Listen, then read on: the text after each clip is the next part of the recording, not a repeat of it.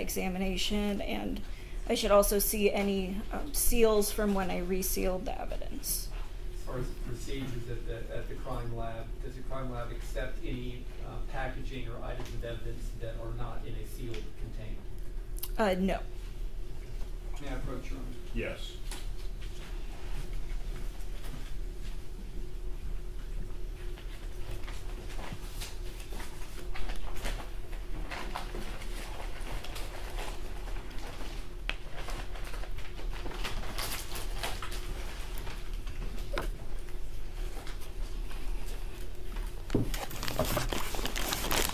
Space. Would you like to use gloves? Sure.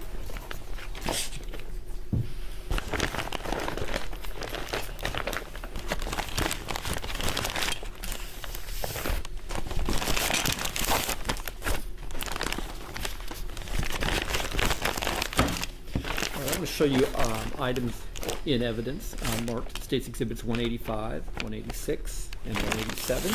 Okay, I'll start with 185 here. Can you look at that packaging there? And can you tell me if you recognize it? I do recognize it. I see the CIL number, my item number, my initials, and multiple dates of when I had opened this package.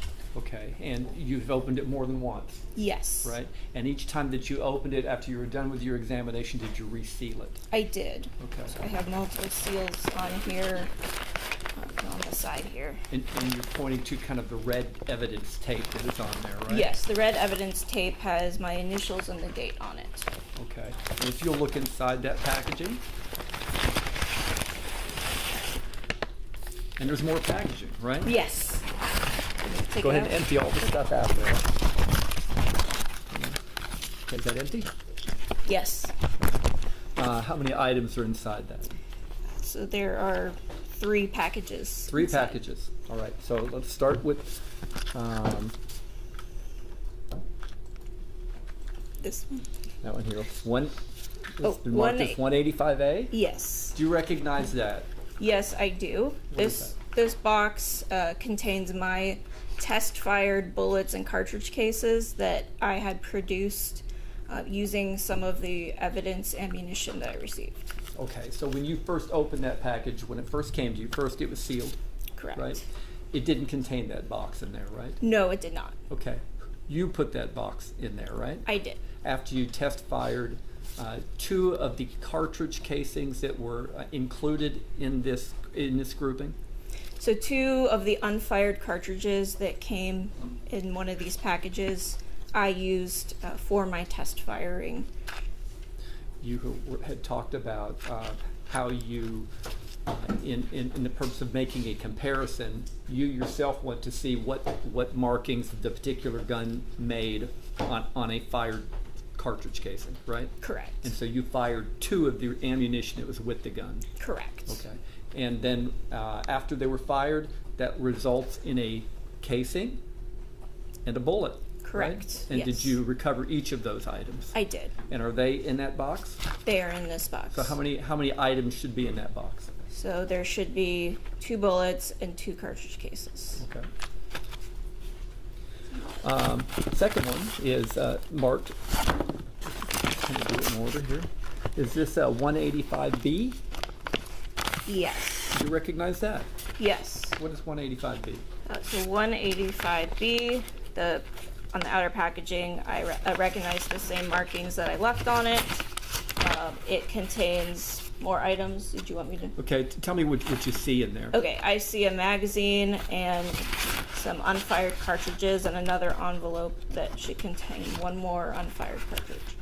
Okay, and these are items you've seen before? Yes. And these are items that were in this grouping when you got it initially, Yes. right? And so, with respect to the envelope that's inside, it's marked 185B1. Is that right? Yes. Did you do any testing on that? So I would have examined this and taken notes on it to evaluate what it was. Okay, and what's contained in 185B1? So this should contain one unfired cartridge. Okay. And so you didn't fire it, you left it unfired? I left that right? one unfired. Okay. Yes. And the other items, you mentioned there's a magazine in there, right? Yes. What is that marked as? That is marked as States Exhibit 185B2. 185B2, okay. And also in there are, can you get them? You're not shy about touching ballistic evidence, are you? No. How many of those you dropping back into bags as you count them? Okay. 1, 2, 3, 4, 5, 6, 7, 8, 9, 10, 11, 12. Okay. And how many rounds does that magazine hold? Cover, if you know. It should be, like, could I refer to my notes? Sure. This was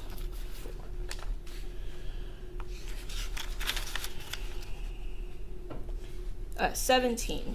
That's 17, right? Yes. And the number of bullets that were unfired that you dropped in there is how many? There were 12 unfired cartridges in there. Okay, that leaves 5, right? Yes. Okay. And of those 5, you used 2 of them for your test fires. I used 2 of, yes, so there were originally 14 in there. So the original 14, and now there are 12, Correct. right? And that would mark the number that are in that magazine, would fill that magazine. I'm So- sorry, except it'd be missing 3. Right. It'd be missing 3 rounds, right? Yes. Yes. Okay. You can put the magazine back in here. That one there. Okay, 6, 8. And then 185D. Do you recognize the packaging in 185D? I do. And how are you able to recognize it? So I recognize the CIL number, my item number, which was 4-1, my initials, and the numerous dates that I wrote on it. What's going to be in that package? This is going to be a firearm. Okay. And did you mark this firearm by a serial number? So that the serial number would be documented in my notes and on my report. Okay.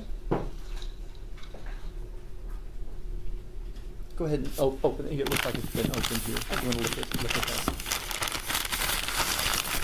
Just verifying that the firearm is safe.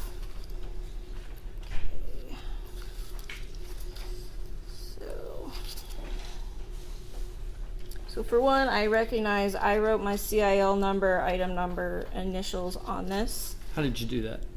with a Sharpie marker. Okay.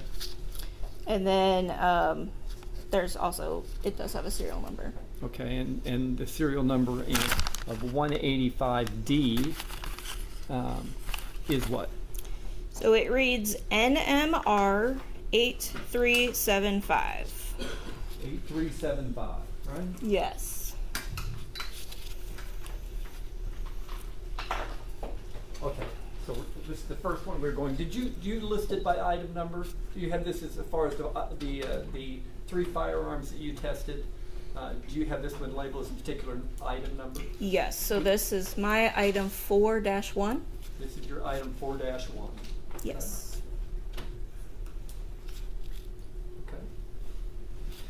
Okay. Now, with respect to item 4-1 or States Exhibit, what is it, 185D1, I think. Probably there's probably a sticker on it to Or that effect. 185D1. Right there, right? You fired this weapon I did. with the 2 of the Hornady rounds that were in the packaging, Yes. right? And in those rounds, the bullet and the casings for each of those rounds is in here, Yes. right? Did you have the opportunity then to compare the test-fired rounds from here with other items of evidence? I did. Okay, let me walk around here.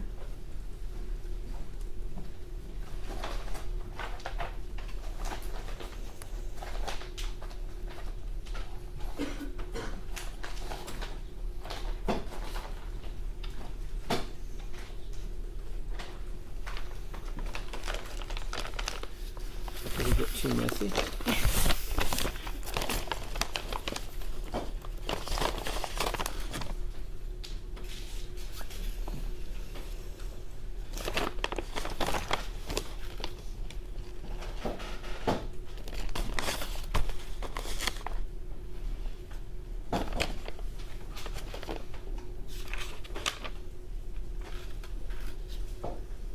Okay, I'm going to show you what's been marked as state's exhibits. 153. Do you recognize that? I do. What is state's exhibit 153? So this package should contain bullet-related evidence. Okay. I mean, you've seen it before? Yes, I have. How do you know? The CIL number, my item number, my initials, and the date. And did you do some testing on the item inside there? Yes. And by those markings, you know that it's an item you tested? Yes. Go ahead and look inside. What's inside there? What you expected to find in there?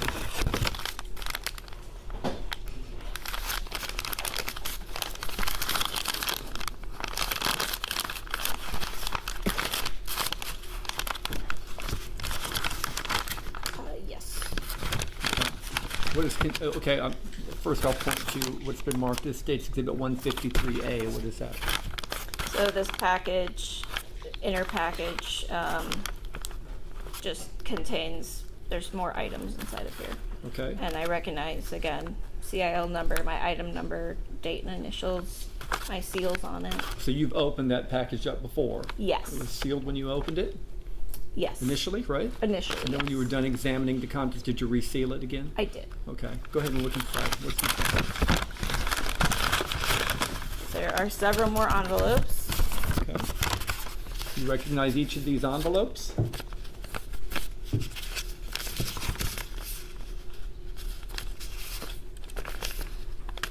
I do.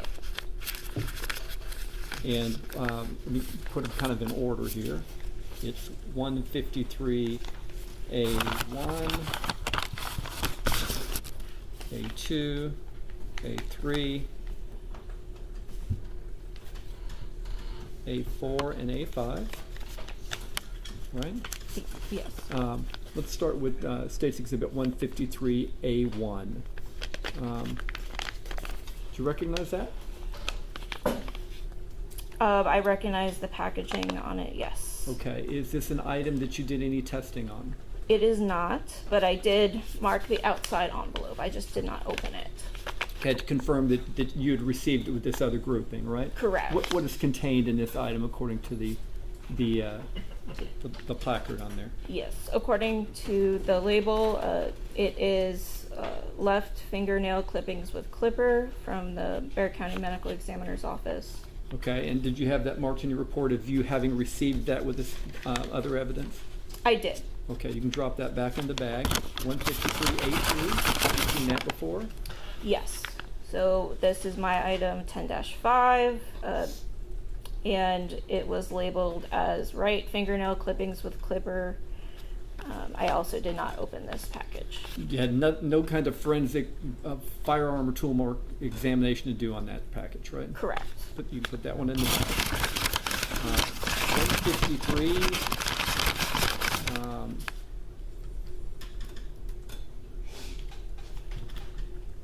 So A4. What's contained in there? I mean, have you seen that before? Yes, I have. So this is my item 10-2. I did open this one. Okay, and what's contained in there? So I described it as 3 lead fragments.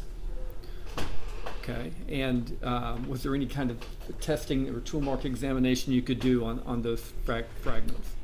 I did do initial examinations of them. I did weigh them and take photographs, but there were no tool marks present on them, so I couldn't do any type of microscopic comparison or determination if they were from a bullet or if there were a particular caliber or anything like that. Do you know that it's lead? It is consistent with lead from all of my experience looking at lead fragments. And bullets, they're part of these cartridge casings. We've got the Hornady cartridge casings or so. Do they expel a lead projectile? So if I were to talk about the Hornady bullets that are what the duty weapons contain, the bullets themselves have a copper jacketing on the outside of them, and on the inside we call it the core, and that is where there's lead. And then they also have a what we call a red polymer tip on the end of them. They're a type of hollow point bullet. So upon impact, they are intended to expand. Okay. You can put that item. Take Exhibit 153A5. Is that an item you've seen before? Yes, it is. And did you have any testing to do on that item? I did examine it. I opened up the packaging to determine what it might be. So this was my item 10-3. And I'm sorry to interrupt you. How did you describe what you saw inside that envelope? my description was unknown material. Okay. Did you do any testing on that? I just filled out initial notes of what I could, but it does not appear to be consistent with a bullet or firearm related evidence. Okay, you can put that in there. It's 155A3. Have you seen that before? Yes. And tell us what that is. So this is my item 10-1, and this is, again, from the Bexar County Medical Examiner's Office based on the labeling on it. And I determined that this was a one-fired 9mm caliber jacketed bullet. All right. And did you have the opportunity to do any testing on that bullet from the medical examiner's office? I did. And were you able to examine it under a comparison microscope? Yes. And were you able to compare it to any of the other weapons that were submitted to you as part of this grouping? Right. Yes. So this bullet was compared to the 3 firearms that I examined. Okay. Now, with respect to the Villalobos firearm that we have here, did it match the Villalobos firearm? No. Okay. Let's come back to that. Okay. Let me just keep it to the Okay. side. Let's leave that one out. Just put this to the side. Okay. And this contained that, right? Yes. All right.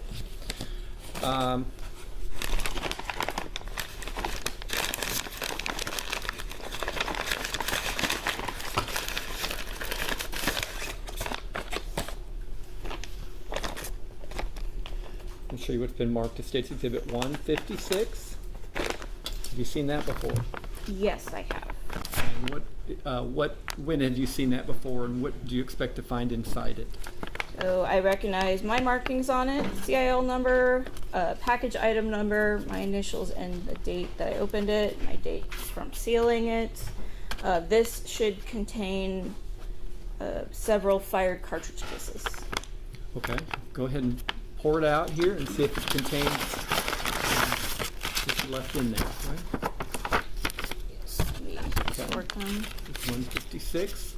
Or to I believe it's 156A through P. A through P. Okay. Do you recognize these envelopes as you kind of sort through them? I do. And again, how are you able to recognize them? CIL number, my item numbers, my initials, and date. So my item numbers for these would be 7-1 through 7-16. So are these 16 spent cartridge casings? Yes. All right. And there are, I see numbers on them. Apart from the exhibit numbers, there are big numbers 1 through 16, right? Are those numbers that were on the envelopes when they were submitted to you, or those numbers that you put on there? Are you referring to these? Yes. The large numbers. So those large numbers were already on the envelopes, and I think they're not quite 1 through 16, but they're okay.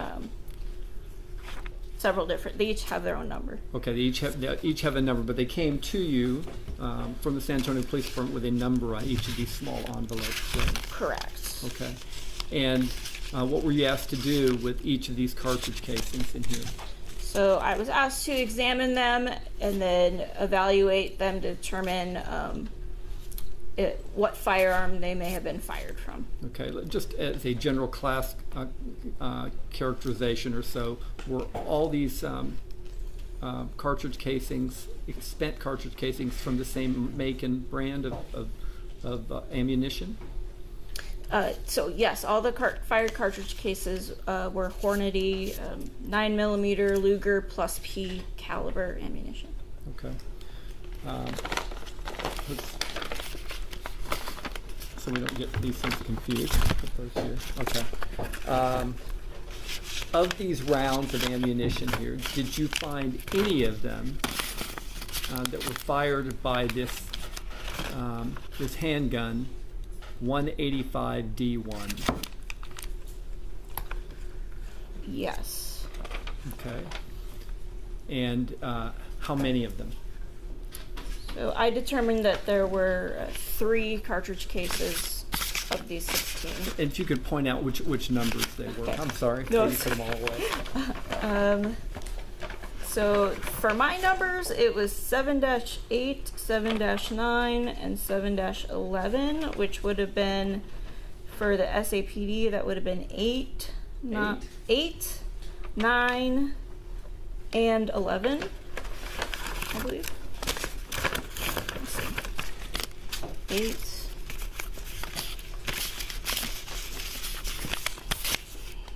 9. Oh, no, that's before. 11.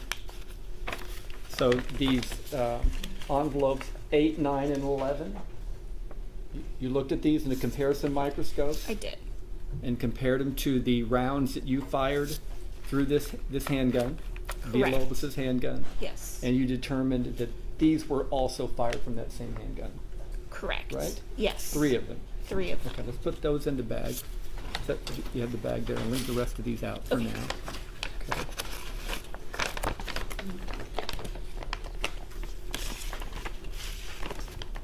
Showing you what's been marked as State's Exhibit 157. I'm glad you're organized. 157, have you seen that before? Yes, I have. And when did you first see this item? So I saw this, or I received this item in my custody and opened it on September 16th, 2024. Okay, last year, Last year. right? And what's contained in that Exhibit 157?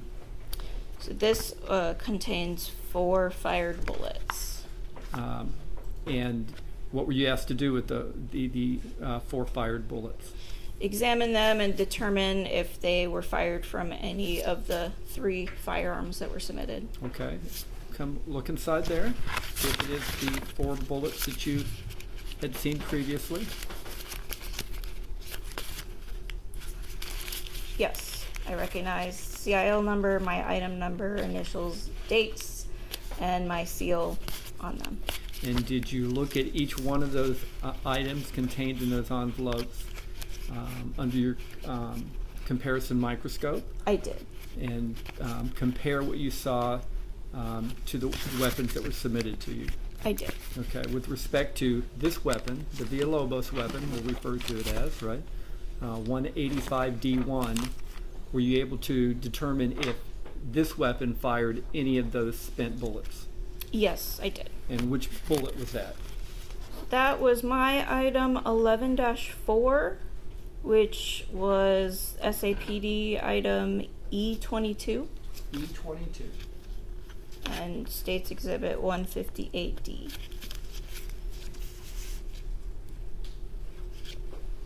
Okay. So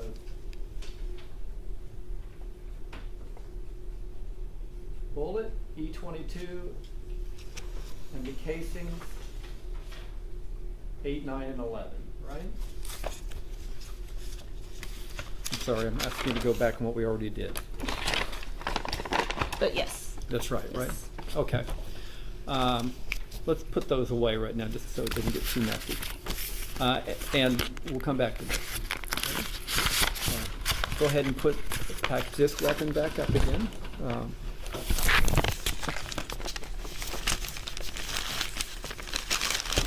185.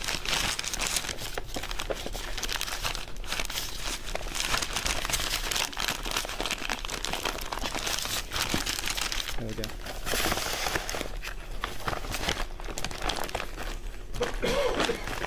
And then those as well were in there. And these were the cartridge cases. And magazine. Magazine, same one, okay.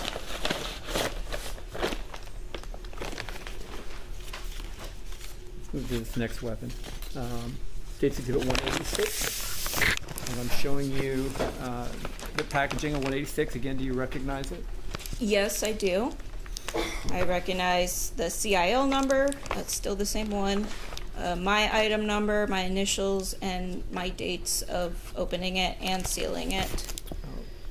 And what is your item number on this one? This is, the outer package is 5, so the contents inside will be 5 dash another number. Okay, go ahead and look inside it and see if it contains what we left in there.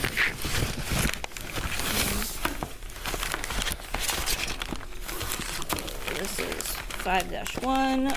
I recognize the same information, my item number, initials, date, CIL.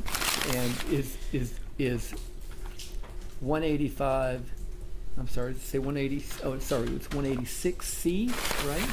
Yes. And does it contain a firearm in that wrapping? Yes, it does. And that is what, labeled as what? 186C1. Okay, and can you look at the serial number of that? Yes. Let me just verify my item as well. Okay, the serial number I have for this firearm is NMR 7965. Okay, and your item number was what on this one? 5-1. 5-1. Okay. So according to testimony thus far, this is Flores' firearm. I don't know if you have it by name or not, but this is your serial number, right? You said 7965. Yes, I have that as Flores. Okay. So Flores' firearm. Again, you can kind of wrap that back up.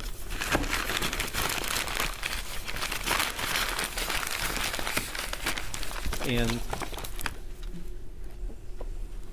are we on this one here? Is it, Yes. Right, 186. So taking the other items out of 186, right?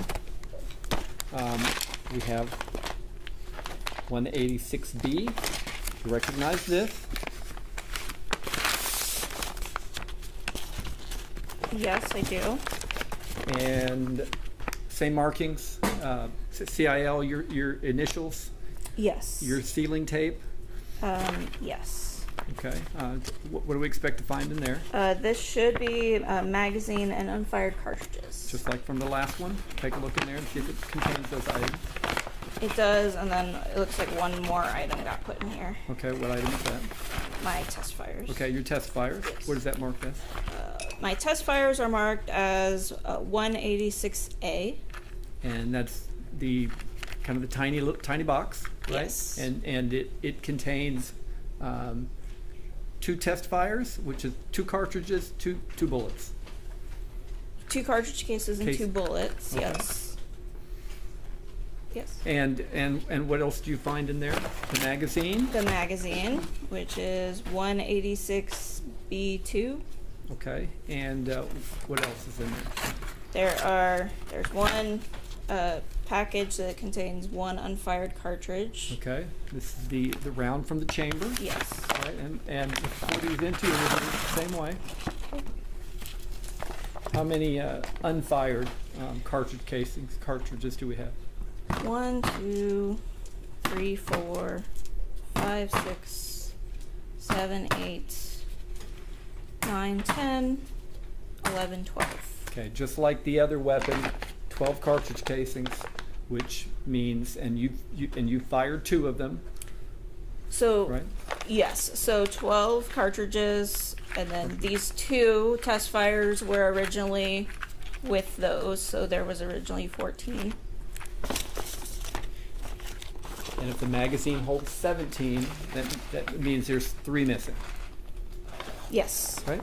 Okay, we'll put, that was in here too, right? The magazine. Oh, yes, both of these. Put the magazine. No, okay. And then this would just be in Yeah, hang there. on that for now. Okay. So, did you, in the same way that we talked about with Villalobos's weapon, on Flores' weapon, take the the test fires that you had and look at them under the comparison microscope and compare it to these casings and bullet fragments that we've talked about earlier? Yes. Okay. And what were your findings about which of these, first of all, we'll start with the spent casings, right, that are remaining here, right? Yes. Which of the spent casings did you find, if any, that were fired from Sergeant Flores' gun? So I had determined that 3 of the fired cartridge cases were fired in that firearm, and those were, for my numbers, 7-6, 7-7, and 7-10. For PD, SAPD, it was 6, 7, and 10. 6, 7, and 10. 7. Right? So from their evidence markers, 6, 7, and 10? Correct. Right. Yes. Okay, right there. You've got those 3 right there? Yes. Okay. Those 3 expenders or casings, without the bullet's been fired, these were shot by Sergeant Flores' gun, right? Correct. Okay. You can put those in that other bag you've got left. And with respect to the bullet fragments that you examined, did you find any of the bullet fragments that were sent to you for examination were also fired from Sergeant Flores' firearm? Yes.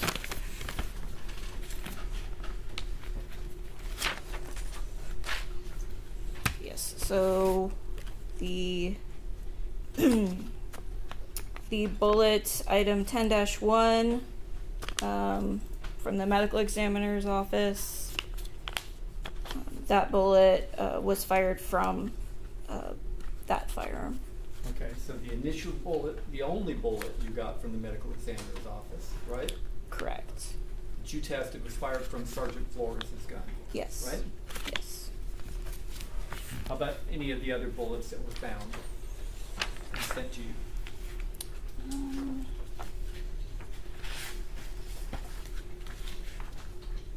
I did have one other bullet from a later So- examination. Yep, left it over here.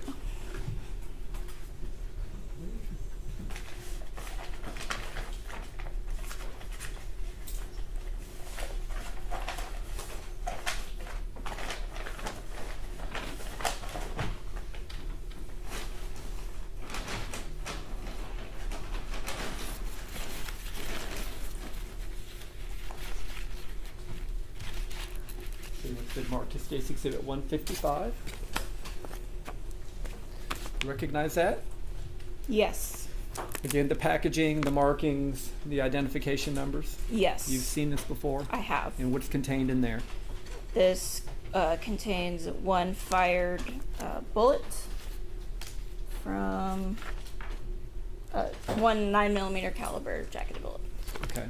And when did this bullet come to your office for you to evaluate? I evaluated it on October 10th, 2024, so about a year ago. About a year ago. All right. So this one came later than all the other ones that you Yes. got, right? Yes. All right. Take a look inside there. Does it contain what you expect it to contain? Yes. Is it a single envelope containing a single fired bullet? Yes, it should be. The packaging is correct of what I would expect. Feels like there's one thing in there. Okay. And what is that labeled? So this is labeled my item 12-1. It also has an E1 on it. Okay. Is there a spent bullet in there? I mean, is that what you left in that envelope? That's what I left in there. Okay. If you can open it and you want to look at it, I think there may be some Scissors. scissors over there. Did you? I can grab some more.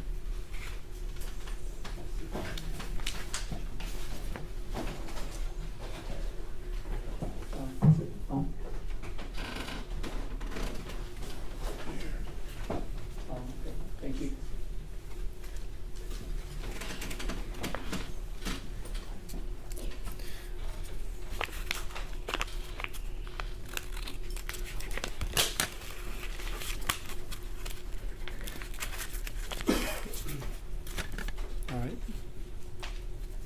Can you look at that?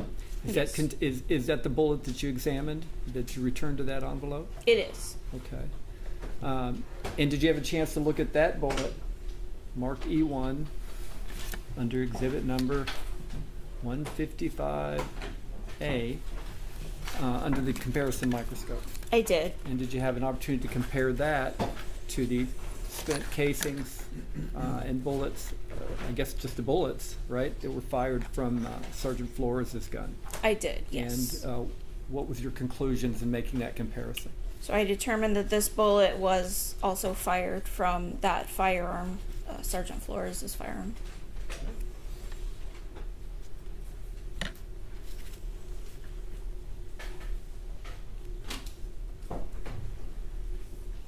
And you can put that back together.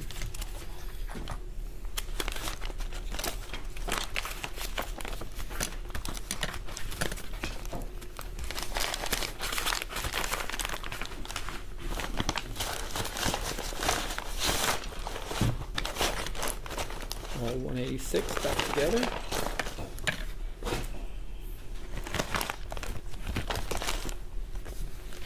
Okay. We'll show you what's been marked as State Exhibit 187. Please to the side. What do you see there? The outer envelope I recognize by my CIL number, item number, initials, dates, and seals. So this package should contain a firearm, magazine, and cartridges from Officer Alejandro. Okay, and you could look inside to see if it indeed does contain those items.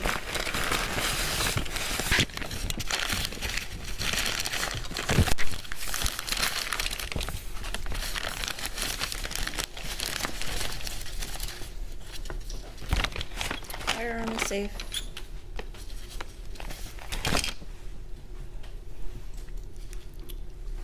Just verifying.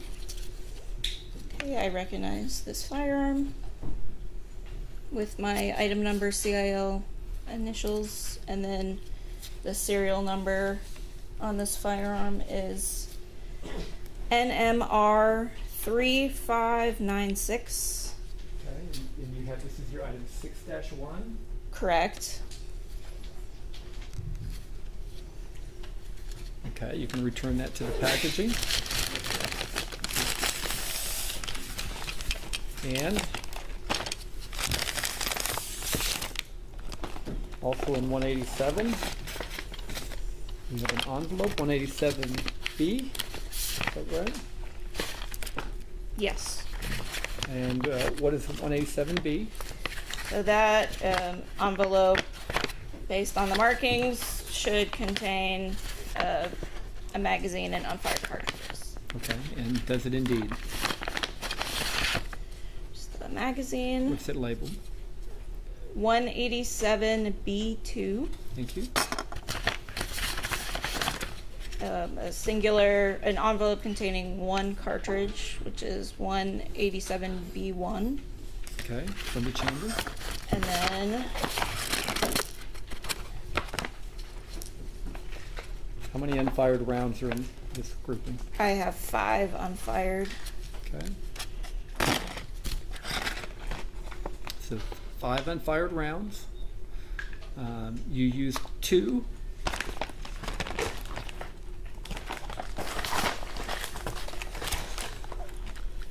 This is my box containing the test fires, as it says on it, using those cartridges that I received. So there should be 2 fired cartridge cases and 2 fired bullets. Okay. That you used for purposes of your comparisons, right? Yes. And so you had how many rounds? I had 5, 5. so 2 more, 5. 7. That's 7. Yes. It holds 17. Correct. So it's missing 10, Correct. right? Okay. Put the magazine back. All right. Did you then have the opportunity to test this firearm, 187C, against the casings I did. and the bullet fragments? I did. Right. Okay. With respect to the casings now, did you find in these casings, any of them that were fired from Officer Alejandro's gun? I did. And tell us which one. Okay. So of my items, I had item 7-1, item 7-2, item 7-3, item 7-4, item 7-5, and then item 7-12, item 7-13, item 7-14, item 7-15, and item 7-16. And with respect to the SAPD evidence numbers, Yes. which were those? SAPD evidence numbers 1, 2, 3, 4, 5, and 14, 15, 16, 17, and 21.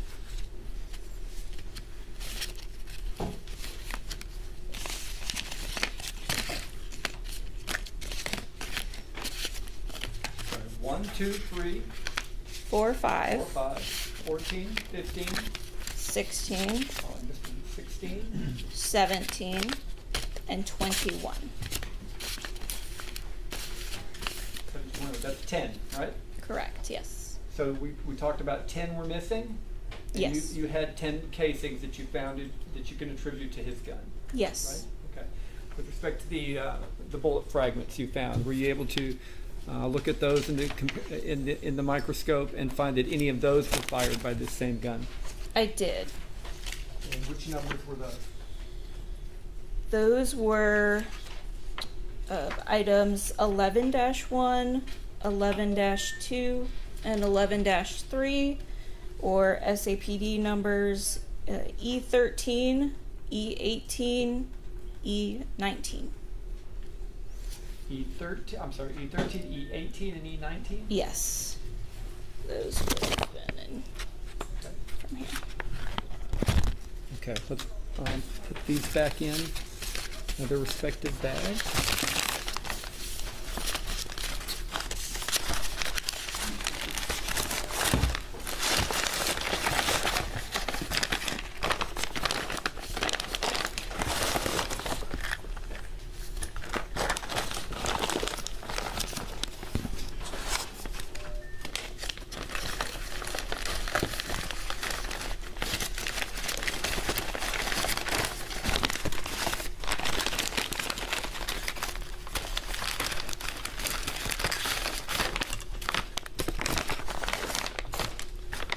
Okay, and just take a look at your notes. Did you do any other testing besides the things that we've talked about?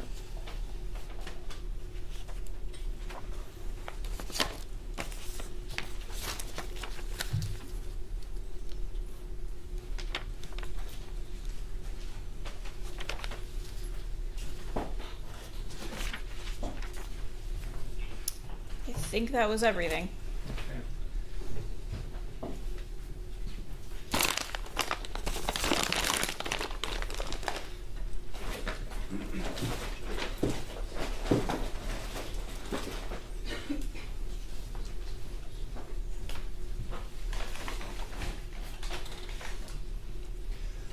Thank you, Ms. Warden. I'll pass the witness. Can I proceed, Judge? Yes. Well, let's take a short break. Members of the jury will let you know when we're ready. All right, for the jury.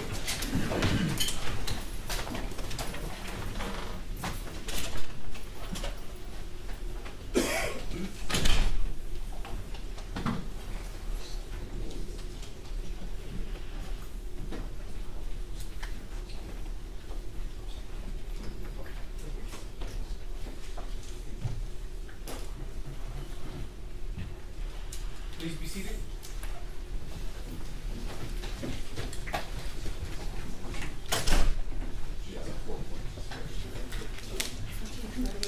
Okay, thank you.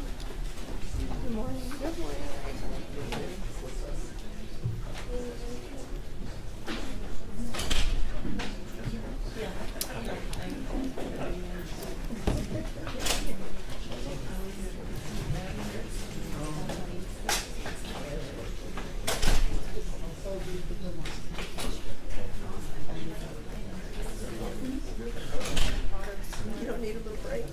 Yeah, I do.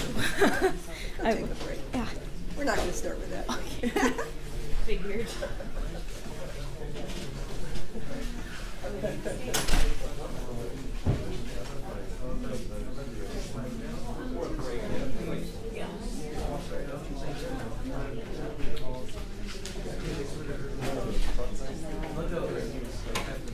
Get up on her, yeah. I wasn't stressing about it. Yeah, it's very technical. So,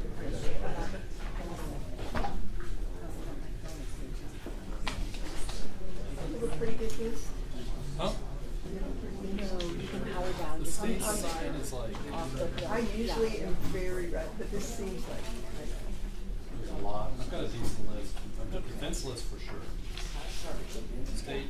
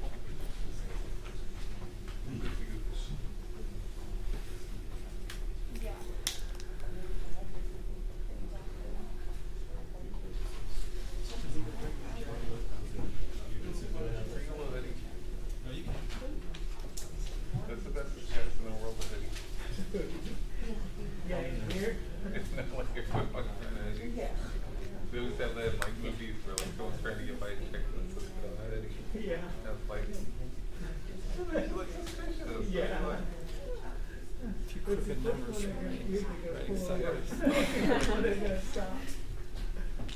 Let's give me one of these guys with it. That'll get me past the checkpoint. Yeah. Well, I use them for Zoom here, and then I really don't want to take them off because I know I'm gonna leave them behind somewhere and someone's gonna do it. That's all I did, I'm sure. I was like, I wouldn't have my cell phone in my hand. Yeah, leave that behind. I'll lose everything else. This shit. My little girl, once I had her close to me all the time. So they told her to come. But she's out tomorrow and today. So they told her that she All would protected, yeah. because the When office I that had she's a child, going I to, was all they're not protected putting of it. her upstairs. Right. Yeah. Milk cards. I don't know if talk to me on milk cards. She emailed me and she was like, oh, I thought it was the 27th. And she was like, let me talk to Carolyn. Talk to Carolyn came back and said the 27th. So I'm not really sure. Yeah. I was like, whatever you tell me to do, girl.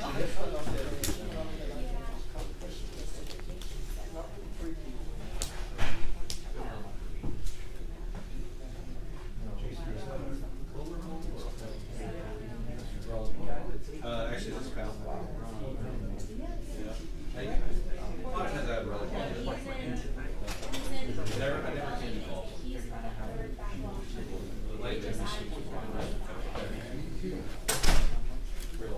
You're a very good witness for the court reporter, so thank you very much. Sure.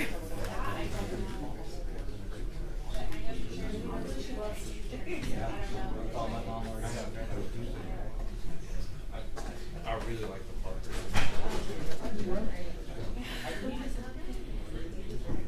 Yeah.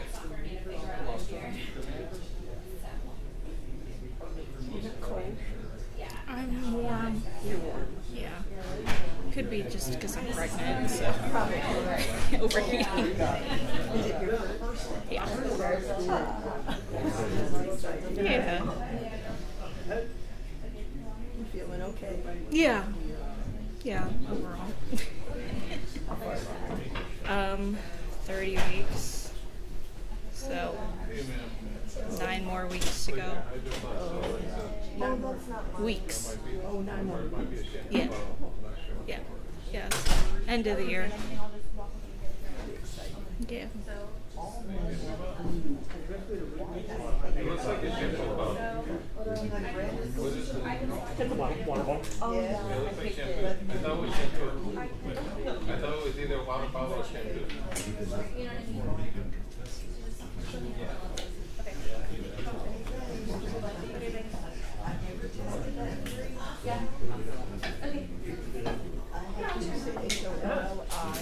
Yes. I don't make the call. I'm nobody basically. I'm a grunt. I don't make the calls and things like that.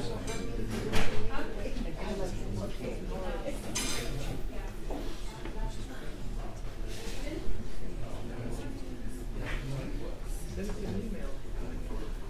No.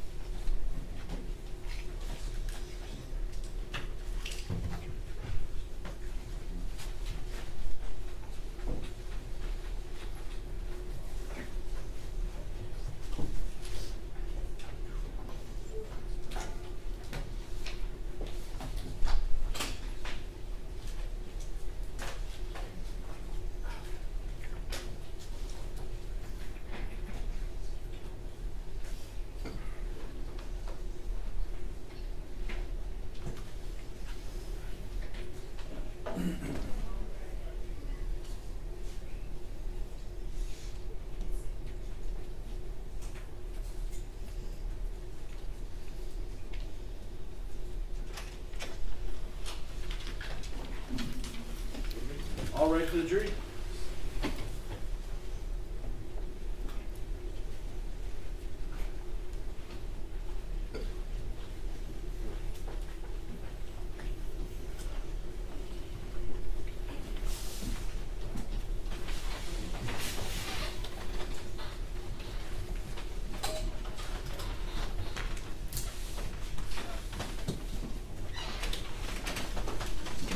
Maybe seated. All right, members of the jury, welcome back. Defense, your trial. Yes, Mayor. Ms. Warren, my name is Jason Ross. I'm proud to represent these three officers and stand up for them tonight. And I have a few questions for you. If I could approach them? Yes. You have your report up there? Yes, I have 3 reports. Okay, I guess the report where you did kind of most of the work, yes. The first one that would have come in with the evidence submission. Can you look and tell me the date on that report? Yes. So my initial report was September 14th, 2023.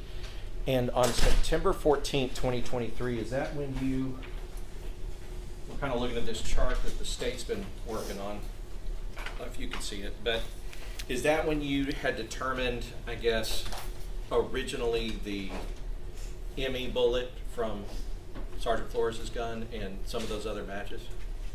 Yes, so that bullet and then the cartridge cases, the 16 cartridge cases were all in that first report. Right. And so that would have been, I mean, we're talking September 14th, 2023, and that's when you would have been able to say, these are my findings.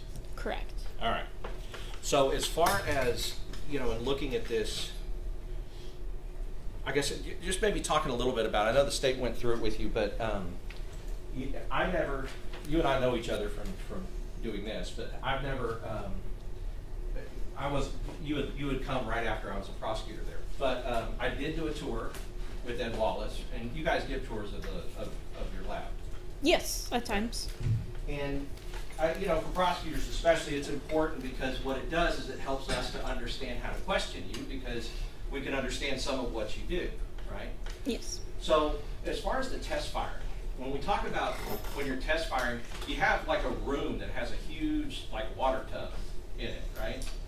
Yes, so we have a firearm range, so we can shoot downrange, and then we have this big tank of water that we stick the muzzle end of the firearm in and can shoot, and that's how we recover our test-fired bullets. And one of the things about that, the reason why is because as the bullet goes through the water, it'll slow down and eventually rest at the bottom, and then you can fish it out, and you have a pretty like pristine sample of the firearm or the tool marks that you're looking for, right? Yes, so it keeps the bullet in pretty good condition for comparison purposes, yes.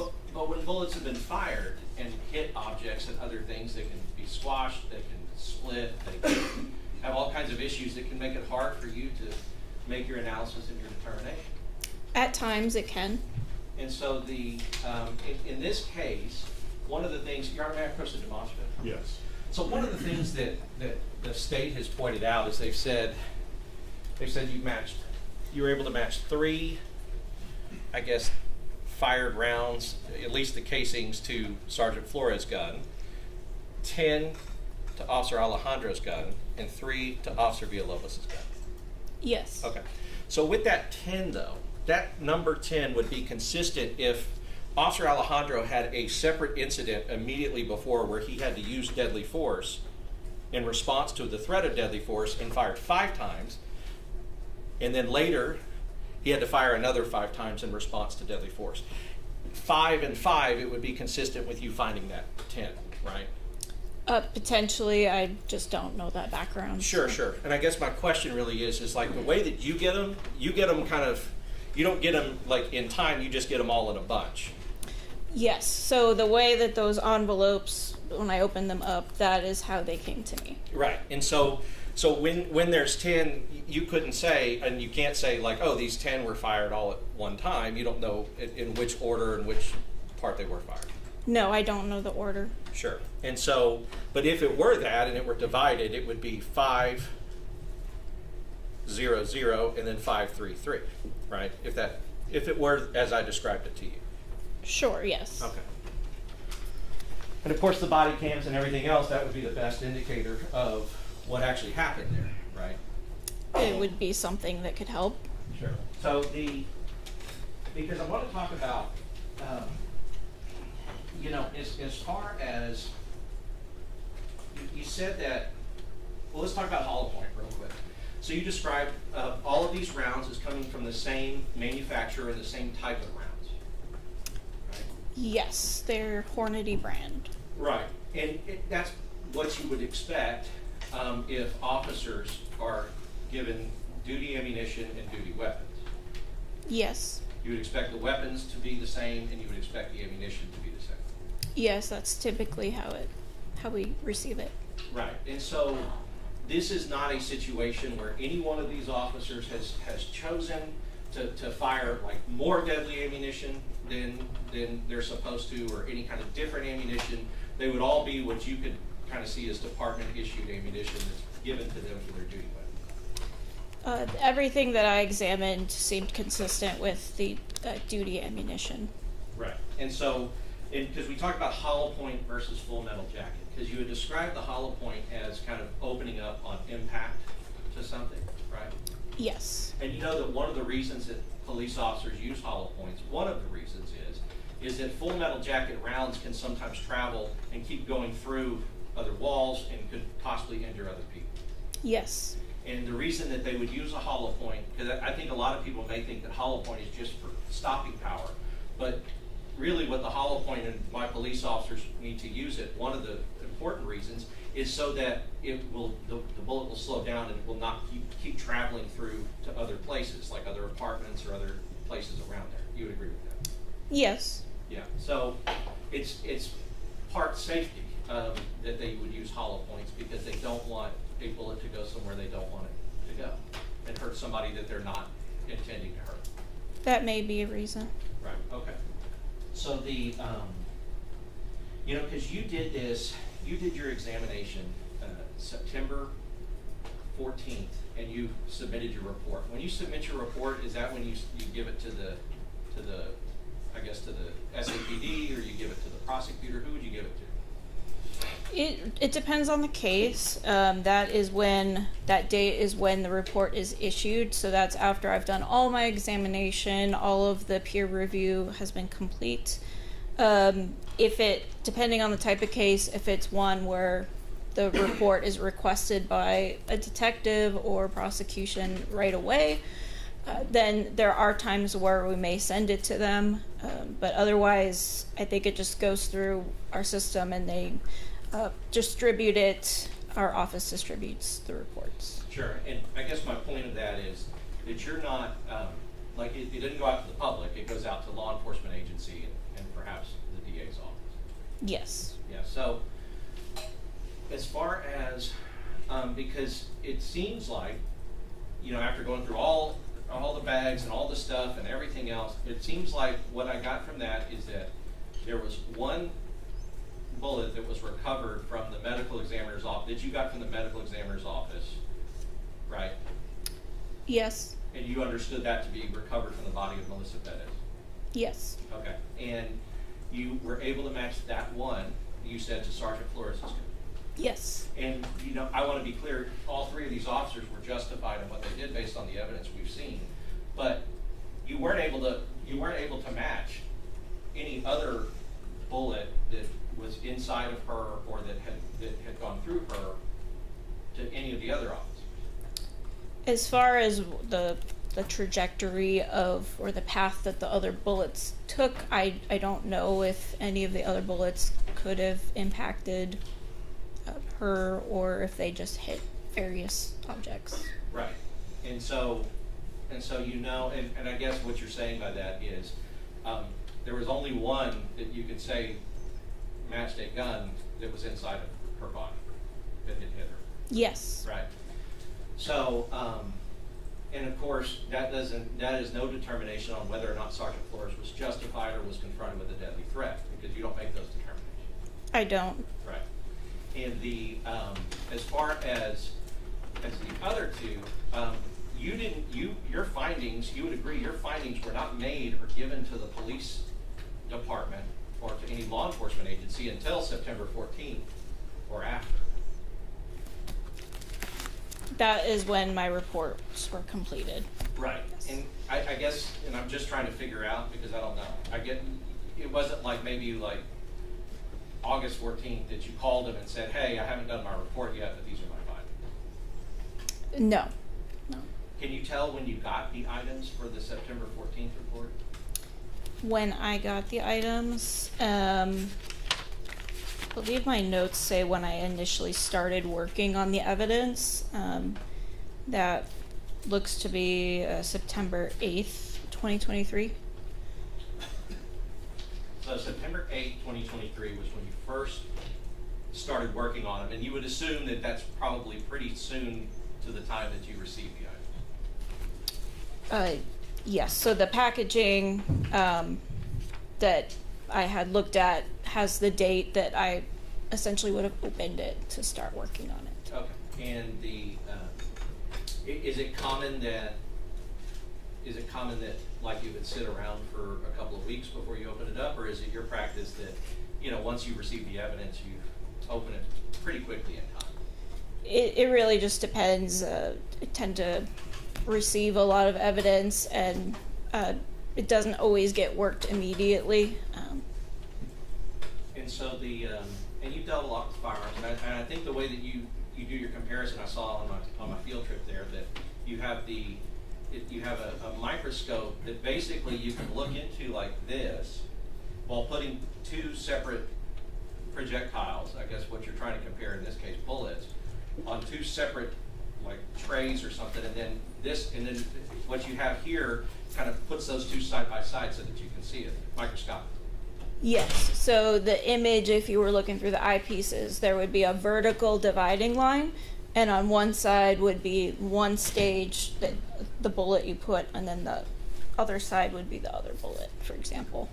And as a forensic scientist, you would call yourself a forensic scientist? Yes. And as a forensic scientist, your work is necessary and important in trying to determine and discover what the evidence is telling us about what happened. You would agree with that?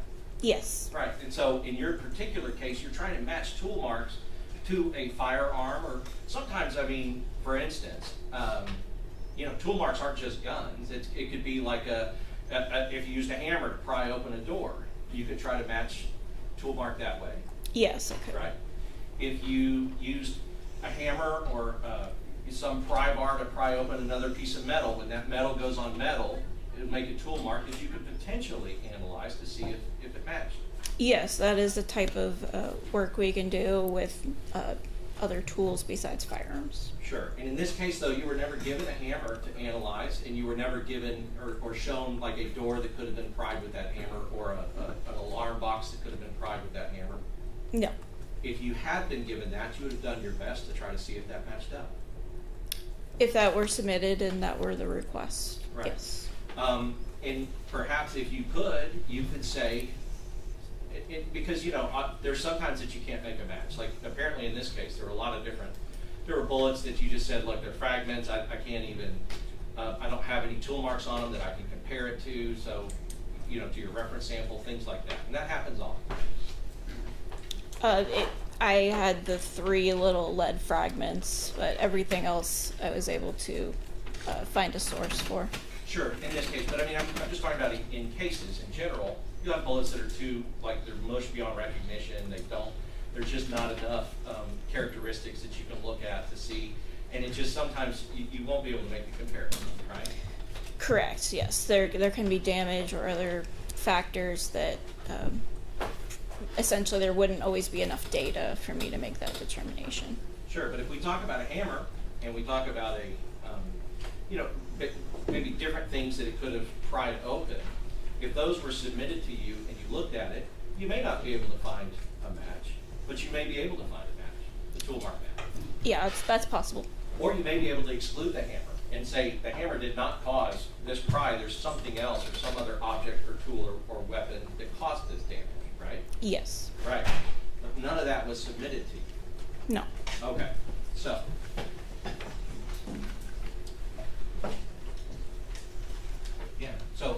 just so we're clear, what I'm talking about is like, tool marks. And tool marks means anything where two things are going up against each other, and making marks, certain marks. You can forensically and microscopically analyze those things to see if they could have come from this tool, whatever that is. Yes, so the harder of two objects would be the tool, and then the softer would leave a tool mark. So. Right. And so, and that, like I said, I mean, I've said hammer, but you know, I mean, I guess you could do like a bat, you know, a bat beaten into a door or something. If the door was soft and the bat left certain marks, and you know, and it matched up. I mean, you could do something like that if you were asked to. Yes, there's various objects that could be looked at. I mean, saws, if a saw was used, and you know, the saw would be the harder and it'd be the tool, and then it would leave a certain mark that you could microscopically analyze and see if that saw made that cut. Yes. All right. Knives, any of those things. So it's not just firearms, it's firearms and tool marks, really. Yes. Right. So, and I make that point to say that if you could rule out that a hammer caused this, then the implication would be, well, some other tool that we don't have must have caused whatever damage this is. Do you see what I mean? Possibly, yes. Right. So, you know, and so we're talking about September 8th, you're working on it, and I'll just say, I've always thought you do a good job. You're a good forensic examiner, and you get this stuff September 8th, maybe start working on it, maybe you get it before, but you start working on the 8th, your report comes in by the 14th. And this incident occurred on June 23rd, which would have been September, over 2.5 months before you did your examination. Yes. All right. And you would agree that your examination is an important part of an investigation, typically criminal investigations, to either determine or rule out what happened in these scenarios. Yes. Right. So, you also, I don't know if you know, but Ms. Perez was shot twice. We had a medical examiner yesterday testify that it is impossible if somebody is shot twice. The only possibilities are one person shot her twice, or two people shot her once. But it is impossible that 3 people shot her once. Does that make sense to you? If there's only 2 bullet holes. Okay. All right. So, all 3 of these men were arrested for murder on June 23rd, 2023. And you would agree that that is 2.5 months before you're even able to do this analysis to figure out which of these guns actually shot the person. So to be clear, the evidence did come into our lab on July 3rd, 2023. Uh-huh. So it came in on July 3rd. So they're arrested for murder June 23rd, 2023, like 16 hours after the incident. And even though it came in on July 3rd, you didn't, no fault of yours, but you didn't do the analysis to be able to tell the police department and to tell the people that arrested them for murder exactly what your findings were. Those findings had not been made by the time that they were arrested on June 23rd, right? Correct. My findings were September 14th. Right. And so, you see what I mean? And usually you would agree that you would do your work and then make your findings, and then there would be, you know, that's part of the investigation of any kind of offense. That would be the normal part. I mean, that isn't my determination. But it would be an important, because I'm going to say you are an important part of these investigations, and I think that you would agree that you're an important part, because when you're talking about an officer-involved shooting, you're trying to figure out which bullet came from which gun, right? Correct. This timeline is pretty fast for us in our laboratory. Sure. We do have a 1 to 2 year backlog currently, so. But they told you that this was important and that you needed to rush it, I guess. Is that why it got fast? I think so. Yep. And so but regardless, you were willing to, like, because you're one supervisor, or maybe the supervisor now. Okay. Yes. And congratulations. I don't know if you were last time I talked to you, but congrats. as the supervisor, you were willing to say, yeah, I mean, I don't worry about the backlog. I'll rush it to make sure that we get it right. I'll rush it to make sure I can get the findings for you as soon as possible. Yes, I was not supervisor for that initial part, but Understood. for the other ones I was. But and obviously somebody agreed that, like, yep, okay, you want it done quicker, we'll do it quicker, right? Yes. But still, they arrested them for murder on the day that it happened before you could do your findings. You agreed with that as well. Yes, if that's the dates, then. I'll pass it. The judge, yes. Do you mind taking the mic? Microphone. It's pretty loud, I probably won't. Yeah. Ms. Warden, you talked about finding some lead fragments. What, in your opinion, were lead fragments?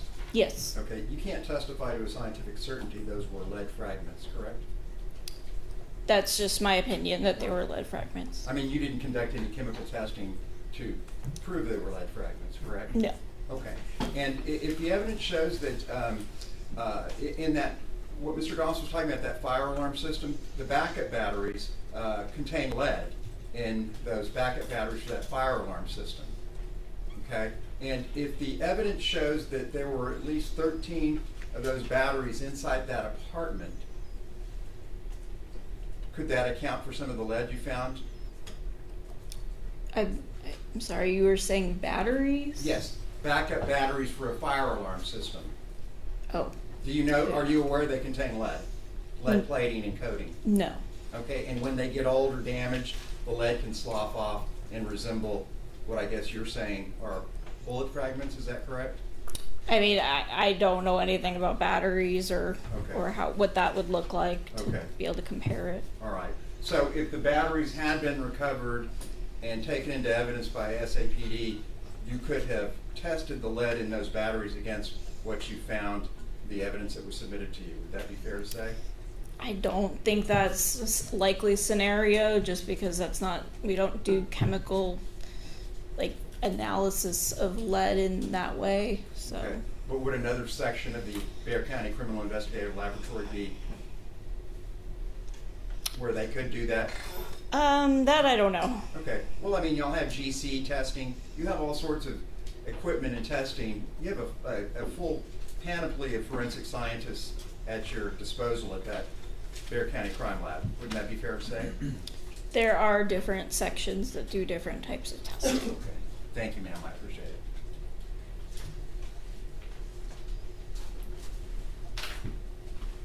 Thank you. Your Honor, I'll be brief. Is it okay if I stand by the witness? Yes. Okay. I'm not going to rehash everything that's been covered. My name is Christian Newman. I represent Mr. Flores along with Mr. Nisbet. I just want to hit some timeline things real quick with you because I got a little confused because there's a bunch of different submissions that happened here, right? Yes. And we can tell by the litany of bags that there's things that maybe went to multiple places even at the lab, right? Yes. And so on that note, you're not part of the DNA section, right? I'm not. Okay. But if there's testing, multiple types of testing that need to be done on an item like a projectile, they should go in a particular order, correct? Yes. And so if we're talking about DNA and firearms and tool mark happening on a projectile, what's the order that things should happen with something like that? It would go to the DNA section first, because typically when we receive bullets, we will clean them and remove any biological material. Okay. And when you receive evidence at the lab, there's these evidence submission forms that are submitted, right? Yes. Okay. And so they have the relevant information so that you can keep track of items, right? Yes. And make sure we maintain the integrity of the chain of custody, right? Correct. Okay. And on those forms, there's things like the name of the investigator on the case, right? Yes. So in this case, it'd be Ronald Soto. Yes. It'd be the alleged offense date for the case, right? Yes. As well as a list of the items of evidence that need to be looked at or being requested to be looked at, right? Yes. And they'll give a description of what it is they want done, right? Yes. And if it's not asked for in that form, it's not going to be done, right? It just depends. Okay. There's some things that are just kind of like a default that we will do, but... So what's an example of that?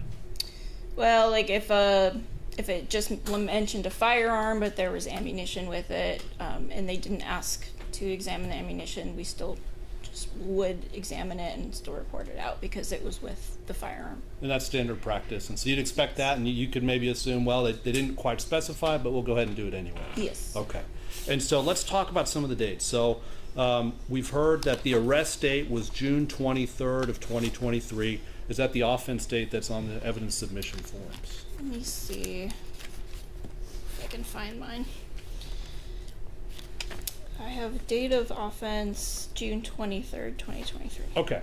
And so I don't want to deface states 184 here, so I'm going to use post-its instead. And we'll put arrest date June 23rd, 2023. And the first submission of those 16 shell casings, I think you told Mr. Goss that happened in July. Was it July 3rd of 2023? Let's see. So the cartridge cases and the 3 firearms came in July 3rd, 2023 to the laboratory. Okay. And so that's the first submission to the laboratory, right? Yes. Okay. And then the next submission, there's an individual projectile that comes in. Was that September 5th of 2023? Yes. So the medical examiner bullet came in from San Antonio Police Department on that date. Okay. And then I think you testified that your first report you completed on September 14th, 2023. Yes. Okay. All right. Put that here. And of course, the report will only contain findings for items that have been sent to you and you've been asked to examine, right? Yes, or if it's items that are packaged with the other items. Right. Yes. Okay. And then there's another submission that happens a year later in September of 2024. Was that the 4 new fragments of suspected projectiles? Yes, the 4 fired bullets. Let's see if I have the submission form. Well, the date is also on my report that they came into the laboratory on September 12th, 2024. Okay. So we have our third submission of evidence in this case. And then your second report in this case was September 17th of 2024? Yes. Okay. And like you said, pretty fast turnaround for the lab, but of course, very important case from the prosecuting authorities. Yes, perspective at I least, believe we were asked to expedite that. And your agency, the lab, will try to accommodate that when the DA's office asks for that. It's reasonable, right? Yes. And you work in collaboration with other sections over at the lab, right? At times, we will need to communicate, yes. Especially when we're talking about projectiles and fragments that may need both DNA and firearms testing, right? Yes. And did you interact with Garen Foster in the DNA section in this case? Yes. Okay, but there was not any DNA testing talk until September of 2024 in this case, was there? I don't know. I mean, as far as you know. As far as I know, no. Okay, and so if there's email traffic about it, to your knowledge, you're learning about that for the first time in 2024 because you need to know whether you can do testing on projectiles so as not to compromise the integrity of any potential DNA evidence, right? Correct. So typically, if the request had testing for bullets, that would be sorted and sent for DNA analysis first, if that was something that the investigators requested. Okay. And so, and you're aware that some of these projectiles, or at least one of them, you know, the DA's office had to pull teeth to get someone to go and pull it out of a wall. It's part of the communication you have with the DA's office, right? I don't know all those details. Okay. Well, let me show you something here. As part of the discovery information that your agency compiles for the DA's office as part of the case, you also turn over email traffic, right? Yes. And would seeing some emails that you were part of, just to refresh your memory, help you see if you remember something like that? Yes, it would. Okay. So if you can look here and see if you remember any discussion of teeth pulling to try and go get some evidence a year later, year and a half later.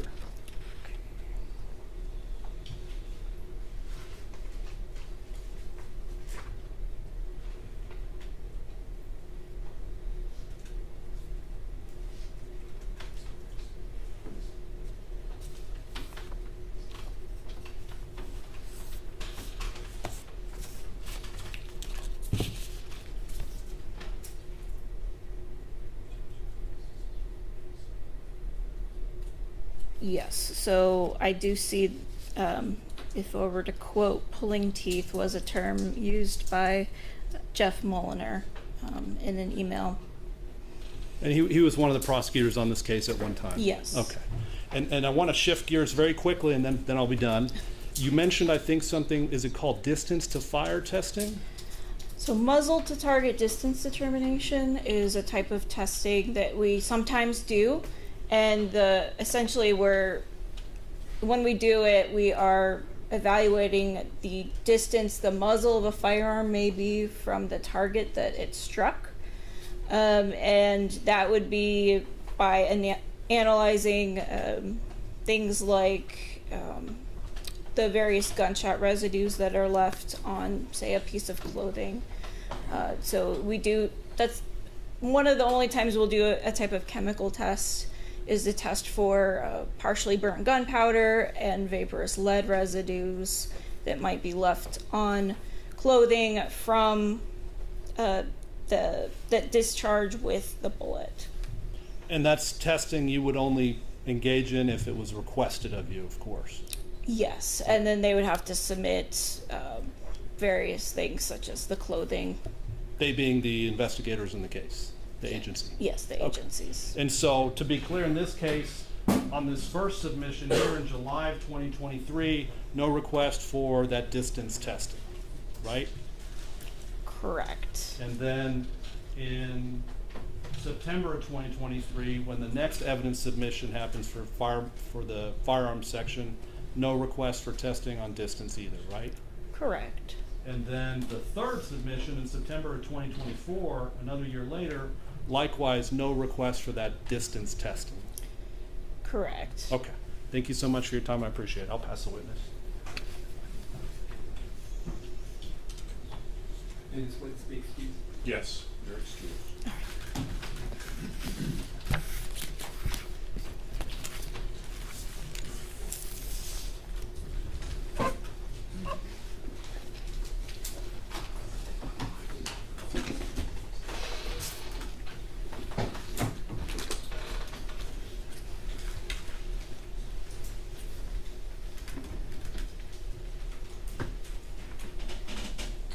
All right, State, you can call your next witness.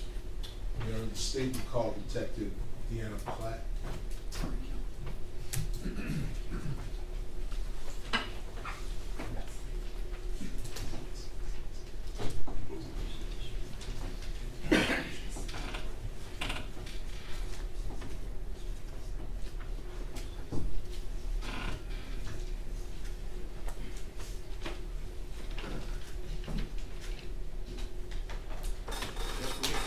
Yes, yes. Here, please, Mr. Goss.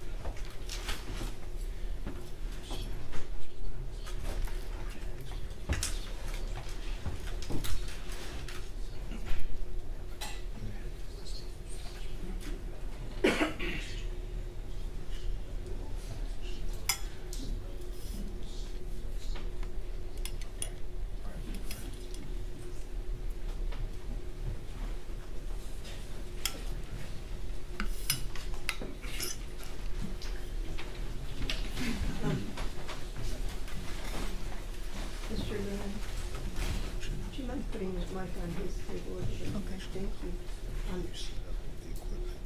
Sure. All right, I'm going to swear you in, okay? Yes. Do you solemnly swear or affirm that the testimony you give in this matter will be the truth, the whole truth, and nothing but the truth, so help you God? Yes, I do. All right, you may need to adjust the microphone, make sure everybody can hear you. Okay. Can you introduce yourself to the jury and spell your name for the court reporter, please? Deanna Platt, DeAnnaPlatt. All right, state. And ma'am, how long have you been an officer with San Antonio Police Department? This is my 13th year. And how long have you been a detective with San Antonio Police Department? Since 2019, 6 years. And how long after you became a detective? What's your current assignment? I work in the homicide unit Okay, how long have you been a homicide detective? since I promoted in 2019.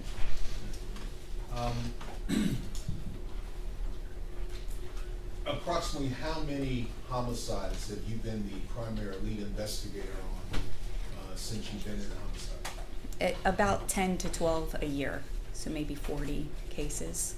Okay. And over your 2019, approximately 6 years in homicide, have you also worked or been the lead investigator for officer-involved shootings? Yes, I have.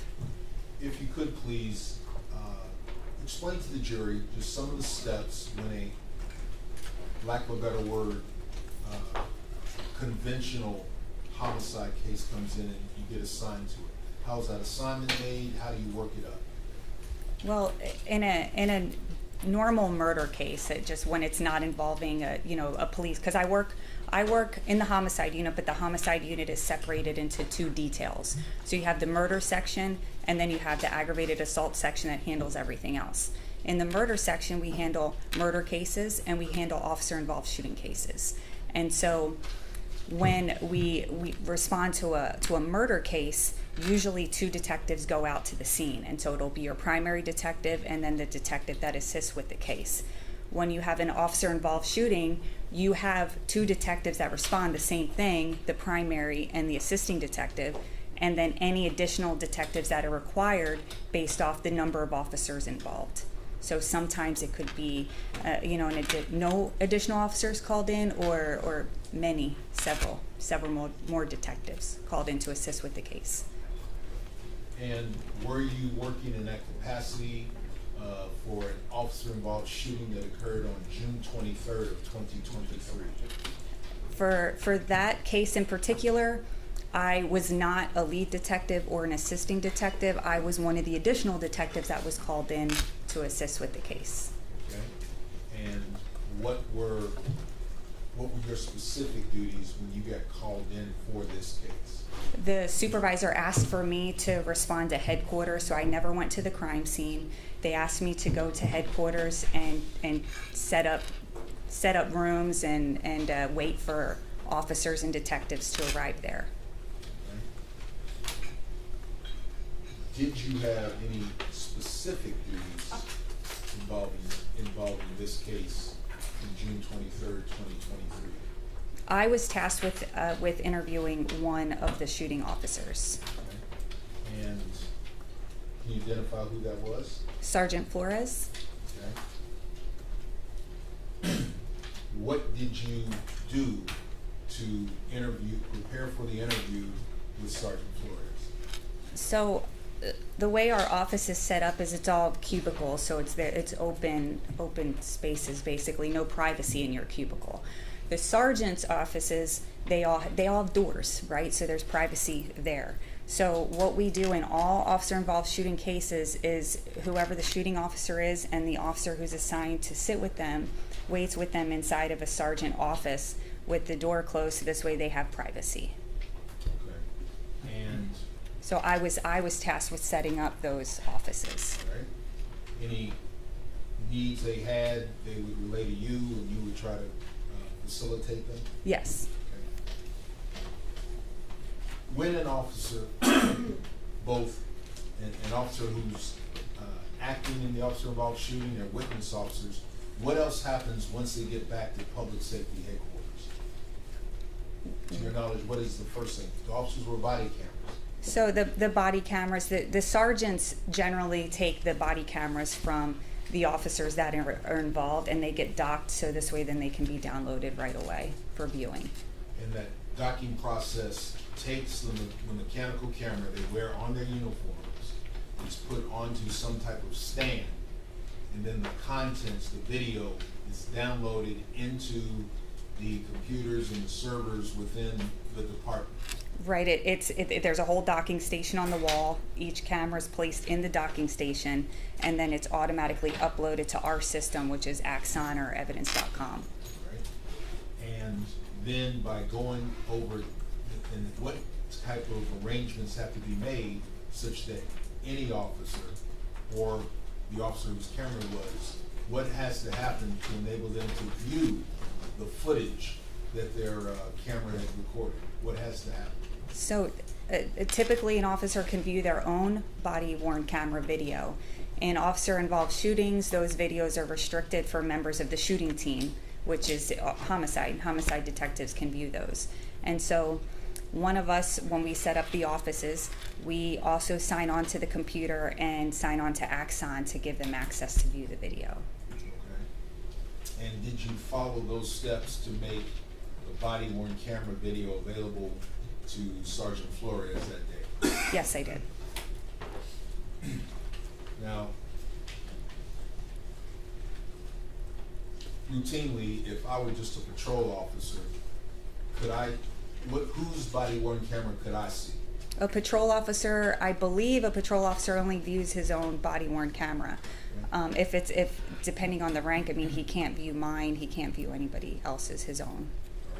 But a sergeant or a supervisor, does he have greater access? A sergeant or supervisor does, yes, in other cases. Okay. To your knowledge, were there any restrictions once you set up the system and signed on for Sergeant Flores? The body-worn camera team or sergeant restricts access to those videos as soon as possible, and for the purpose of no one else in the department being able to view those videos other than the shooting team. But you made Sergeant Flores' video available to you? So when I signed on, every video, when I sign on to a computer with Axon, every video that's a part of the shooting team, my access gives him access to view it. So when I signed in, he could view any video that was available. Okay. And video, we're talking video that responds to SAPD case number 23137586? If I may refer to my statement and the written statement, because I don't have the case number memorized.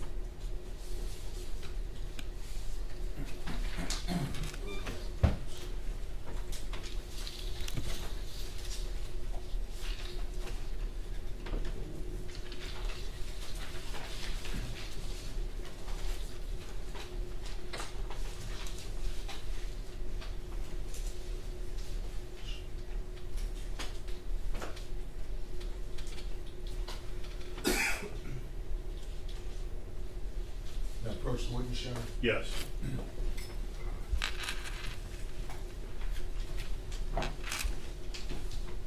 Detective, I'm showing you what has been marked as States Exhibits numbers 188 and 189 for identification.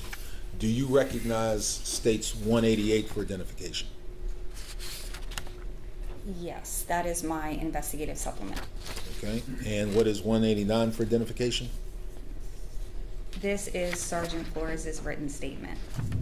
And do both 188 and 189 for identification appear to be complete and accurate to the best of your recollection? Yes, they do.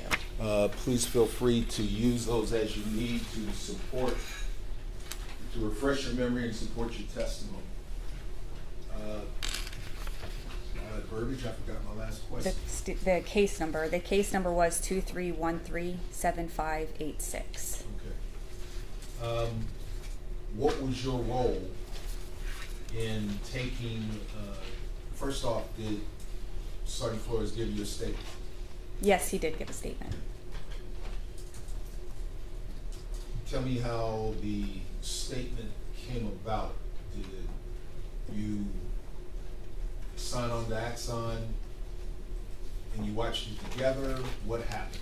So in this case and with every other officer involved case that I've worked, I sign on to Axon. I put the video first of all, the officer's personal body camera video, I put that on the screen for them to view. I walk out of the room so that they can view the video as many times as they want to, as slowly as they want to, whatever they need. They view the video in privacy. Okay. And how do you know when to go in to start assisting and taking the statement?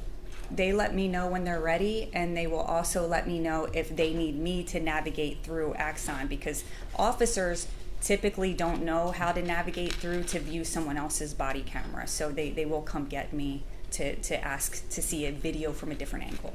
All right. Did you get called in to assist with any navigation at all? No.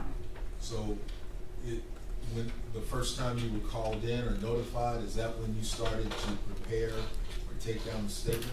From what I remember, yes. The first time they called me in there, yes.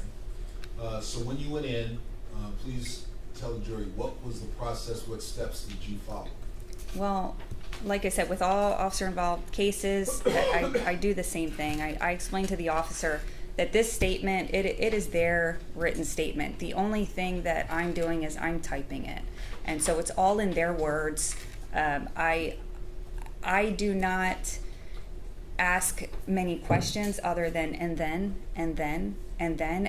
explain to them, type as slow, speak as slow as I can type, and stop, you know, and then, so that's typical. They'll say something, and then when I'm finished, and the clarifying questions that I usually will ask is maybe, where were you standing, or what was something, how was something pointed, or the gun pointed, or maybe distance. But we go through it extremely slowly to get as much detail as possible.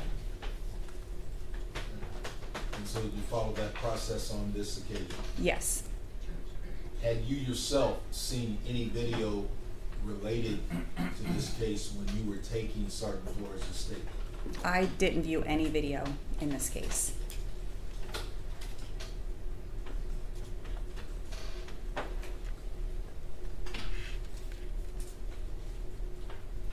From the statement you took, how is it that Sergeant Flores came to be at the scene where the officer-involved shooting took place? What brought him there? Well, I'll refer to my statement, or to his typed statement. So he said in his typed statement that Officer Salinas called him to inform him that other officers were going to attempt to make an arrest due to a felony amount of criminal mischief. Okay. I'm going to object to this until the statement is introduced into evidence. And if they want to introduce the evidence, his statement, signed statement into evidence, we don't have an objection to it, but to ask questions about it is hearsay at this point. Response?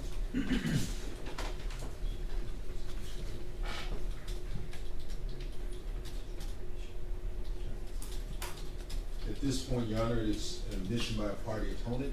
It's voluntary. I'm simply questioning the witness to it. All right, I'll overrule. Well, we asked that the written statement be introduced into evidence. She's reading from the written statement. So, All right, I'll just instruct the witness, you're welcome to use whatever statement to refresh your memory. Beyond that, it's not something you should read. Okay. Yes. So if you would just review it and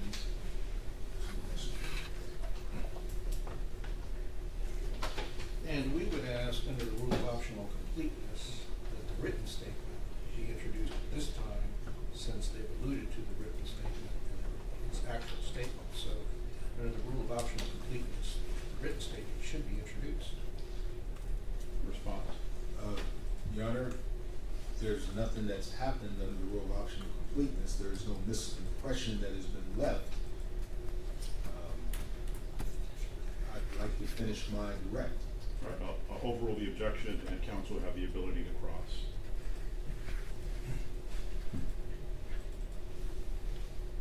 You were saying, ma'am. Okay, so per his statement, without reading from the statement, he said that Officer Salinas had called him and told him of a felony criminal mischief that had occurred, and that they wanted to make an arrest, and he responded to the scene. Right. And from what you can recall from Sergeant Flores' statement, were they able to make that arrest, or did something else happen?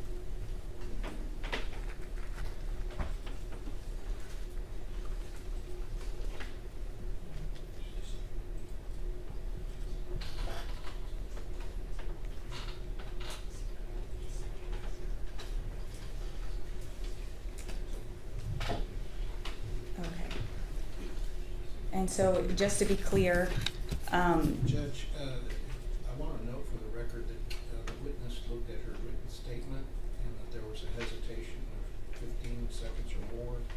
And I think that under Rule 106, Texas Rule of Evidence, that it's incumbent that the court permit us to introduce his statement at this time. There's no requirement that the statement or the testimony be unimpeached or vagueness or whatever the case.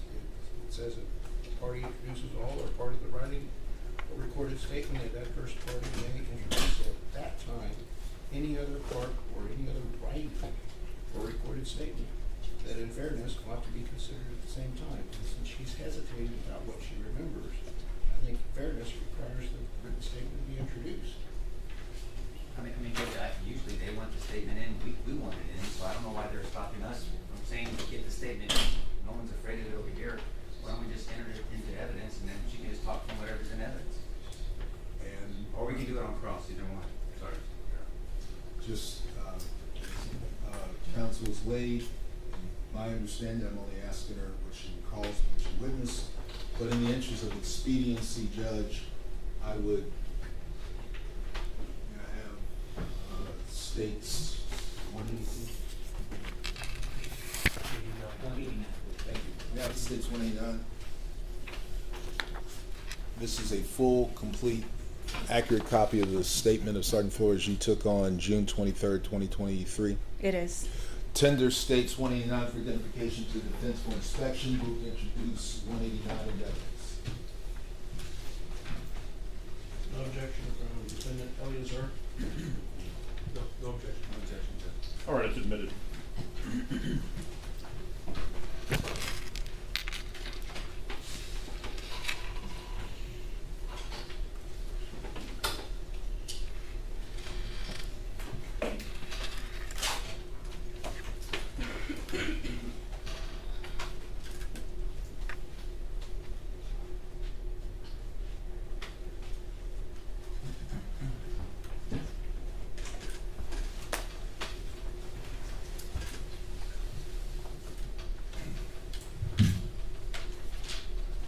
So I believe the last question I'd ask you, what caused Sergeant Flores to move to the apartments at 6200 Old Pearsall? Okay, so just to be clear, you don't want me to read the statement, or should I be reading the statement? This one is in I'm not evidence. sure. Okay, so he says that when he had arrived at the apartment complex, Officer Salinas advised him the female suspect assaulted him with a candle in a glass jar while the officers were attempting to make the arrest. He saw visible injuries on Officer Salinas' forearm as a result of being struck with the glass candle. Officer Salinas told him the suspect had a hammer in her possession. Right. And then in the next paragraph, it talks that he approaches the apartment. So as he walked toward the back patio of the suspect's apartment with Officer Salinas, other officers updated him and said the suspect placed the hammer down on the couch inside of her residence. To the left side of the patio, there was a large window that was open. There was no screen on the window, and he was able to see directly inside the apartment. To the right side of the patio, directly next to the window, there was a glass door with no shades or curtains. Due to having an unobstructed view, he was able to observe the female suspect. He observed the hammer on the couch and recognized that she no longer was in possession of the hammer at that moment. The female suspect was yelling and acting irate. He asked the suspect if she was going to cooperate and come outside her apartment, but she would not comply. He began coordinating with officers on scene to determine the plan of action to take to apprehend the suspect. Officer Alejandro was designated as the contact officer to communicate with the suspect. Officer Villalobos and Sergeant Rivera were armed with less lethal weapons, one with a taser and one with a shotgun with beanbag rounds, and he had his duty-issued weapon. All right. And from what he put in his statement, Judge, Ms. Meyer. I'm sorry, I'm hearing the conversation coming from this way and I can't focus this way. Okay. All right.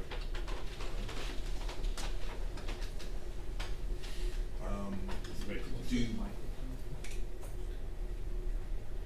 If you can get a little closer to the mic, ma'am, if you don't mind. Thank you for letting me know, ma'am. I believe you left off with, The last paragraph. beginning of the last paragraph. Officer Villalobos told me the patio door, told Sergeant Flores the patio door was unlocked. The plan was for Officer Villalobos and Sergeant Flores to enter the patio by climbing over the patio fence. Sergeant Rivera was positioned behind the patio to provide non-lethal cover. Officer Villalobos was the first to cross over the patio fence into the suspect's patio. Sergeant Flores saw Officer Villalobos remove the taser from the holster once he was on the patio. He began to cross over the patio fence and heard gunshots. Sergeant Flores perceived the gunshots as Sergeant Rivera firing the beanbag rounds at the suspect.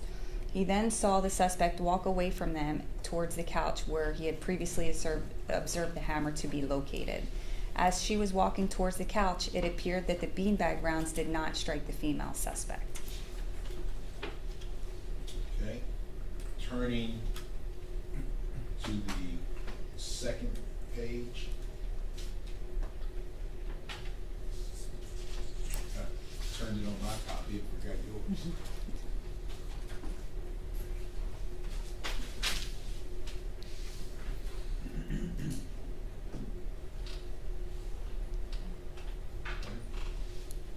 The female suspect was yelling, but he did not recall what she said. The suspect turned around and rapidly walked towards them. She had a hammer in her right hand raised in the air above her head as if she was going to attack them. The hammer that she was holding appeared much larger than a standard size hammer, as the tail of the hammer was longer than normal. As she rushed towards them with the hammer raised above her head, he believed the suspect was going to attack them with the hammer. Judge, I'm going to object to this witness misreading the statement. She's putting everything in third person, and that diminishes that Sergeant Flores is saying in first person what he perceived the fear to be. I would ask that the jury be instructed that this witness has misread the testimony, the written statement, and that it should be read in the first person so that way the jurors understand Alfred Flores' actual fear. If the state is allowed to get away with this, then we're not presenting the full picture of the actual fear. Your Honor, I note that the written statement itself has been published to the jury, who can also read it along with the witness's words. The jurors can infer, can read and see for themselves Defendant Flores' fear, etc.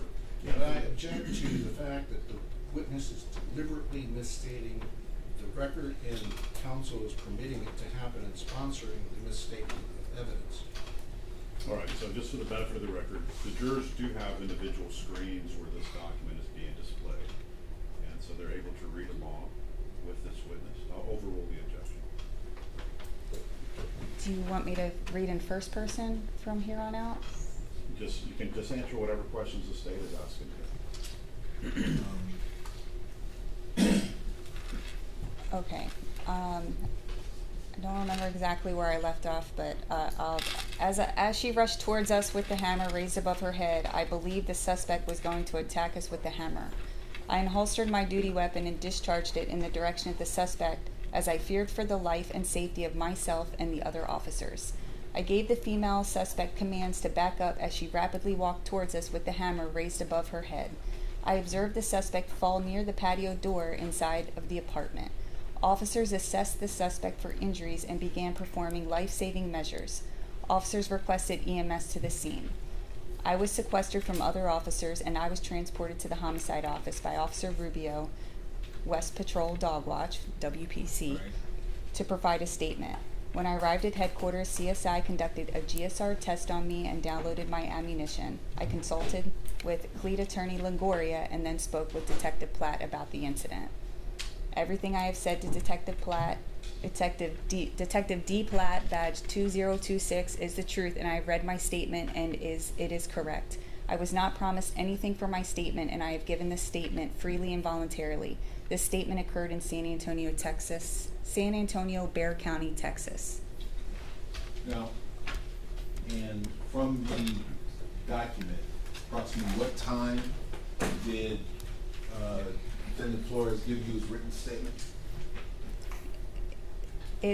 On the document, it says 8:35 a.m. January 23rd. That's in the header. And hang on.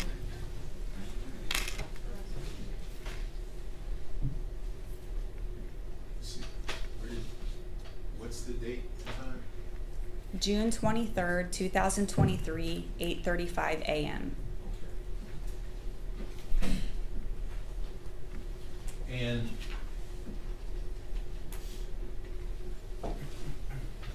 prior to his calling you back in, said he was ready to give a statement, did he ask for any breaks, any counseling, any emotional support? I don't remember if he asked for any breaks. Did he appear to be calm and focused as he was dictating to you what you typed? Yes.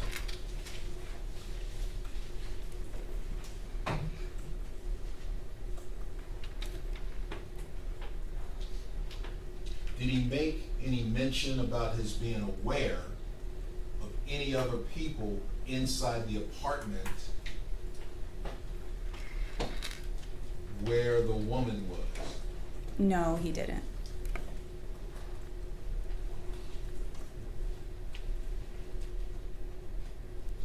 Did he make any mention about talking to the facilities manager for the apartment complex and asking him for a key to the apartment? No, he didn't. Did he make any mention about talking to the facility manager? Judge, this is, I'm sorry, Carol, this is leading, I mean, you can ask her open-ended questions, he leading, ask her what he told her, and he said what he said, didn't say what he didn't say, Judge. I'll sustain. All right.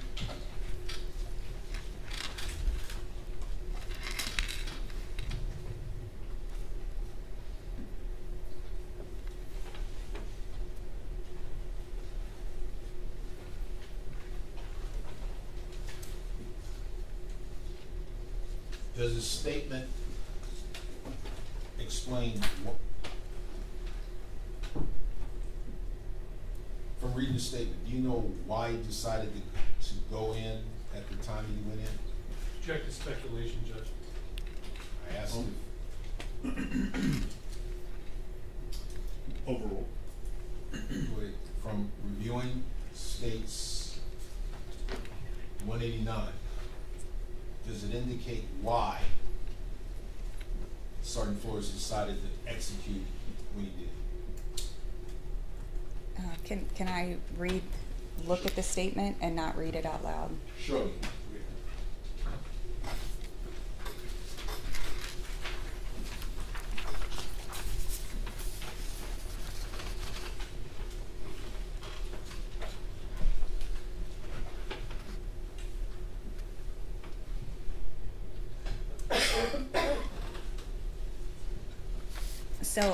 So it seems, as per the statement, that he was there for an assault of a peace officer, essentially is what he's saying, because Officer Salinas was hit in the arm with a candle. And so when they went over to the window, to the porch area, that's when they observed the hammer on the couch.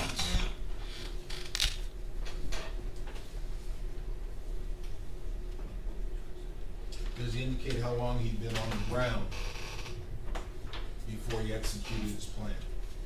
No.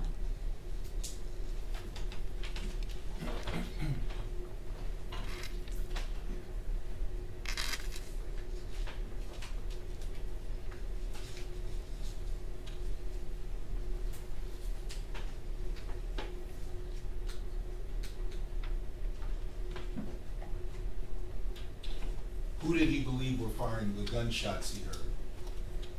He said Sergeant Rivera.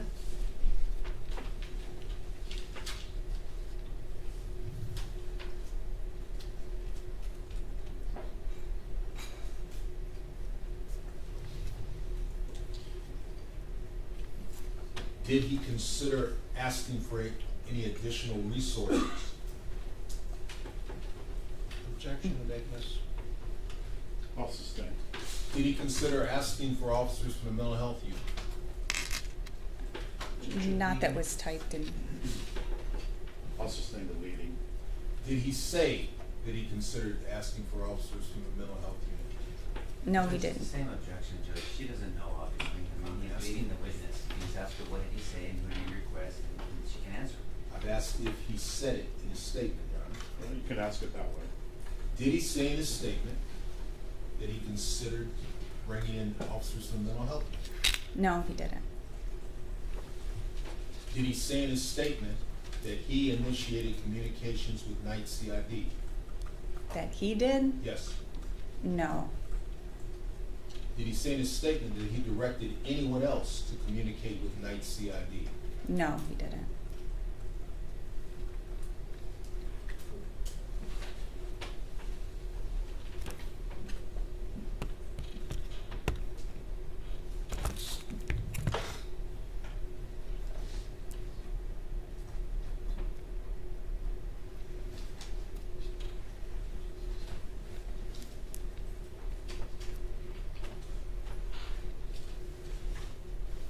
Did he say in his statement that he considered calling for SWAT?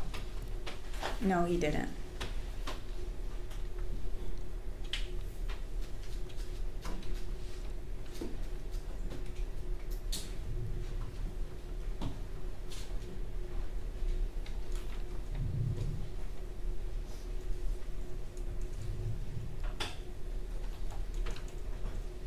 Does he say in his statement that he considered having Hire or anyone attempt to get a warrant?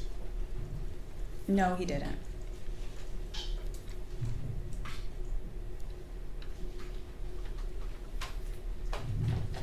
Does he say in his statement the time lapse between when Officer Salinas was hit in the forearm and when he executed his plan to enter? No, he didn't.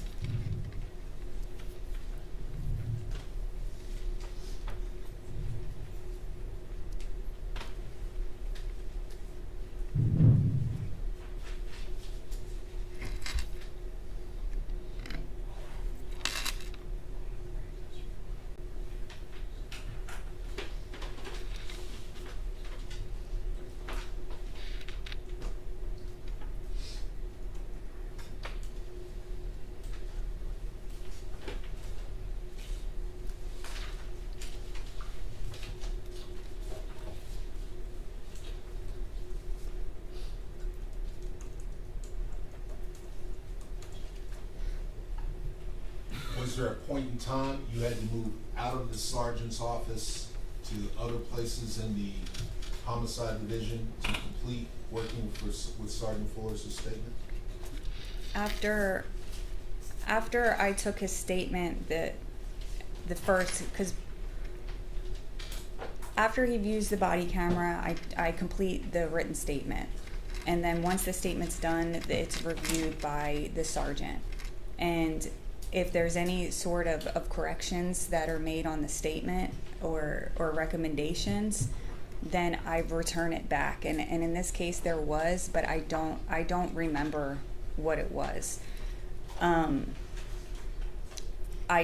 know I took the statement over to him so he could view it and let him know, these are the corrections that they would like to make. It's up to you if you want to make those changes.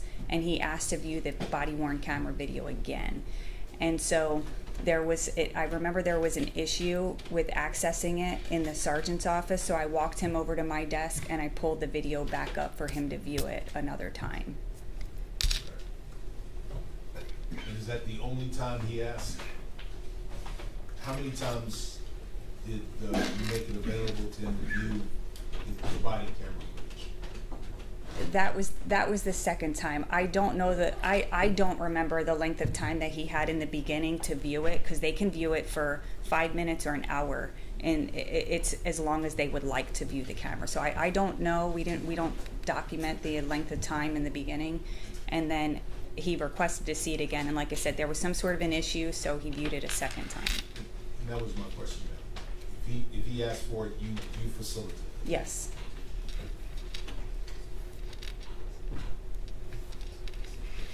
And you have 189 in front of you?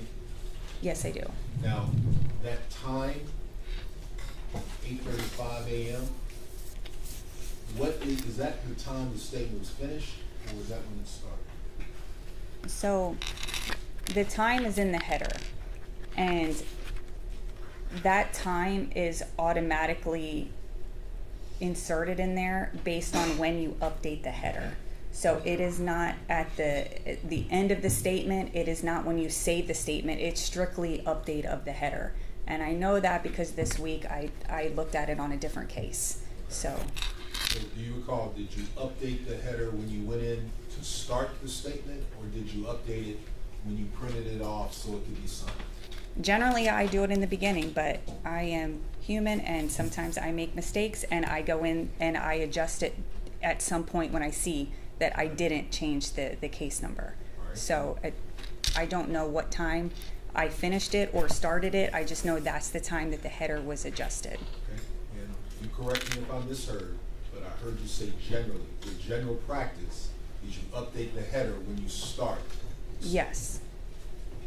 And from your recollection, approximately how much time did Sergeant Flores have to view his camera before you went in to start the statement? Yeah, I have no idea.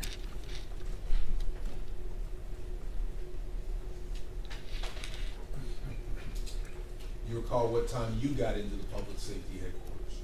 No.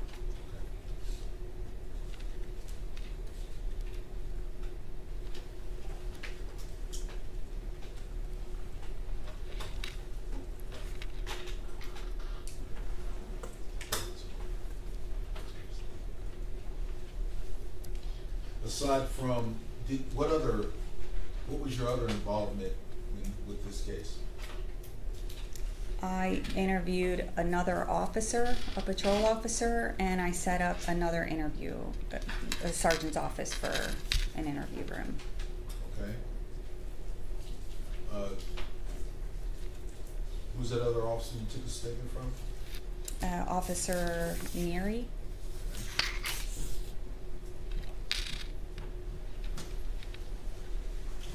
Aside from what you've told the jury today, did you have anything else to do with this case or this investigation? I did not. I have no further questions, Your Honor. I will pass the witness. All right, members of the jury, it's 1:11. I'll give you a lunch break. Let's come back no later than 2:15. All right, to the jury.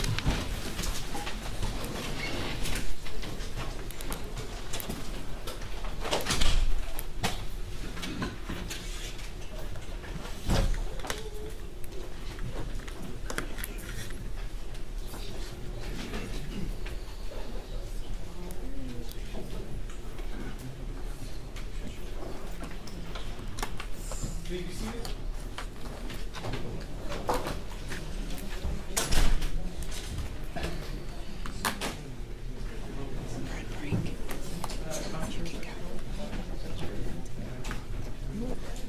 I'll tell the deputy unless I just.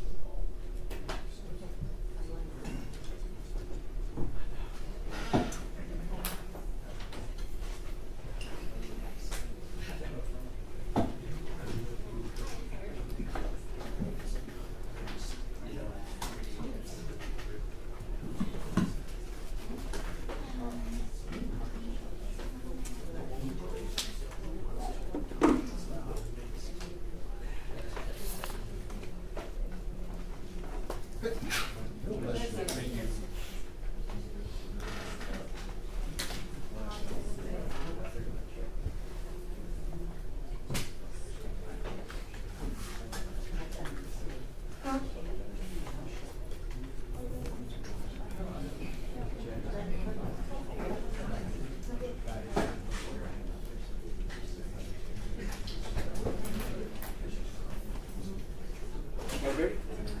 All right, to the jury.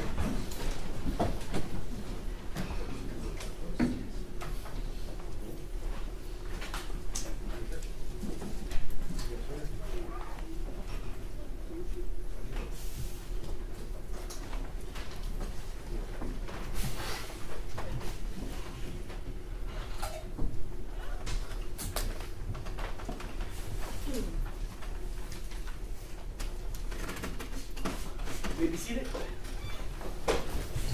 All right, welcome back, members of the jury. Where we last left off. Yes. Good afternoon, Detective. My name is Nico LaHood. I'm one of the lawyers that represents the officers in this case. I'm going to ask you some questions. You know this is cross-examination, right? Yes, sir. Okay, and you've testified before previously? Yes, sir. Okay. If you don't understand my question, just please ask me to repeat it, okay? Yes, sir. So as a detective, you've been through more training than the average police officer. Is that a fair statement? Yes, that's Right? true. And some of your training is you're trained for courtroom testimony as well. I have never received courtroom testimony training. Okay, but is that getting tips on how to testify? No. No one's ever talked to you about that? No, I've never. Have you ever done any training in December of 2023, specifically use of force in Texas, the application and investigation of critical incidents? Yes, with Butchman Cheka. And you pointed over in the corner. What did you stand up, please? And so you know Butch Macheka, right? Yes, I do. And so he's the one that taught the course, man. Yes. And so we're going to go over some of the things that you learned in that course, okay? As part of our questioning, is that fair? Okay. But I want to talk to you about specifically. You did not. I think you testified to this jury that you never went to the crime scene. Exactly. Yes. Did you ever, in the course of this investigation, and I understand the part you played, did you ever learn more about the crime scene, or and crime scene? I'm not talking about relating to them. I'm talking about to Ms. Perez, and we'll get there in a second. To the actual incident scene, and did you view any of the body cams? I know very little about what happened before. I can tell you what I know. And I viewed no body camera footage or crime scene footage. Okay, so you have no personal knowledge, evaluation. You didn't do anything to investigate any of the incident scene. I did not. Okay, but you have investigated murders. I have. So you're very familiar with Chapter 9 of the Penal Code. I am, but I do refer to it because I do not have it memorized. Yes, ma'am. No, we all Yes. we all do, and I'll let you do that as well. But in general, Chapter 9 deals with justified use of force. Yes. And the different chapters talk about non-deadly versus deadly force. Would you agree with that? Yes. And then when we get into 9.33, it talks about defense of a third person as well. Yes. And in general, every citizen in Bexar County in Texas has a right not to be a victim. Yes. Including police officers. Yes. Including yourself. Yes. And also, citizens of Texas have a right to defend a third person to the same degree that they could have defended themselves. Yes. So if somebody is trying, may I use you as an example without, I'm not going to go up to you. Sure. If someone is trying to strike you, you're allowed to defend yourself from that strike, correct? Are we talking with a fist? Hypothetical. Right, Strike but is a when you fist. say a strike, so I can just defend myself. We're not talking lethal force in your scenario, I love right? where you're going with this. You're I just ahead want to of me. make sure. No, you're ahead of me. I love that. Let's talk about a fist first. If someone tries to strike you with a fist, you're allowed to defend yourself from that fist. Yes. If someone tries to strike me with a fist, you're allowed to defend me from that strike with a fist. Yes. If someone tries to strike you with an object, you're allowed to defend yourself from that object. Yes. And then you kind of already got there. Depending on the force that I show you, dictates legally the force you can resist me with. Yes. So if I call you a name, not that I would, you can't punch me. No. If I punch you, under most circumstances, you cannot hit me with a hammer or shoot me. Correct. And I say most circumstances because size differential makes a difference, right? Yes. I mean, if somebody's 7'2" and someone's 5'1", that could be deadly force just in and of itself. Yes. Because as a detective, you've seen cases where people have been bludgeoned to death, right? Beaten with an object. Or Right. a fist. I'm trying to think if I've had one or if I've actually seen one person, because most of our cases are shootings or stabbings. So I don't think that I've worked or been But a that part doesn't of mean they one. don't happen. It doesn't mean that. And you know legally that anything in its manner of use or intended use can be a deadly object. Yes. I mean, like in prison, they don't have guns or knives, but they have toothbrushes and bed hangers. God bless you. And so anything can be used as an object that can cause serious bodily injury or death, right? Yes. May I approach, Judge? Yes. I won't get the actual hammer because I don't remember where it's at. I'm showing you Defense Exhibit 11 for identification. I mean, this you would agree is a hammer? Yes. Depending how I use this hammer, I can either put a nail in a piece of wood or I can plow this into someone's head. Yes. One of them I won't be prosecuted for, the second one I will. Yes. Right, the plowing in the head. Yes. And so you would agree that depending how I use this, this can be a deadly weapon. Yes. And this can cause serious bodily injury. Yes. Or death. Yes. And would you agree with me that an object like this, it doesn't take much. I'm gonna hit this, okay? I'm not gonna do it hard. It doesn't take much to cause serious injury with this. Yes. You could tell I wasn't even swinging that hard, right? Right. Would you agree that could cause some pain to some folks? Yes. And depending on the person and where you hit, this could actually cause death. Yes. Even the way I struck right there. Yes. I may use it in a second.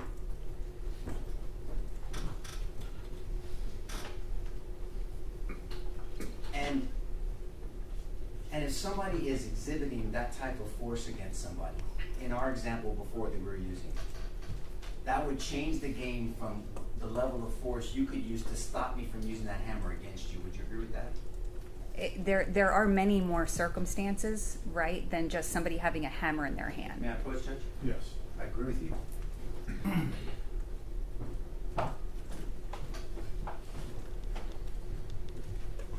The reasonable belief of apparent danger and is it imminent? Would you agree that overall that is Chapter 9 definition of when you can use force and deadly force? Yes. Would you agree that is it reasonable to believe that I could hurt you very seriously with this hammer?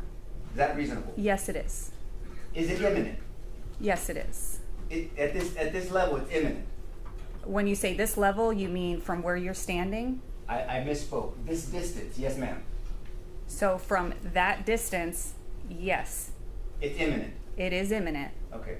And are with you no obstructions. Okay. Let's talk about obstructions, but also distance, right? Because obstruction, this is an obstruction. Right. Right. But you're saying an obstruction. You don't know if this was locked or not, so you still felt that this when you went through it before, so you know. But you're saying that this is not enough of an obstruction to say that it's not imminent, it's not immediate? So depending, if I'm definitely very visual, and so I like to picture and know all details, yes, right? And so if you're standing back there, and so is there a door, a wall, nothing? Is it just a walkway? Because there is a difference between standing where you are right there, armed with a hammer, and a door or a whole wall, right? You were also thought about me throwing this hammer at you too, right? Yes. If you throw like me, you wouldn't hit. You don't know if I'm a professional hammer thrower, but I mean, people can throw things and that can be... Yes, with no obstructions. Now you mentioned a door. If this was a door in our hypothetical, and it locks from the inside, who controls who unlocks that? The person on the inside. That's right. So the person on the inside could quickly unlock it, and I could still be a threat to you, even if there's a door there. Correct? You can. Right. It also again depends on some more things. If you're right or left-handed, which hand you hold the hammer in. Some people cannot function at all with their right hand. So yeah, But you're asking these questions with the luxury of this not being imminent, because you know I'm not gonna hit you with this hammer, right? So what I'm asking is just specific questions, just so I understand your scenario, so I can answer the best I can because I wasn't there. So all I'm saying, well, we're not even taking you there yet, we're talking about our example. So at some point, I'm gonna come back to our door, to our imaginary door. At some point, I mean, it becomes even more and more imminent, right, as I walk closer. As you come closer. And you can tell that I have no agitation on my face. Do you think I wanna hurt you right now? Not right now. Well, I don't ever want to hurt you, by the way, but especially not right now. But what I'm saying is, could it make a difference if I'm looking at someone like this? You see the intention in my face? If I'm cussing at you, if I'm coming at you, this is a different type than even this, even though this can still be, and for the record, I'm holding the hammer at my chest level. This could still be a threat. Would you agree with that? Yes. Because it doesn't take much. But would this even be more of a threat? Yes. And so, but you're asking great questions, detective. All those matter, right? The interaction between somebody, how they're looking at you, their intentionality with their body language. You would agree? Yes. I mean, if this is different than this, would you agree? Yes. For the record, I made the running movement stance, which probably looks stupid, versus sitting back with my arms crossed. But you're reading my body language, right? Yes. All that plays into your assessment. Correct. Do you remember training under the Tula rule? No, I don't remember. Maybe you heard it as the 21-foot rule. Yes. Okay, that's different, right? That's more common. Yes. And the 21-foot rule is really a guide that officers are taught that within 21 feet, and it's about a knife typically, within 21 feet, may I stand up, Judge? Yes. That it takes roughly, under this rule, it takes 1.5 seconds roughly for an officer to draw their weapon, get their sight on target, and squeeze off a shot before someone within 21 feet can run to them and start stabbing them. Do you remember that? Yes, when we're trained that in the academy, it's on an open gym mat with no obstructions to show us how quickly somebody can approach you with it and can kill you, essentially. And you keep bringing up obstructions. And an obstruction, I mean, this is an obstruction, technically. Yes, and so yes, it does matter. But it's not much of an obstruction. Right. I want to make sure the jury understands that the way you're taught, really anything can be an obstruction. It's whether it's a substantial obstruction to stop my attack. Yes. Right. This is different obstruction than that, right? Yes. That wall behind you, because we know there's a hallway, is a different obstruction than this. Yes. And it depends, well, at this distance, everything's a threat. I can throw the hammer, I can throw a knife, or I can shoot you, correct? Correct. But I probably can't punch you from here. Correct. So you're talking about the totality of the circumstances, right? Yes. And that is a phrase that officers are trained in the academy and in your in-service, that an officer considers everything, totality of the circumstances, when they're assessing a situation, especially a use of force situation. Yes. And it's also applied to an arrest, totality of the circumstances to arrest, right? Yes. So, would you agree with this general statement? That if somebody, since you don't know the scene much, if somebody is shot at by an officer and they still run back at that officer, that would tell you something about that person that's attacking the officer, wouldn't it? If someone was shot at and they're still running at them. I'll just give you the scenario. Yes.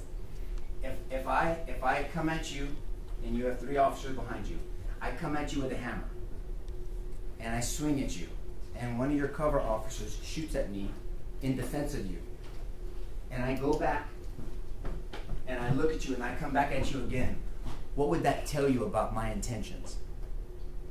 Well, I still say the obstructions matter because I am looking at... I didn't bring an obstruction into my scenario. It sounds like... Okay, so your scenario... All right, I'm understanding here. Okay. So your scenario is 0 walls, nothing, because it's not... So your scenario is not the case here. Your scenario is just no obstructions, somebody with a hammer coming at me.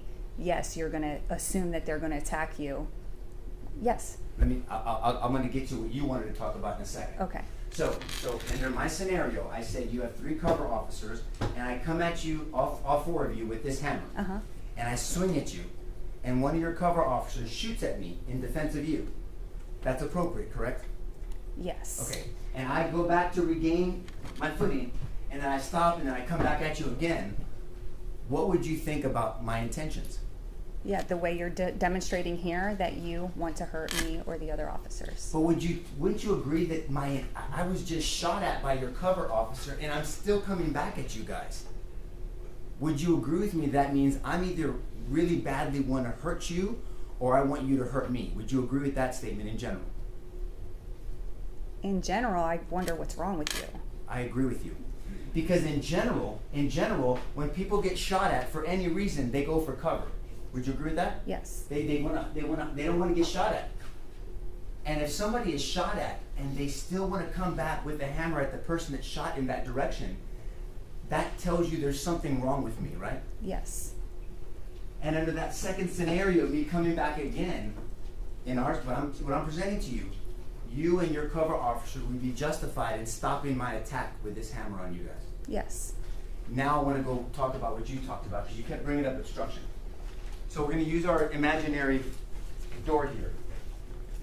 So if your officers, your cover officers, thought this door was unlocked, that matters, right?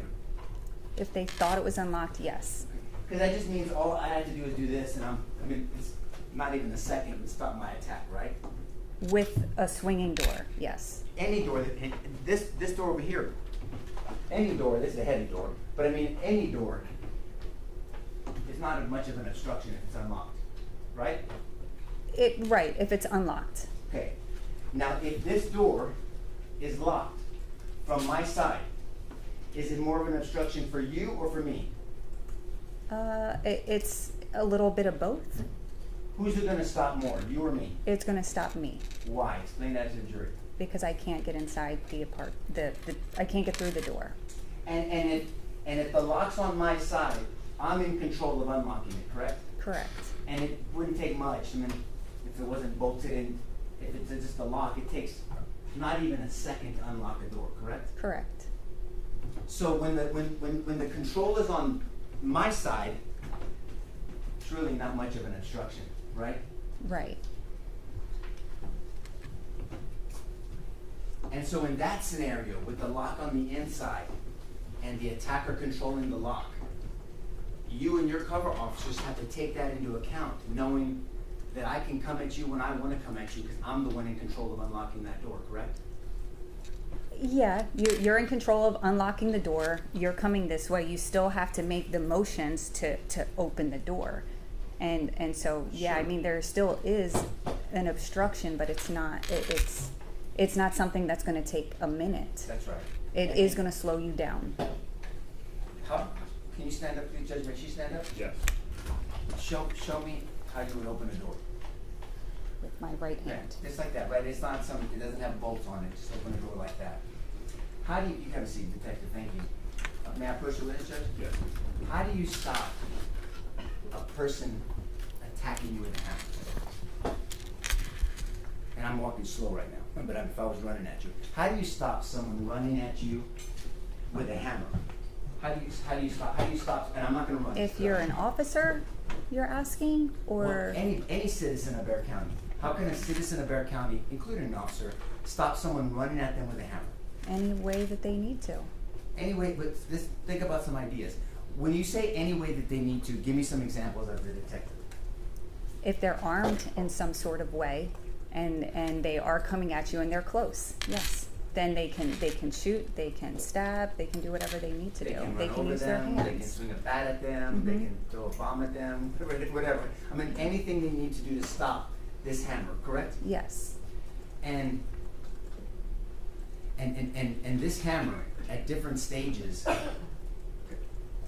mean, it's a threat here. Correct? Correct. It's more of a threat as I get closer to you because now I'm in arm range. But even from here, it's a threat. Yeah, you're within the 21 feet, which is what we go by. Correct. Generally. And that's an important distance that officers are trained under. Would you agree with that? Yes.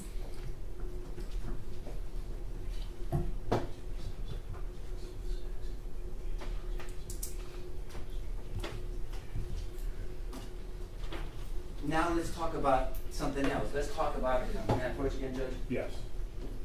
Let's assume that, let's put an obstruction in front of you, okay? Okay. But the obstruction in front of you is a glass window.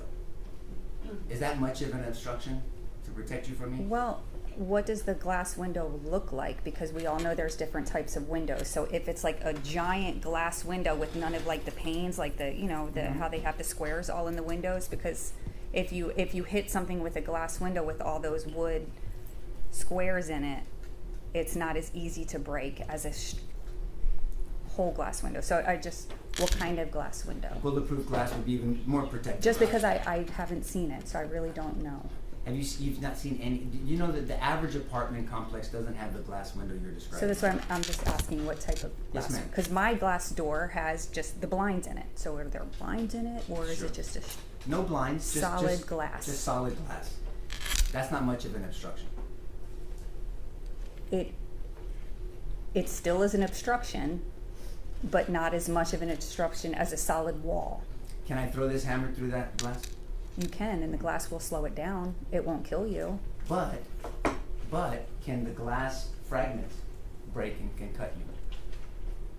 They can shatter, but it's not like I mean, I'm not an expert, Then fair but enough. I can say. I understand. All I'm saying is I can, if there was a glass window, and I'm not going to hit you, I'll do this. Yeah. If there was a glass in front of you, I could swing through that glass and I could still hit you with this hammer, right? How close am I? I'm like this close. We're this close, Yes, yes. ma'am. Depending on, yes. Right. If it's that close and you hold the hammer and you don't release it, then yes, you could hit through the window. Correct. And if I release it, it could still hit you too. It could, and the glass is going to slow it down. Well, a glass doesn't slow down a bullet. No, but not a bullet goes way faster than a hammer in a hand. I understand. Because of the velocity. The size of the bullet, a bullet's not dangerous in and of itself, right? No. I mean, if I get a bullet, not just a bullet. If I get I would direct you guys, I'll throw my guys. If I get a bullet and I throw it at one of our guys over here, it's not going to do anything to him. No. Matter of fact, this is more dangerous than a bullet. Yes, has more weight.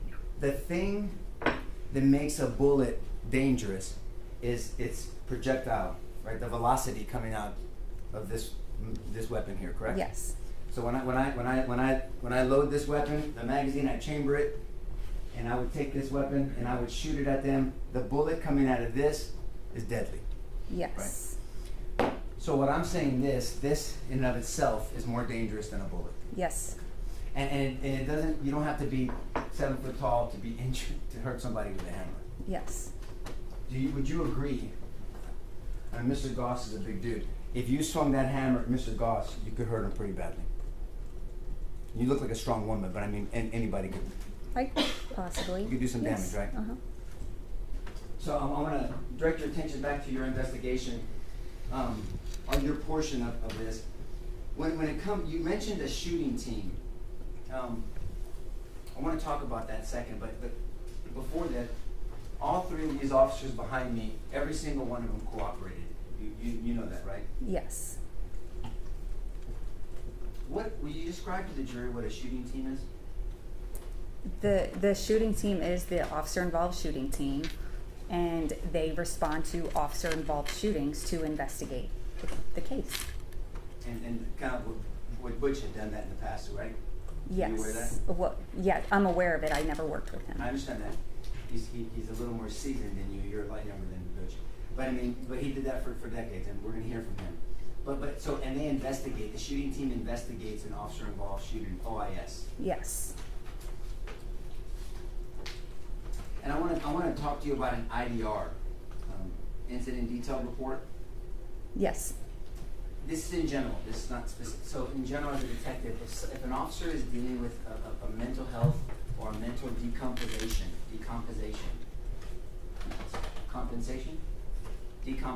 situation, somebody is having a mental health issue, that is usually placed on the IDR, correct? It's dependent on if the caller knows that. Well, that's an excellent point. Thank you for bringing that up, Detective. So if you have 3 officers that show up on a scene and previous officers did not put on the IDR that they're dealing with a mental health situation, there's no way for them to know. Well, previous officers don't necessarily put it on there. can be dispatched that way because that's part of one of the dispatched calls.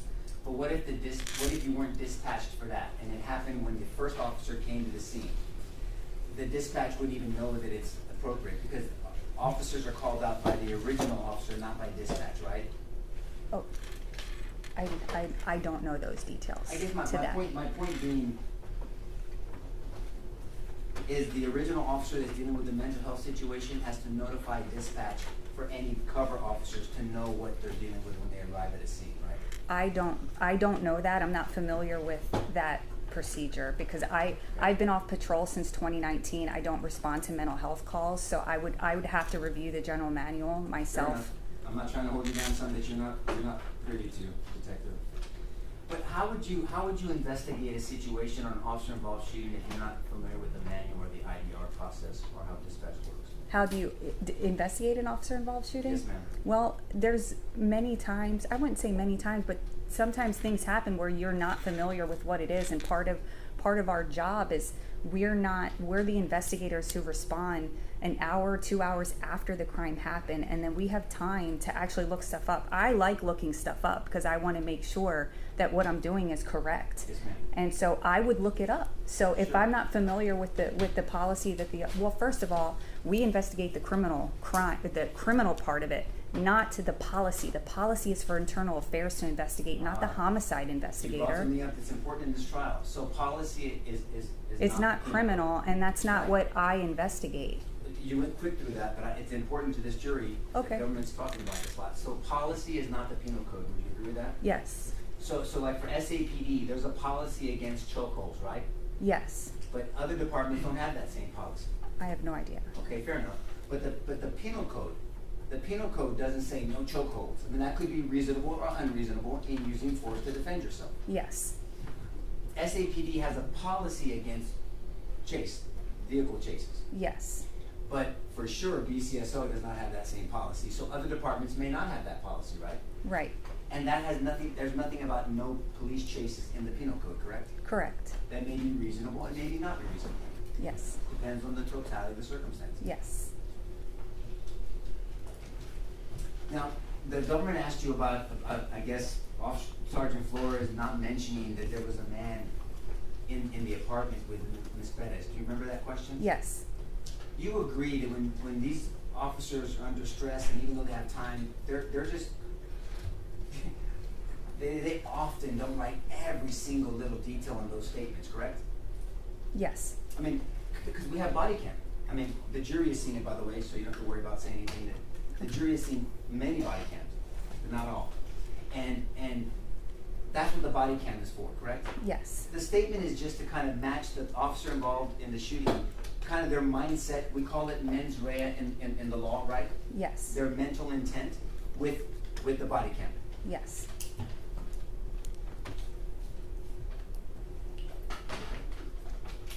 And back then, they also asked you a question about the mental health unit, because he was asking you all these questions. Are you aware that back then, during the incident, the jury's heard this already, that the mental health unit was not 24/7 at the time? Do you recall that? Yes, because that's a new change. It's a newer change, right? Yes, so that's why I know that. Yeah. Yes, ma'am.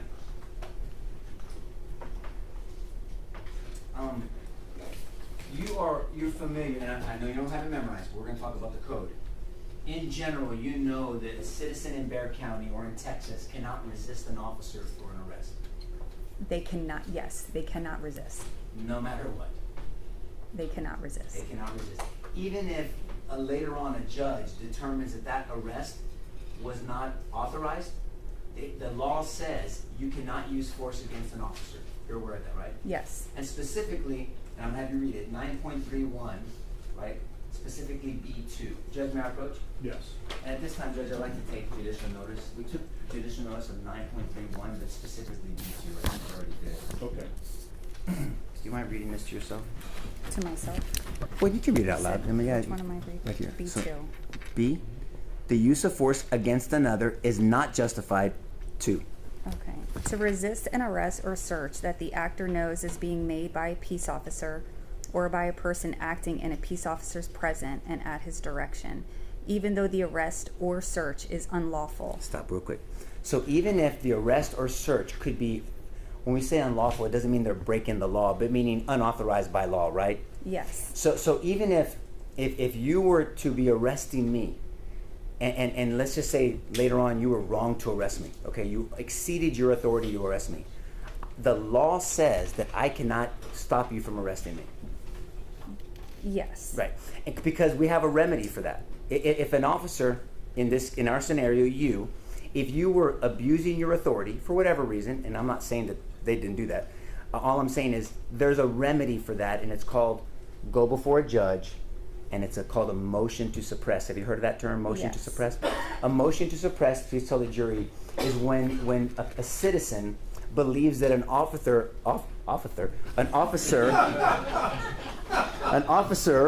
overstepped his or her boundaries, and then they hire a lawyer, they file a motion to suppress, they go before a judge, and they make their legal arguments. And the judge says, you know what, detective or officer, you overstepped your bounds, this case is going to be dismissed, this evidence is going to be kicked out. That's the remedy, right?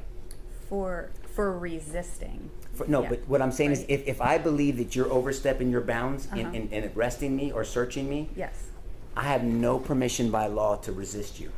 Right. I definitely can't use deadly force against you. Right. Is there anywhere that you remember in the statute where it says if the suspect believes that the officer is doing something they don't want them to do, as in arrest the person that should be arrested, is there anywhere in the statute where I can use a hammer? David says yes. I'm going to put him on the stand in a little while because he's wrong. But is there anywhere in the statute where it says I can use a hammer against you? Where you can use a hammer? Yes, ma'am. No. Can I punch you? If I believe you're overstepping your bounds, can I punch you? No. Can I push you? No. Can I throw you? No. I can't use any force against you. I have to let it play out in a court of law, correct? Yes. And that's a good public policy, would you agree? Yes. Because we don't want citizens, rightfully or wrongfully, being the judge or the jury and then taking actions in their own hands, right? Right. We want other people to determine that, and that's a good public policy for safety in the community with our law enforcement and with citizens. Would you agree with that? Yes.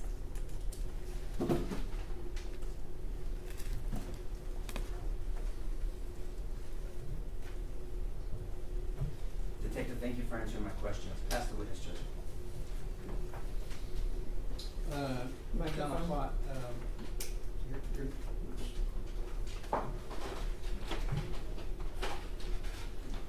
you're Detective Deanna Platt, correct? Yes, I am. All right, and you would agree with me that you're required to take TCOL training? Yes. And TCOL stands for the Texas Commission on Law Enforcement. Yes. And you're supposed to, you've taken training on the use of body cameras and how to handle digital media, correct? Yes.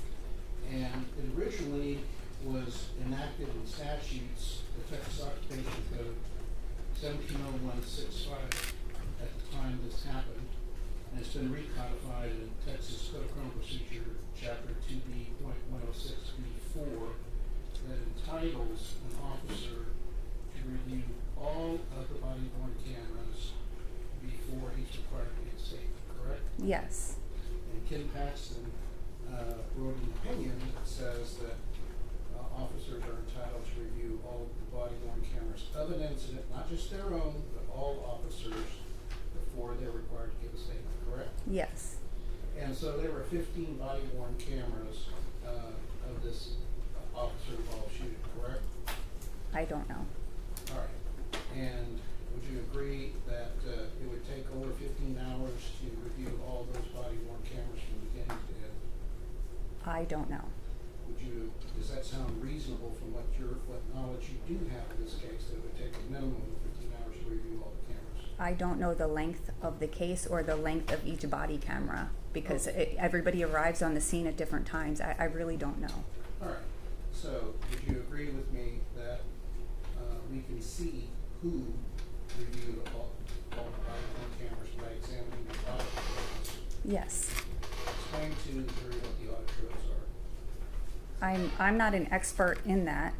But what I can tell you is just,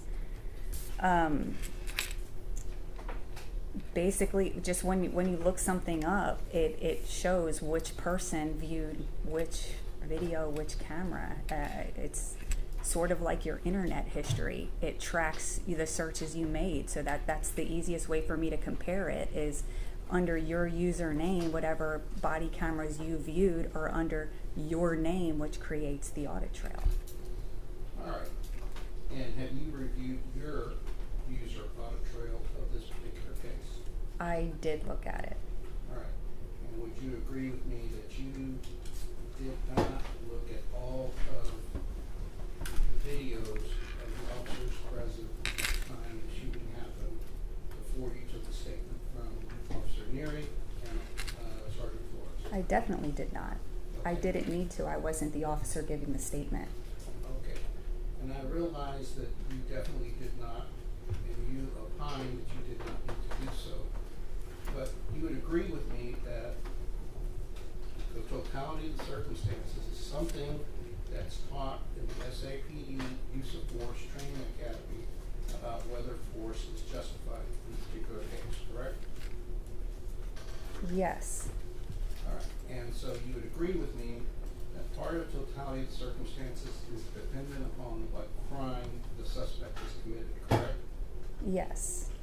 And so were you aware, and if you're not, that's fine, were you aware that there was 3 attempts by Melissa Perez to strike officers in the head with the hammer?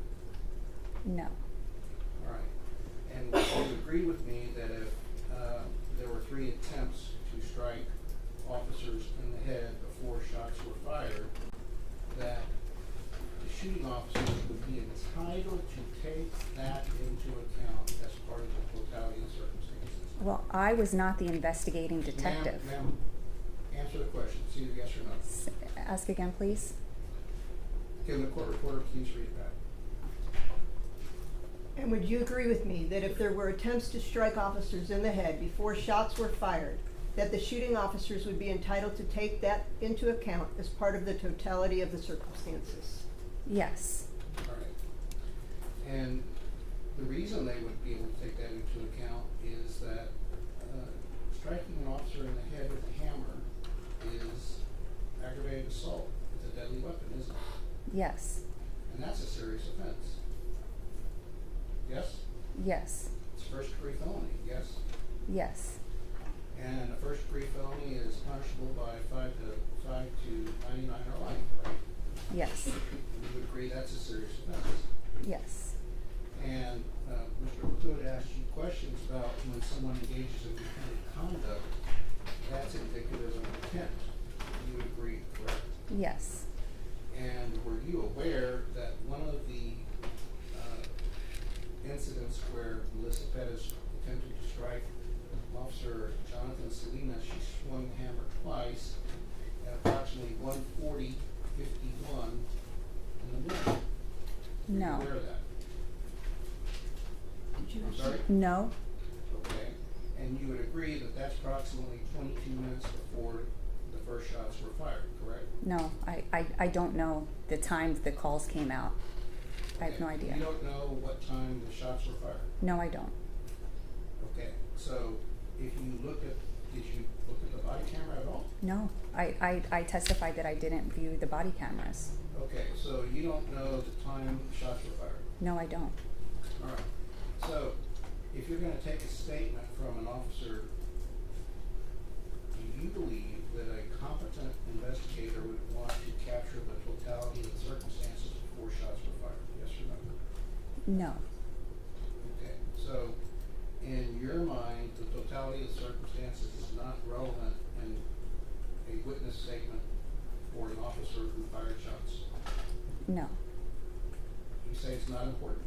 Well, you're only letting me answer yes or no, so I have to say no. Okay. So it's, you don't think that it's important as part of the totality of circumstances. Would you agree that totality of the circumstances determines whether or not an officer acted reasonably? Yes. Okay. So you understand that Chapter 9 states that whether force is justified by a police officer when he's using force to make an arrest, that you must put yourself in the shoes of a police officer at that time, of a reasonable police officer at that time, correct? Yes. All right. So, in order to, have you ever been, you're a detective, correct? Yes. Have you ever been trained that an investigator is required to gather all evidence for the jury so the jury can decide what decision to make? As an investigator? Yes. As the lead investigator, yes. All right. So, as an assisting investigator, if you're given a particular component to look at, you're supposed to do a thorough investigation of that component that you're assigned, correct? Yes. All right. So if you're given a specific component of an officer's use of force, you would be required to look at all evidence to explain why an officer fired, correct? No. You're not? You don't agree with that? No, I don't. So how would a jury know whether he considered totality of the circumstances if you don't inquire into it? There's none of my opinion in this statement. And even in my supplement, there's not. I was an assisting detective, and my role was strictly to take his statement by his word. That was it. All right. So, in your mind, all right, let me take a look at something.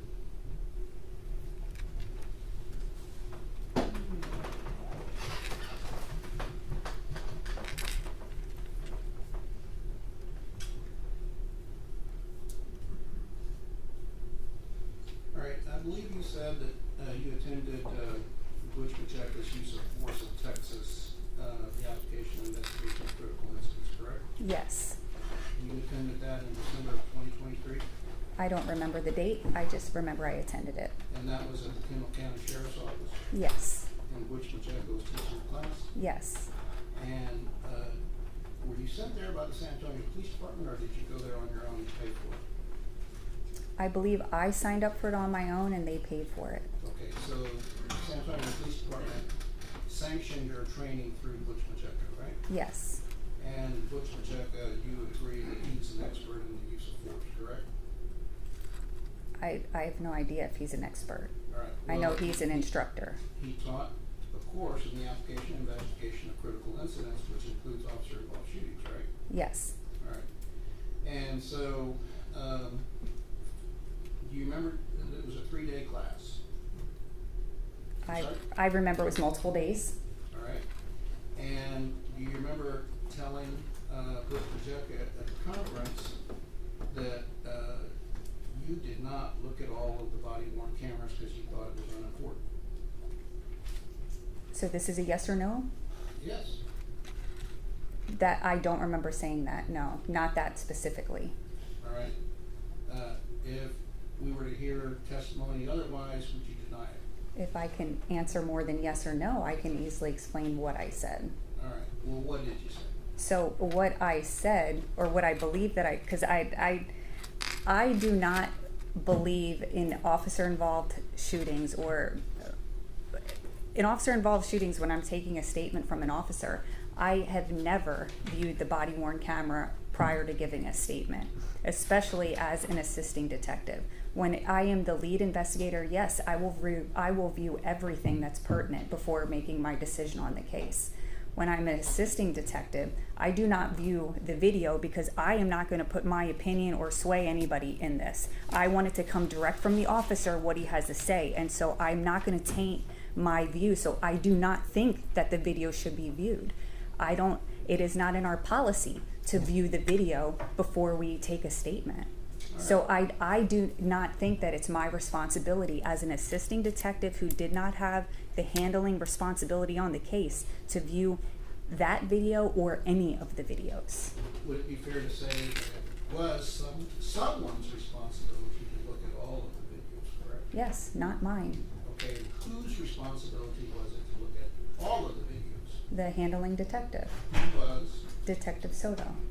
And if he did not look at all of the videos before obtaining a warrant, that's not good, is it? It depends on who he's talking to. Well, if he was ordered by the chief of police to do it, and against his better judgment, he rushed a warrant, he can say it's the chief's fault, right? I don't know anything about that. I was not part of any of those types of conversations. All right. So do you know when the decision was made to arrest? I have no idea. I wasn't part of that. So would Detective Soto be able to answer that question? I'm not Detective Soto, so I don't know.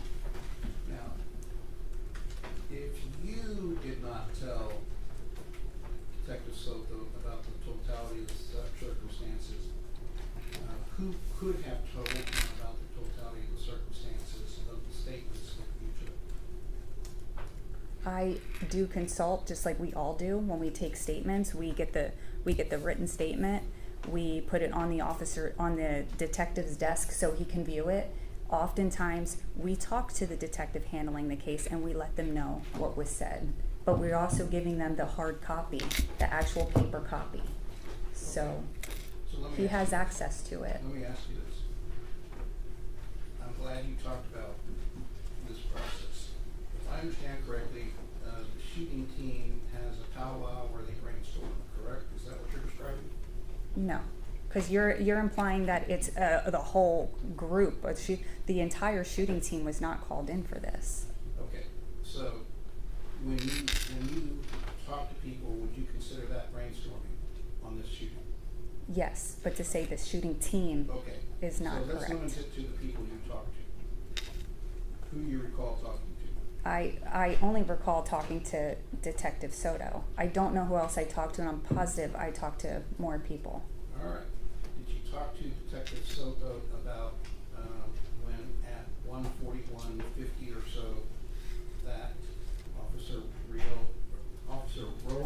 Jesus Rojas yelled out, "Watch out, watch out, watch out, watch out, hey." And at that moment, Jonathan Salinas pushed away from the open window, and Melissa Perez at that time was swinging a hammer twice at his head. Why? How would I know that? I'm not asking you whether you know it or not. Was it talked about? I didn't talk about that with anybody. I don't know So those details. Detective Soto never raised that with you at any time on the morning of June 23rd, 2023. He didn't have a reason to talk to me about that. All right. So is the answer that he never talked about that time frame and that comment by Melissa Perez at any time with you? With me, no. You never talked about that? With me, no. All right. Did you ever get information from Captain Van Geffen, who was in charge of homicide on the morning of June 23rd, that happened? No. Did you get any information from your command staff that happened at that time? No. All right. So would you agree with me, based upon your answers, I'm making an assumption, but I just want to clear it up, that approximately 1:55, Nathaniel Villalobos attempted to enter into the open part of the window and in fact unlocked one of the deadbolts at 1:51:55. Were you aware of that? No. And were you aware that at that time, Melissa Perez came running from the bedroom where the invalid was to the window and swung a hammer at Nathan Villalobos, and she ran that distance in 3 seconds? No. Did anyone bring that up to you on the morning of June 23rd, 2023? No, I have no reason to know that. All right, and you would agree that if both of those incidents had in fact happened, and I'm telling you that they did, and they're depicted on body camera video, that you would agree that those could be important factors in the totality of the circumstances when officers decided to fire upon Melissa Perez? They could be. All right. But because you didn't think it was important or part of your lane, that information was not put into the statement that you took for Alfred Flores or Richard it's their statements, and I can't put words in their mouths for their statements. They have an attorney present. I understand. So I don't put words in their mouths. It's what they tell me happened. I'm not going to say, so I'm not going to add to their statement. I can't do that. All right. And if it should be, the attorney should step in. I don't know what to say. Are you blaming the attorney? I'm saying it's between the attorney and the officer, because we leave the room to give them the opportunity to review their whole statement. They can add or take out whatever they want. All right. It's not mine. I understand where you're coming from, but let me ask you this very simply. If it's depicted in the body camera, you agree that what is depicted in the body camera did in fact happen? What is in the camera, yes, it does happen. All right. So if it's depicted in the camera and if it did happen, then that's part of the totality of the circumstances. You agree? Yes. All right. Mayor Brooks? Yes.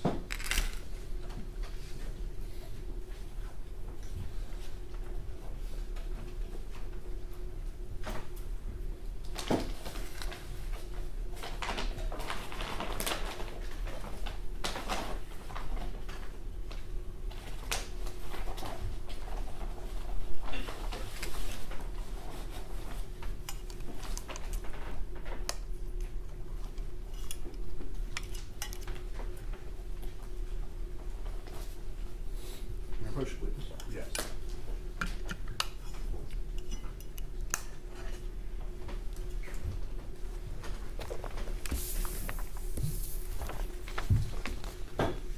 I'm handing you what's been marked as Defendant's Exhibit 2E. It's the user audit trail of Karen Fox. Do you know who Karen Fox was at the time this happened?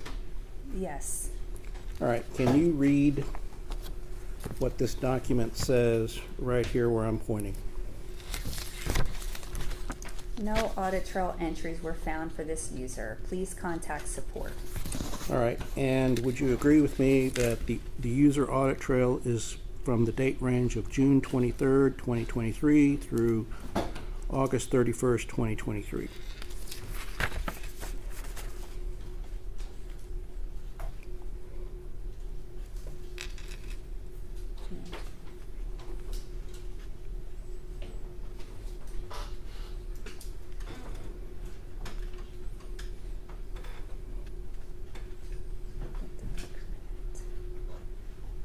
Audit report data range, June 23rd, yes. Through August 31st. 2023? Yes. All right. I'm going to show you what's been marked for identification purposes as Defendant's Exhibit 2G. And would you agree that this is the user audit trail for William McManus? That's what it says, yes. Okay, can you read what it says there? It says no audit trail entries found for this user. Please contact support. All right, and what is the range? June 23rd, 2023 to August 31st, 2023. And would you agree that that document indicates that both 2E and 2G indicate that neither Karen Fox nor Chief McManus ever watched any body-worn camera videos on this case during that time? I would agree that their audit trail showed that they didn't watch it under their username. All they right. could have watched it under a different username. All right. I'm glad you mentioned that. You would agree with me that when you, as an officer, get an assigned login, you give an assigned login and password for your username, correct? Yes. And your the license for Axon does not permit you to use anyone else's username, correct?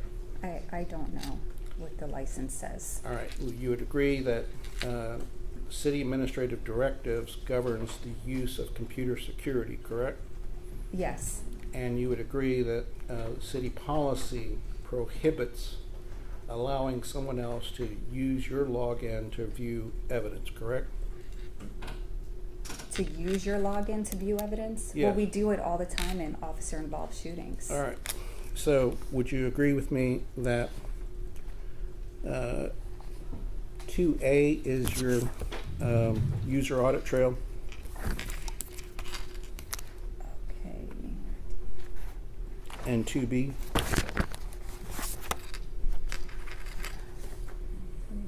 Yes. All right, and in that audit trail, would you agree with me that there is a column where you can enter notes or comments? There is. All right, and would you agree with me that nowhere in your user audit trail do you indicate that you allowed anyone to view your videos on this case with your user login? Correct. All right. And you were taught in the police academy, in the TCOL course, that then Sergeant Leslie Carrillo taught that you're required to enter comments when you deviate from standard practice, right? I don't remember. Okay.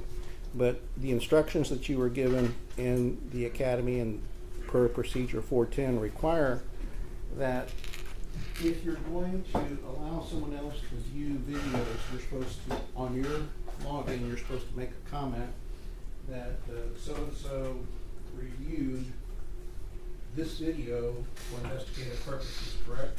I've never done it in officer shootings. Okay. You would agree with me whether you've done it or not, you're required to do that, right?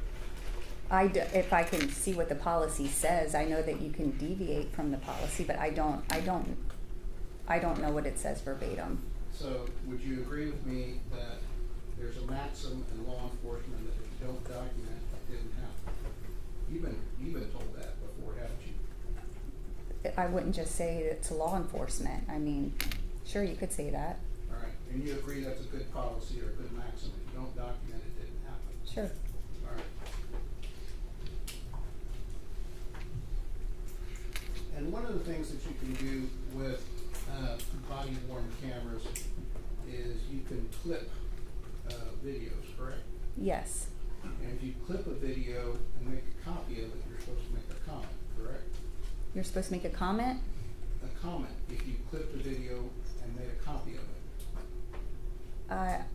I know now it I know it auto populates to, it says something about write an explanation, so.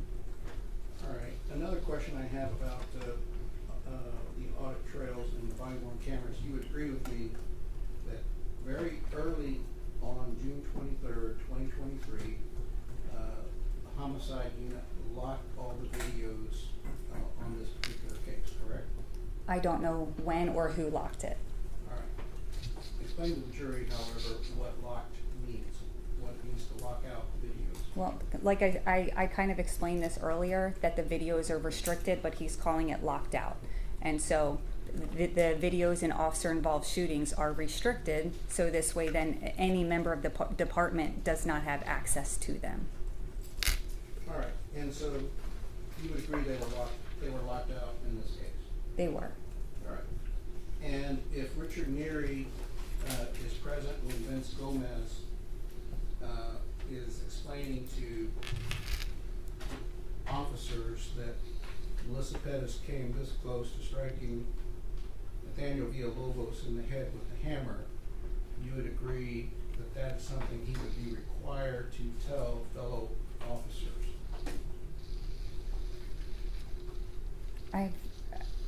I don't know the circumstances. I don't know how much time there was. I don't know, because I'm not him. All right, well, let me ask you.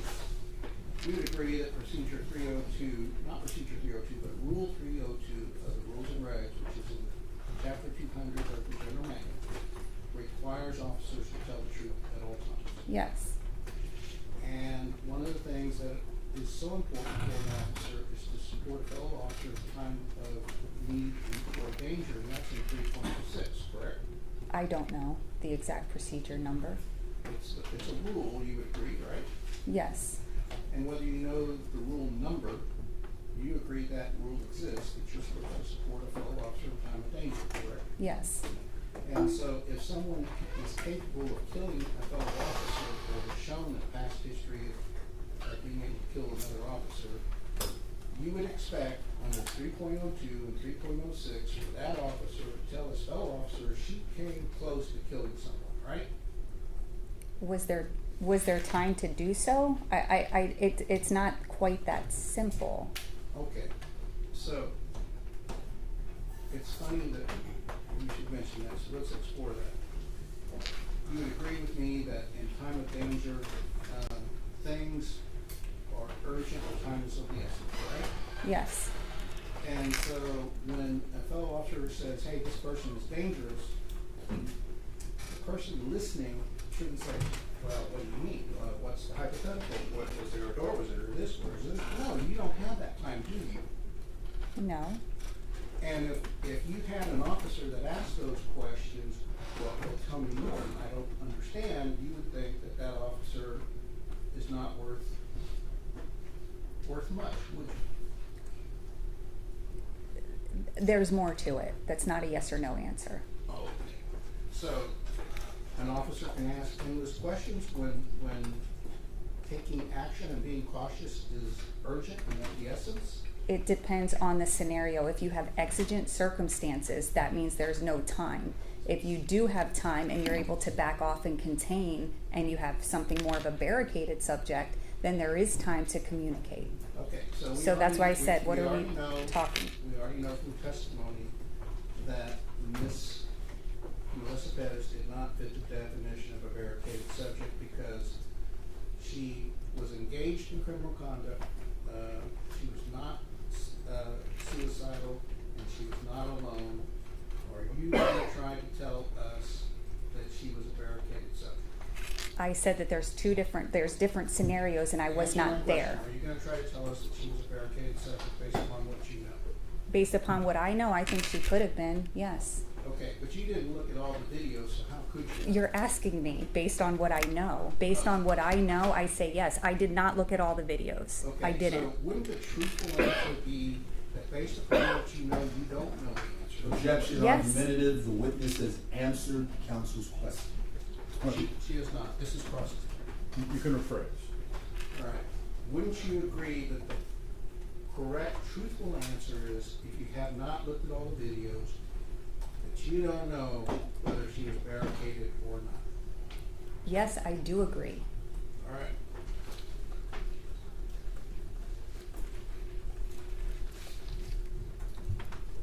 And would you agree with me that in this case, well, maybe you don't know if you didn't review the evidence, but would you agree with me that when E-Tone went out because Jonathan Salinas said, I have one at gunpoint, she has a hammer? That is in Sergeant Flores' statement. All right. So you agree that is properly documented, correct?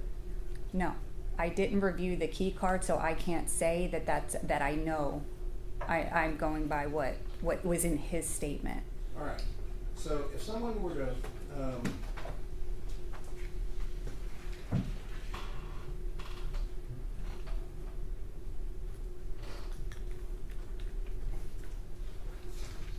I think you were asked about the mental health unit. You agreed that the mental health unit on this date and time was not on duty. You agree with that?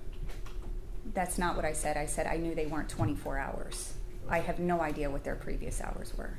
So on June 23rd is what I'm asking about, 2023.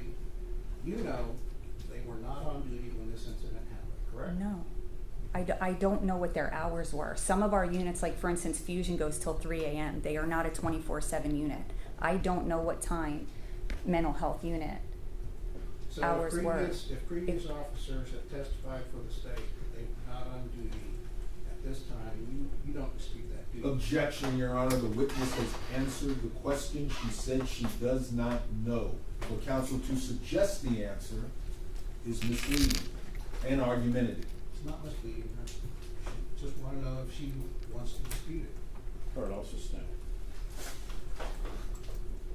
And you would agree with me that in response to a question about whether or not Sergeant Flores called CID let's break that down a little bit. CID is staffed with detectives, correct? Detective, sergeant, and I believe a lieutenant. I don't know if it's every day. I know a lieutenant. And you would agree with me that a patrol sergeant has the ability to make a call whether to arrest someone or not, correct? He does. And so there's no need, either in the law or in SAPD policy, for a patrol sergeant to get approval from CID to make an arrest, correct? I don't believe so. All right.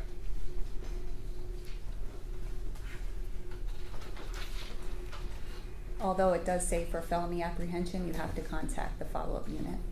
All right, but that's only after an arrest is made, right? Yes, So you have to make an arrest first before you contact the follow-up unit, right? I believe so. All right. Now,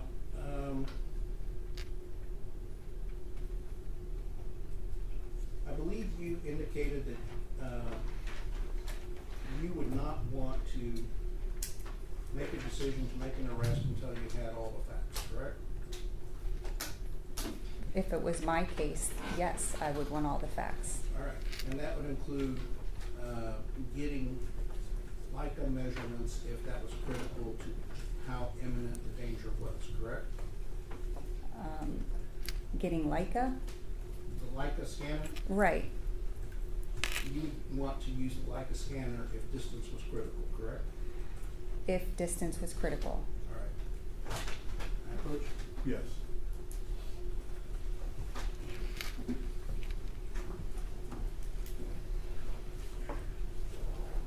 If I were to run a distance of approximately 13 feet in less than a second and a half and swing my body and force and strike a window about 3 to 5 feet from your head and you didn't see me coming, would you agree that your life could potentially be in danger? I didn't see you coming, Yes. so then when did I see you? Your life could be in danger, right? If I were to swing. Yes, but you said I didn't see you coming. Right. So I'm just not sure when I would see you to know that my life was in danger. I'm asking you to assume that objectively the gods in the sky know that I swung this hammer and was striking the window, and the moment that I struck the window, the back of your head was 3 to 5 feet away from the hammer. You would believe your life was in danger, right? The back of my head is facing the window. I Yes. can't believe my life's in danger if my head is facing the If window. you were I don't know what the gods think, All right. honestly.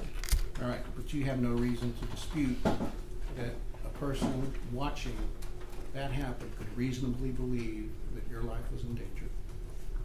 Yes. All right. And if I struck the window previously, if I swung at the window above a horizontal frame about 3 to 4 inches, but previously I had thrown a candle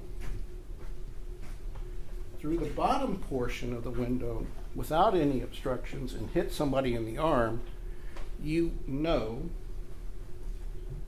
that I would have the ability to throw the hammer below the window as well, correct? Depending on where you're standing. All right. And if I threw the hammer through the open part of the window, you would agree there would be no obstruction, correct? Correct. And if I were to throw the hammer through the open part of the window at someone's head, that would be also potentially life-threatening, correct? And how far open was this window? I'm talking about the person's head being 3 to 5 feet away, correct? The person's 3 to 5 feet away from the head, from the window, and the Yes. window's open.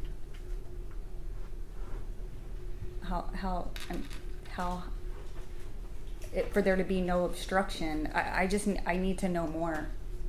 All right. So would you agree with me that in a split second Yes. And whether in that split second an officer is correct or incorrect doesn't matter so long as the decision is reasonable, correct? Say in good faith. You would agree that all it has to be is to be reasonable, to be lawful, correct? If the officer uses deadly force to defend someone and makes a decision in a split second, his decision has to be reasonable, doesn't have to be correct. In that scenario that you gave, yes. All right, so if he makes a decision, whether he's right or wrong, if he acted reasonably, it's justified under the law, correct? If he's right or wrong. As long as he's reasonable, it's lawful. correct? Objection, Your Honor. Counsel is invading the province of the jury. They are the ultimate finders of fact. She has not been qualified as an expert in the counsel is asking a question. It's in the statute. It invades the province of the jury, Your Honor. All right, you could rephrase your question. All right. You know that's what the law says, and that's what you're required to find out when you take a statement, is to find out whether the officer's conduct is reasonable, correct? Not when you take a statement as just with my role. All right, when you take a statement, you know that that statement is going to be used before a jury when they decide whether or not it's reasonable, correct? No, I don't. They're not all presented in front of a jury. I'm sorry? All these statements are not, that in officer-involved shootings don't go before juries. And then why are we here? I said, not in all officer-involved shootings. Most officers are not indicted. So you don't know why these officers were indicted, do you? I do know why they were indicted. All right. Now, approach the court. Yes.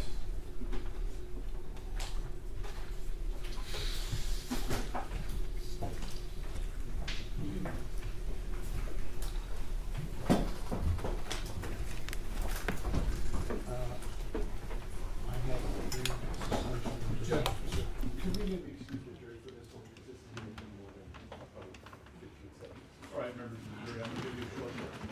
All right, to the jury?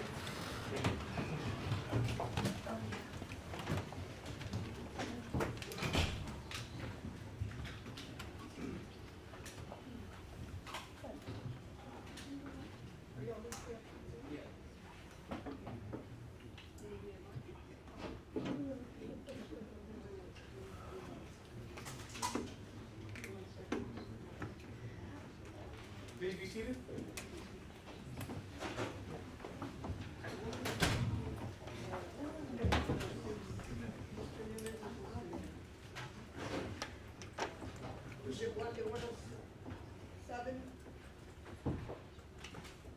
Yes.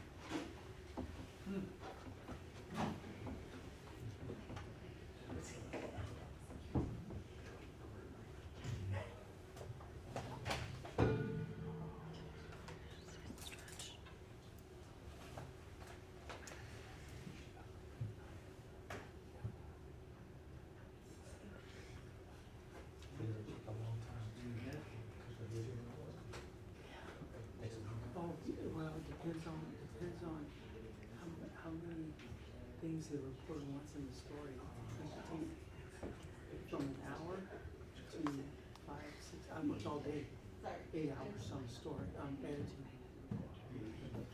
Yeah, man. I mean, if I have to find tons of file video, I have interviews I've got to put in. I've got stand-ups to work on. It takes me all day. And sometimes you add a little music to it, and it's like, so I've got to go in the library and find music. It's like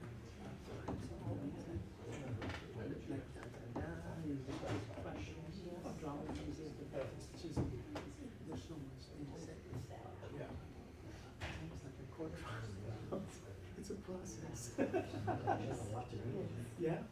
And it's like, you're not going to get in sweet. You've got all these sources you're working with, and you bring in stuff in. So it's just, I wish it was like 15 minutes. It was over. That sounds like a long, tedious process. Yeah. I guess how do you know what to put in there? For instance, when I look at the news, I want to know certain things. Yeah. All the other stuff is like, I don't need to know all the other stuff. I want to know Yeah. ABC. So, what's your method that you use to say that this is what people will review our channel and they'll come over this versus another channel? How do you determine what It's just, to me, it's instinct that I have for years, and I go for the most aggressive, compelling video something that's going to catch your eye.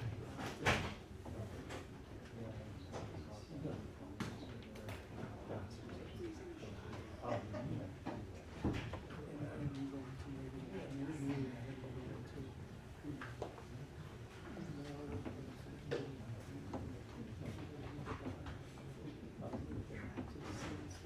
so it's just, when I look at a script of what the reporter says, I basically, in my mind, I'm thinking, put that there. Our video, the same,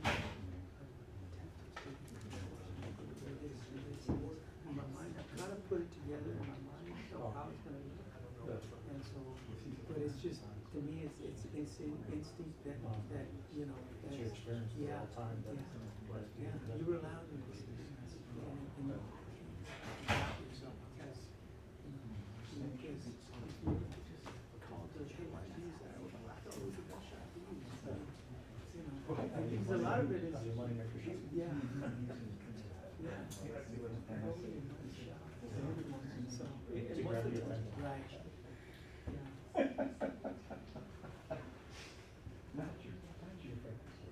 How long do you all hold your footage? Technically 1 year. There's some guys being held because I know the case is going to come up. It's a big case. So people will be on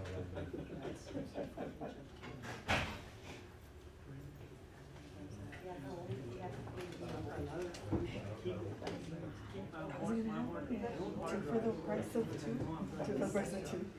Because yeah. Technically, it's just a regular. Oh, it doesn't have to be.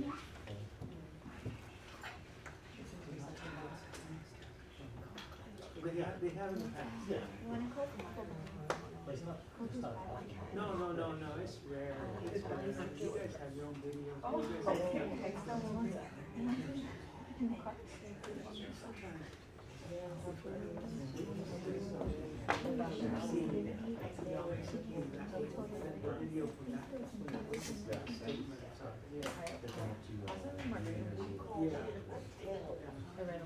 Most of the time, the detectives have talked to you already.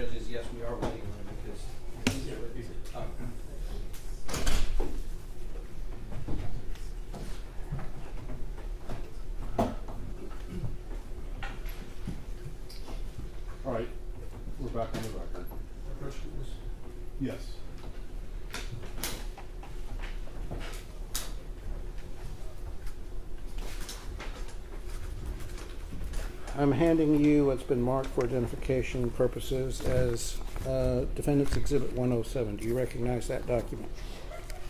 Yes. I'm sorry, we moved my microphone and I need it back. I'm sorry, I thought y'all were gonna be at the bench. Okay, I still need that. Thank you, sir. Go ahead. What is document 107? An agreed suspension. And you agreed to it, correct? Yes, I did.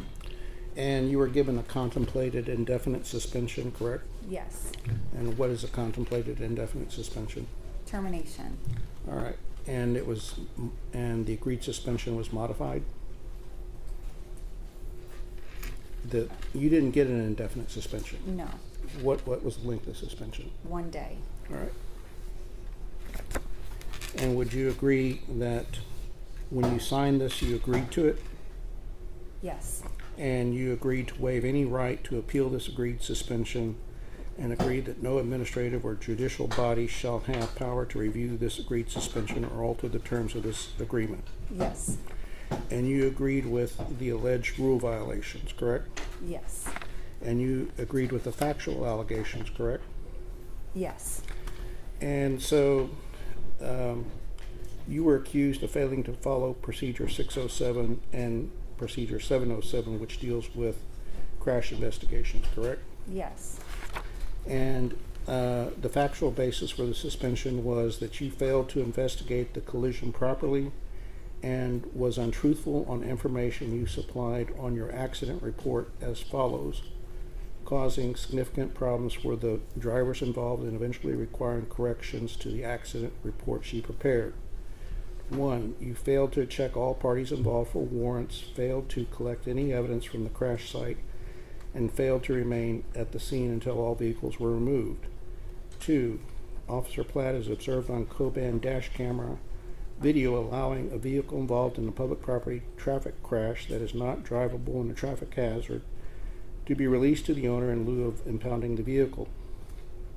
Officer Platt is overheard telling the owner of the wrecked vehicle she has to tow the truck if she remains on scene, but then tells him he can remove the truck as he pleases if she is not present, improperly abdicating herself of any responsibility for having the vehicle properly towed, correct? Yes, that's what it says. And that was true, correct? Yes. Judge, we want to offer Defendant's 107 because the credibility of the witness is inherent into presentation of defense. And what this document says is that she has been untruthful and has failed to do what's required by policy and has failed to properly investigate reports. And she was put into issue her belief that she's not required to do a complete investigation by the answers to her questions that was moved on to investigate the totality of the circumstances that was so we think this is relevant to show that her answers were incomplete, inaccurate, and untruthful.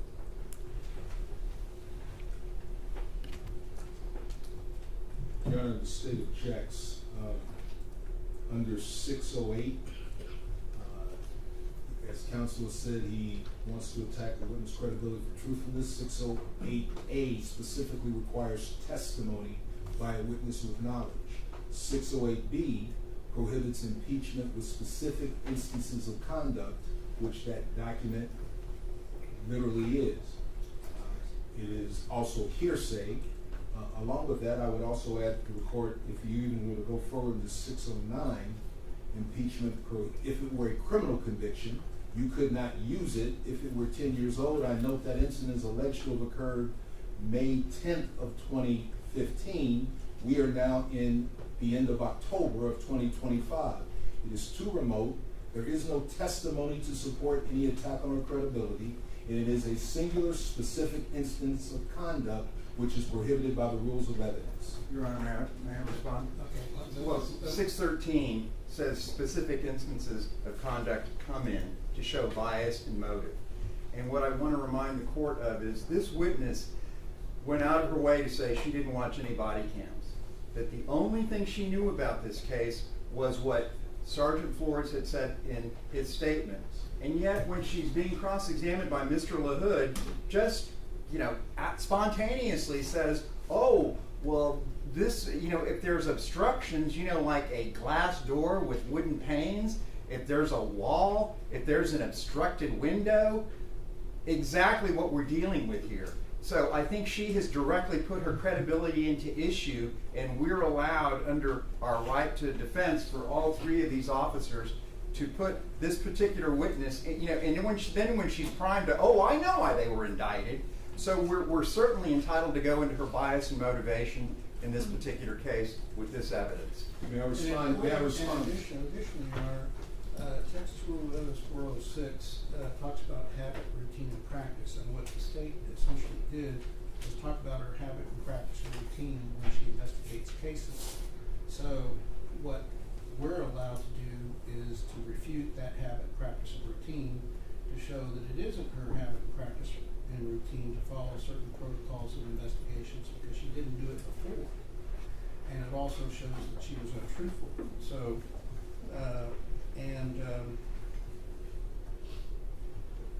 it's also permitted under B2 because it's for the purposes of proving absence of mistake or lack of accident.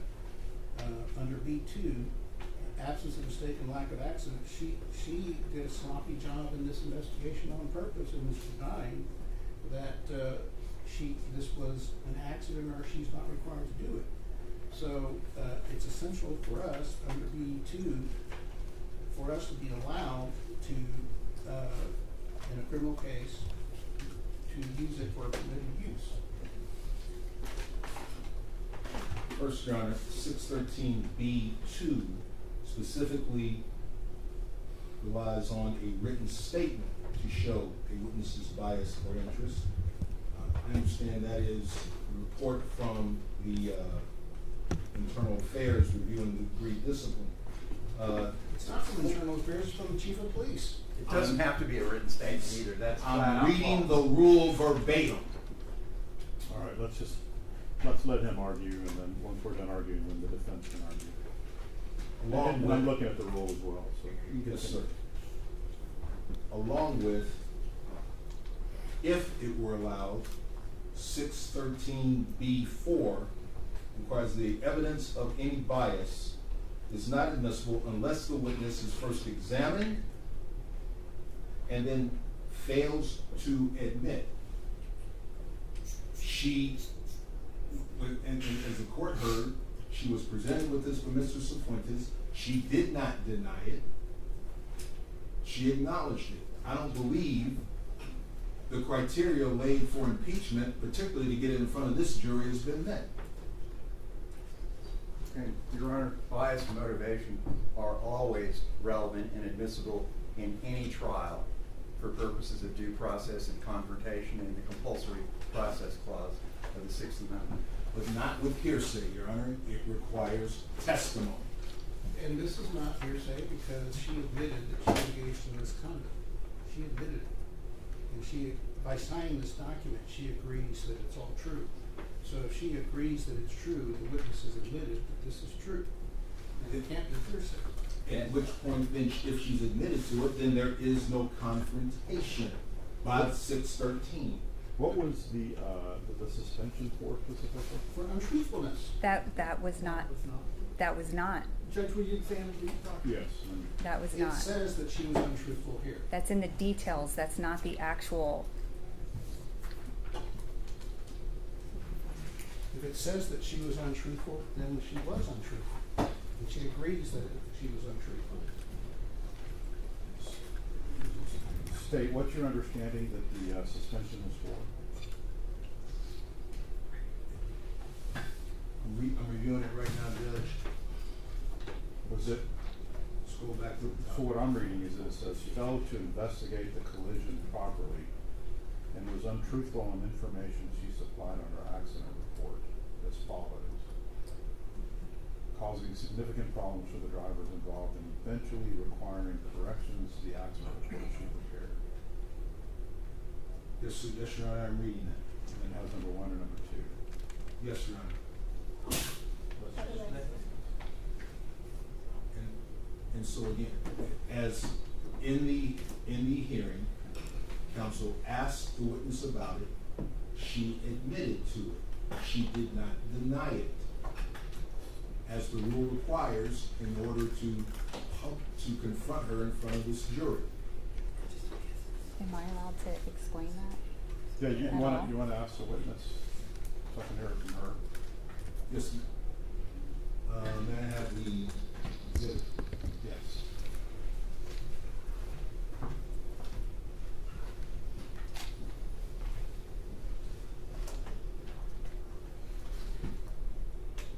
Detective Platt. The incident that's referred to under Defense 107, what is it called up front? It's called an agreed suspension. And so an incident occurred, you were charged with violating department policy, correct? Yes. And you all agree, did you admit to it when confronted by your superiors? Say again? Did you admit to it, the allegations, when confronted by your superiors? For the agreed suspension. Now there were a few allegations. I don't remember all of them, but I know untruthfulness was one of them, and the reason why it was not that which made it a contemplated indefinite. The untruthfulness was not founded, and it was dropped to a 1 day. And so the board had agreed that the others, which was I think just these two, the part that you're reading was the factual basis for the instant disciplinary suspension as written by the IA sergeant. It says the violation of the policy were from, because you have to have the specific policy listed, and so the violations that were listed that I violated were impounding vehicles from the crash scene and crash investigation, responding to crashes. That's what ended up resulting in the 1 day suspension, was those two allegations. The other allegations were not founded, and that was not part of the 1 day suspension. So Your Honor, and with that, I simply quote again, it's titled agreed, which, just to my common understanding of the word agreed, does not mean she denied, abated, and or lied. I say again, it's not permitted even under the fullest reading of 613. It's not permitted by 608, along with to impeach with, again, a specific instance of conduct. If this were a criminal conviction, it is too remote to be allowed to go before this jury. It should not be allowed to come into this trial. Your Honor, And Your Honor, add one thing here, if I can. Evidence that a person has been untruthful, if she was, evidence of that is not admissible in court. The only thing admissible would be if they called a witness who was going to testify about her character for untruthfulness, or had an opinion about her untruthfulness. They can't come in and testify that, when she was 14, she lied to her mother about whether she brushed her teeth. And this rule says you've got to have somebody come forward and say, I have an opinion as to whether she's a truthful person or not. And then the specific instances of conduct can go into express what their reasons were. But this is clearly inadmissible. So I guess the issue here is, I guess the argument from the defense, just to make sure I understand, the suspension would have to reflect bias or interest related to this particular case. Is that right? Your Honor, my assertion is, if I may make the argument. Yes. She states in the agreement, Officer Platt waives any rights to appeal this agreed suspension, agrees no administrative or judicial body shall have the power to review this agreed suspension or alter the terms of this agreement. And she testified that she admitted that it's true that she failed to investigate the collision and was untruthful on information she supplied in her accident report. So it's germane to her functions and duties as a police officer in completing reports. What's at issue is whether or not she fully and accurately and fully investigated this case and included all the details of the totality of the circumstances, and what she is doing is blaming someone else. That's not my job. Like Chico and the Man, I don't know if you remember that, but it's, not my job. And you can't do that if you're a police officer, if you have a duty to fully investigate the case. And so this shows that when she says it's not my job, that she's being untruthful and failing to do her duties to do a complete, fair investigation. And that's why it's relevant. And I just want to, and this is the last thing I'll say, Your Honor, is to protect the record from our perspective. Mr. Williams was talking about, well, if she was 14 and lied to her parents, we're not trying to go into that. We're trying to go into, was there a finding of her being untruthful as a police officer? With regard to their arguments under the rules of evidence, the court well knows under the Code of Criminal Procedure, the highest law in the land is our constitutional rights. Cases like Davis v. Alaska have shown, no, a person's constitutional right to confrontation overcomes a simple rule of evidence that says maybe you can't go in and impeach that juvenile. It's the same thing, Your Honor, with the line of cases. We provided all United States Supreme Court cases, our right to defense. They all talk about when it comes to overcoming things like the rules of evidence, the defendants, these three gentlemen, their right to confrontation, their right to put this witness in perspective, they are on trial for their lives, overcomes, and like I said, I would still say bias and motivation are always relevant. That's black letter law. It's relevant in every case. And the bias and motivation doesn't have to be for this particular case. It's the bias and motivation of a party. She has clearly aligned herself with the San Antonio Police Department, who rushed to indict these men without a full investigation.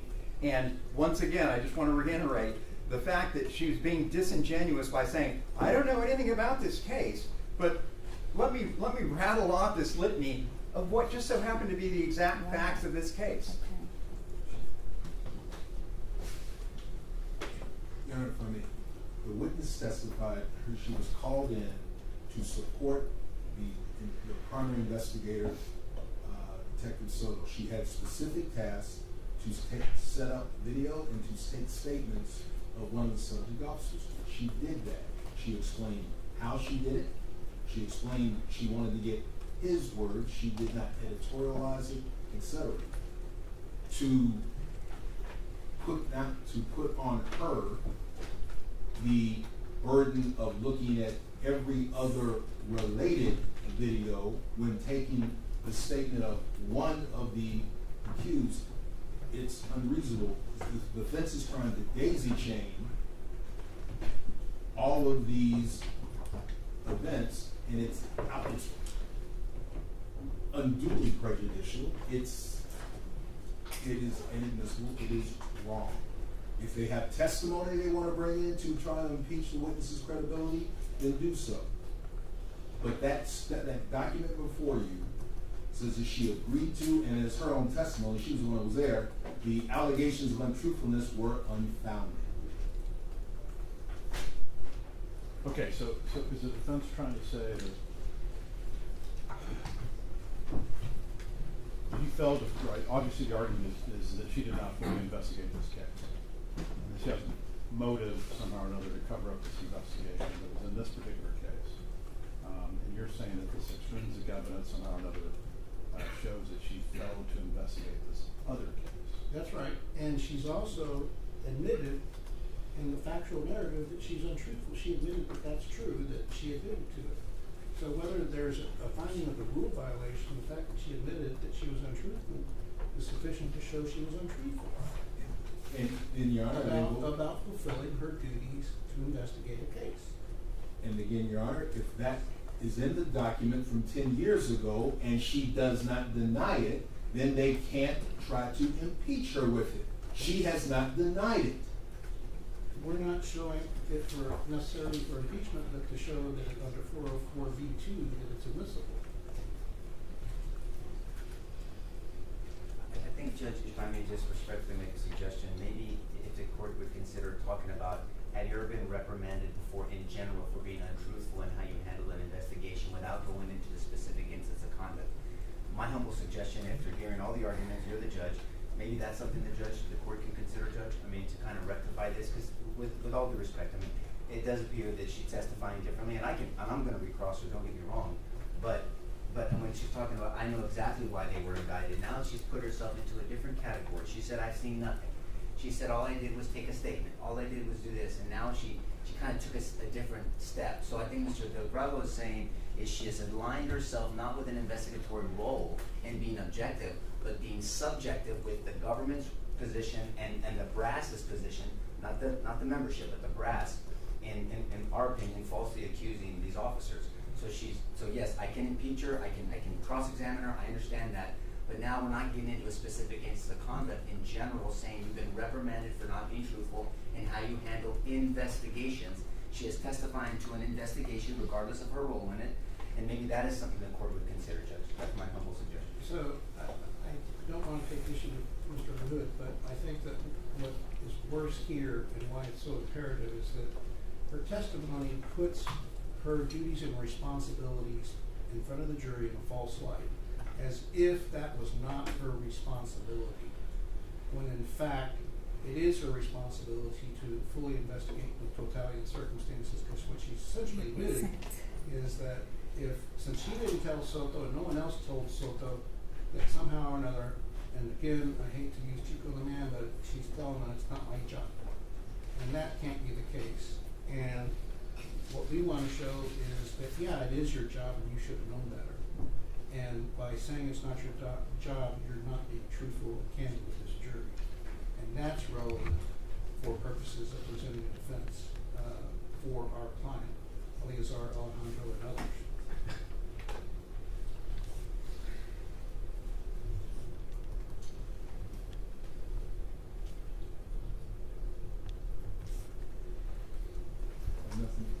I have nothing else to ask Judge, but nothing else to add. Just, I don't believe she has admitted to it. I will simply say that. Impeachment follows if she denies it, but she has not done it. All right. Well, I'm not saying we're trying to impeach her per se, Judge. Veracity is always at issue, Judge, with the witness. We all know that. Both sides know that. And so I think it's more in that vein. I understand what counsel's argument is, but we're not trying to quote-unquote impeach her specifically. It's veracity. She's put herself in a false light, and we should be entitled to correct that false light. And I think that she essentially has opened the door by suggesting that she's never done anything wrong or incomplete in an investigation. If someone, she's essentially put her character at issue by saying it's not her job and she did a complete investigation.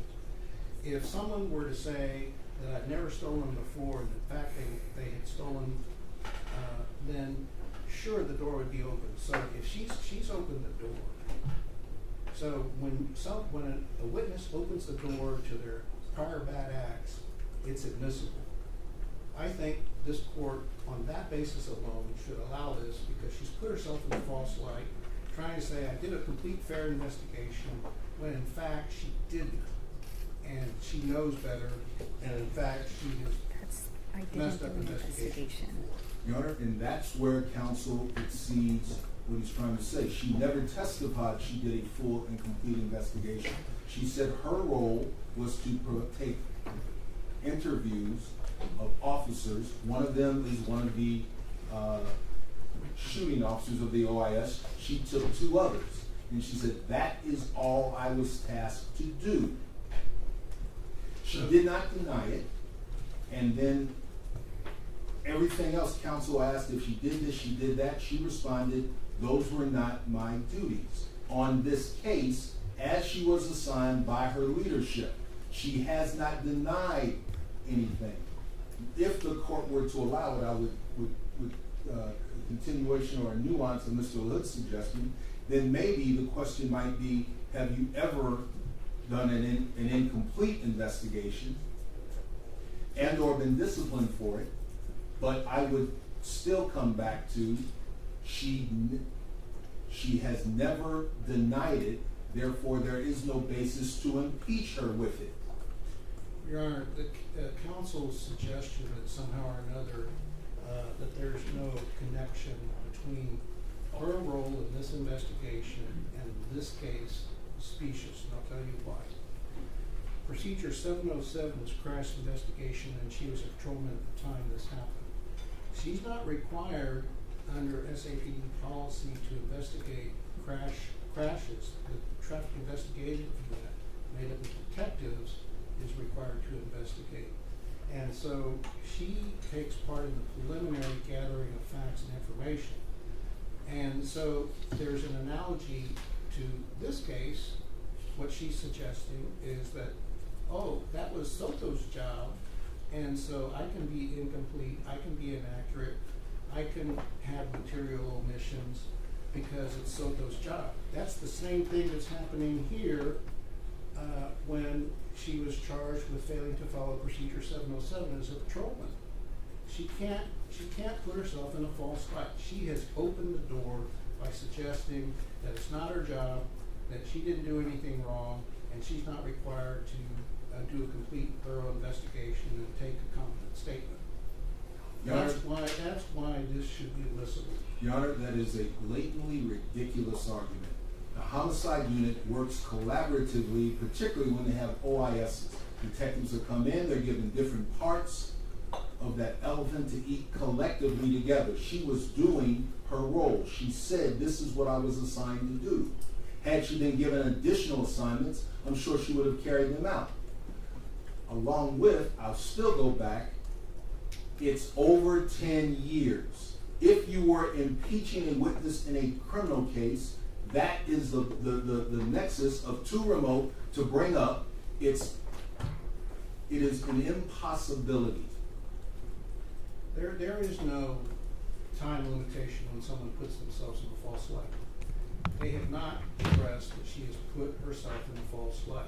She has opened the door by saying it wasn't her job, that she doesn't have to do a complete investigation. She's not required to look at the video. She doesn't need to do the totality of the circumstances. She has put herself in a false light. Because she's put herself in a false light, we're entitled to correct that. She can't put herself in a false light and then have the defense being unable to attack her credibility for putting herself in a false light. All right. Yeah, just one final, Judge. Yes. She has testified that her duties were to take statements. I believe it was Officer Neary, Defendant Flores, and there was one other person. And she set up interviews. My point is, she did those assigned tasks completely. They are not impeaching her because she did her assigned duties incompletely. They want to expand it when she was not the filing detective. She did not seek the warrant. She did not sign the warrant. She did not do anything other than the task she was assigned. And that she did completely and fully. All right, so I've reviewed the law. If I conduct a 403, the prejudicial value is low. I think the probative value is low. I like the idea of splitting it. I'll let the defense ask her questions about it and only admit the document if it looks like defense. You can't do it without. You can't impeach her without the document. Her role was minor. So again, I'll let you ask questions about it, but at this particular point, I won't allow the admission of the document. Anything else? Just for clarity, because I want to make sure none of us violate your instruction, Judge. Yeah. So you're saying we can ask her about the suspension for untruthfulness and how she conducted an investigation and not enter the document and leave it at that? Yes. Your Honor, again, if I understand that suspension, it was not for untruthfulness. And you'll have the ability to redirect. Anything else?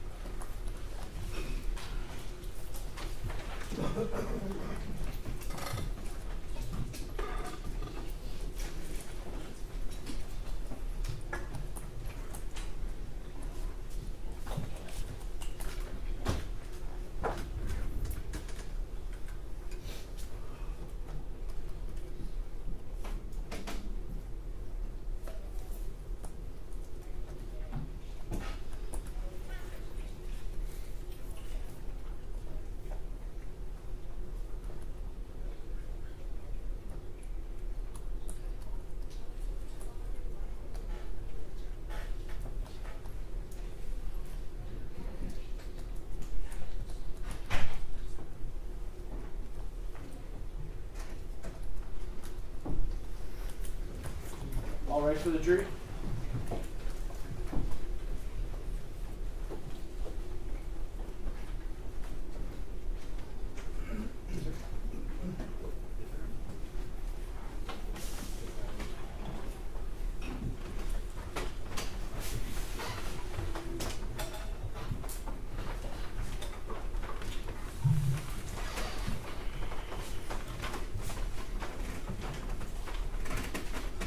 You may be seated. All right, welcome back over to the jury. Defense? Detective Platt, you would agree that previously you were suspended by the San Antonio Police Department for violating certain procedures, Yes, many years ago. and you were suspended for failing to follow procedure 607, which includes impounding a vehicle, correct? Yes, And you were suspended for improperly failing to investigate a crash investigation as required by procedure 707.04. yes, And when you were suspended, the department found that you were untruthful on information you supplied in the accident report, correct? that was written in the IA sergeant's summary. In your suspension document, it states that, correct? Yes, it does. So, the chief of police determined, based upon factual allegation, that you failed to investigate the collision properly and were untruthful on information you supplied, correct? Yes, and I can explain that case if you want me to Thank you get so into much. that. Now, you would agree with me that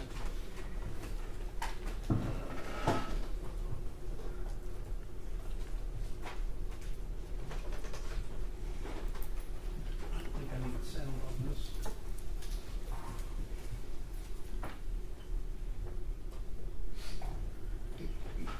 You indicated that you've never seen any other body cameras of other officers, correct? I didn't view them myself. Okay, so would you agree you never reviewed Officer Rommel's body worn camera? No, I don't believe I did.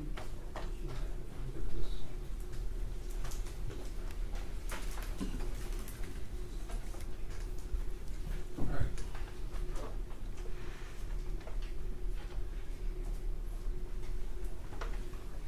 I'm going to represent to you that what we're going to see here is Melissa Perez throwing a candle through this open window. Would you agree with me that this window that we see, that I'm outlining with my cursor, is open? It appears to be open. It appears to be open, okay. Let me change the speed setting on this.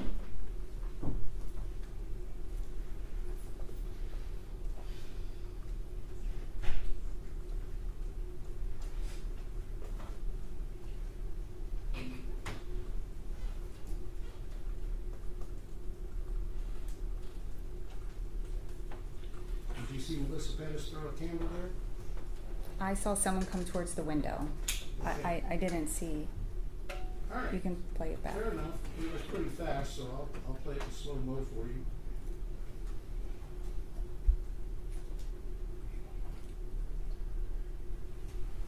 See if we can see it in half speed.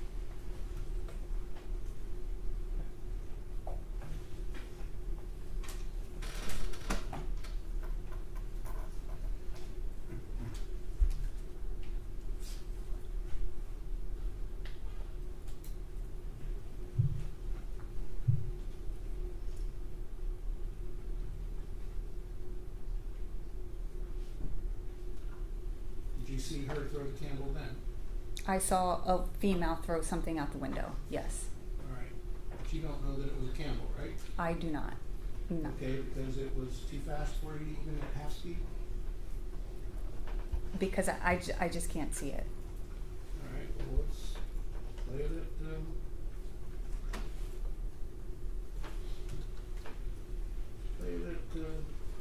quarter speed.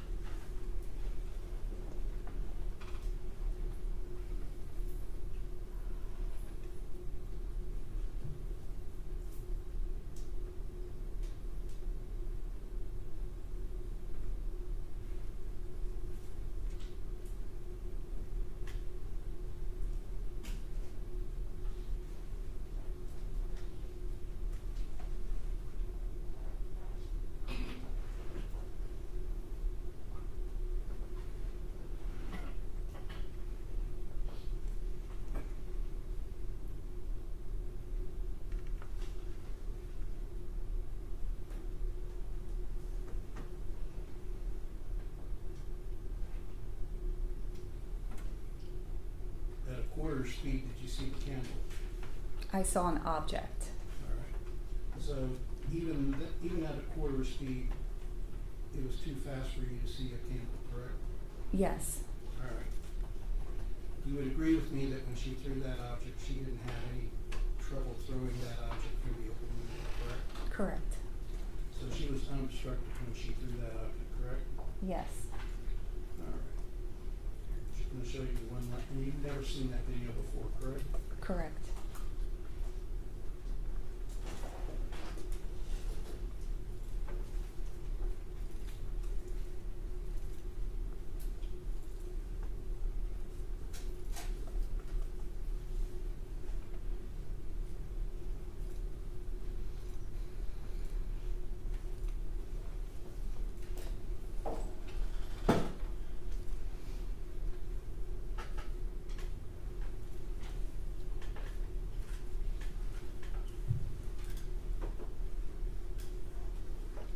This is Officer Salinas' video, and all right, we're at 1:40:38.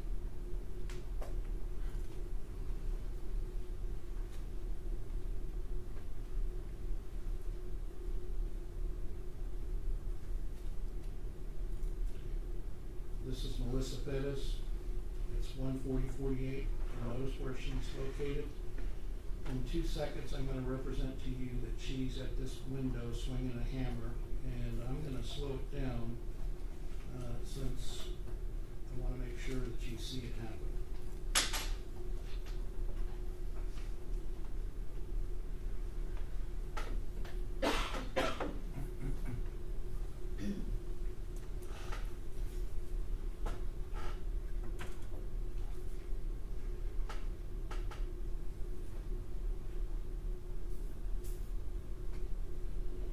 Would you agree with me that she was able to swing that hammer out the window without any impediment or obstructions? Did she knock the screen out? Was she able to extend the hammer out the window? Yes. And she had no difficulty extending the hammer out the window, correct? Correct. And you understand that Officer Salinas had pulled the screen and his head was inside the apartment at the time that she swung the hammer at him, correct? If we could just watch it again so I can see it. All right.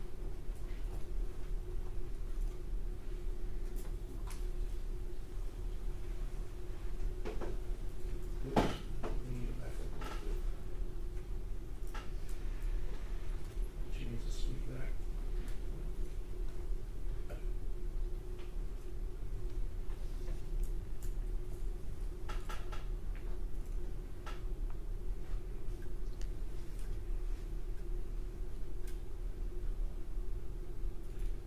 You see at 1:40:49 that he's lifted the screen. Yes. And I'm going to represent to you that in the next second we see that his head is inside that opening.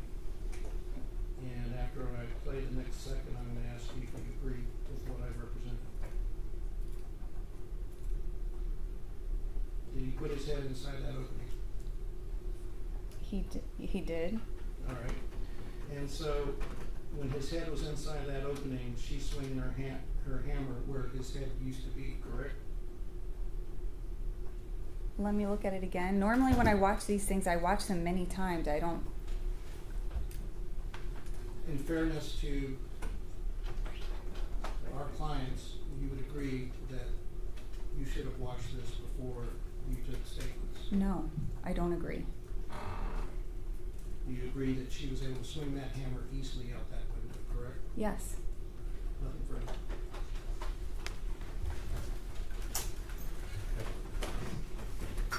Judge, even though I'm back here, I'm going to stay seated, if that's okay? Yes. If you'll take. Yep, thank you. Thank you. Detective, good afternoon. My name's Tom Nisbet, and myself and Christian Newman, we represent Sergeant Flores, okay? I'm going to ask you some questions, sort of same parameters, but I'm going to move to a different topic. Fair? Okay, yes. Okay. You're trained as an SAPD officer in trainings you've taken, like with Mr. Majeka, on stress response in an officer-involved shooting, correct? Yes. All right. And it's actually called a stress survival reaction that an officer or a person undergoes when they're in that fight or flight response, right? Yes. Okay. It triggers, as you're trained, their sympathetic nervous system, and it has all these physiological effects on their body, right? Yes. Okay. It affects their physiology, meaning their body, but it also affects their psychology, meaning their mind, correct? Yes. All right. And you're trained that in a half a second, their heart can go from 70, 75 beats per minute all the way up to 220 beats per minute in a half a second. I don't know. You don't recall that from the no, training? I don't recall that. Okay. Do you recall learning that on average the heartbeat does reach about 175 beats per minute within those incidents? I feel comfortable to say it increases quickly. Okay. I mean, I honestly. That's fair. I'm good with that.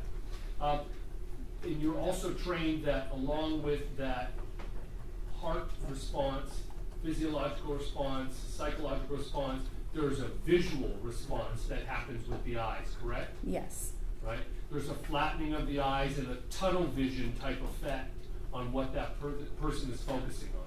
Yes. So in Alfred's statement, which you took, when he says he remembers seeing a hammer, it seemed larger than usual, that's consistent with the physiological effects that happen inside the human body during one of these critical stress responses. Yes. Also, the auditory system is affected, correct? Our ability to hear. Yes. Sometimes, or I should say, the training teaches you that sometimes people hear nothing at all, correct? Correct. Sometimes one or two occasional sounds. Correct. Sometimes a lot of noise, but maybe even an unrelated noise. Yes. Okay. When you were taking Alfred's statement, were you aware that he wears hearing aids? I don't recall that, no. Okay. That's not something that you remember learning during the interview process? I don't remember learning that, no. Okay. And then finally, going back to the psychological, that stress response can have a profound effect on someone's neural system, can't it? Yes. Okay. And so, I know you haven't watched the video, but I'm going to give you an example of something that the members of the jury may have seen in the video and ask you, is that consistent with the neural response, okay? Okay. All right. So in the training, the neural response is actually nicknamed in here brain fart mode. Have you heard this phrase before? Yes. Okay. Not It's really. not a scientific term, but everybody, we know, the members of the jury, we know what brain fart mode is, right? Right. And so if the members of the jury are watching Alfred after this critical stress response is triggered, walking around and he's just kind of clicking this radio, but he doesn't seem to be accomplishing anything for like 60 seconds after, that could be an example of being in brain fart mode, couldn't it? Yes. Okay. So, as a part of this training on the physiological response in the body, it also has a component of interviewing the person after they have been in this critical stress response, correct? Yes. All right. And the best practices state that that person should get 48 hours, 2 full sleep cycles before they give their statement. That's what the training says, correct? That I don't know. I know that wasn't what we did at the time. That's Right. Thank you So very much. that's I don't know. I'm not asking you what you did at the time. I'll represent to you what was done at the time is not consistent with the best practices because we know that he gave his statement to you around 8:35 a.m. that day. Yes, I could agree That's with what that. the timestamp on. Right, right. Yeah, I don't know what time it began, but it was sometime during that time frame. Okay, so we're going to do quick math. The shooting happens at about 2 a.m. and the statement's happening at about 8:30 a.m. That's 6.5 hours. Right. And there's no sleep cycle that's occurred in that 6.5 hours. Right. It's not 24 hours, it's not 48 hours, it's 6.5 hours. Right. Thank you. And then the federal government, for the feds, when they have officer-involved shootings, they actually have a mandated 72 hours. Did you learn that? in your Objection, training? relevance, It's extremely relevant, Judge. I can go into why. governed by state law, Your Honor. I'll sustain. You can rephrase it. In the best practices you learned during your use of force and OIS investigation training, the science of why you allow those sleep cycles before the interview was explained, correct? I don't remember those details in the training. Okay. I mean, when you go to training, you take different things out of it. I don't remember all the science part of it. To be fair, I have to explore a little more science. That's okay. If you say, hey, I don't remember that, that's fine, but I'm going to explore some more science with you, okay? Yes. All right. 30% of what happened is all an officer can recall in the first 24 hours. Do you remember learning that? No. Okay. 50% is all an officer can recall in the first 48 hours. Is that something you recall learning? No.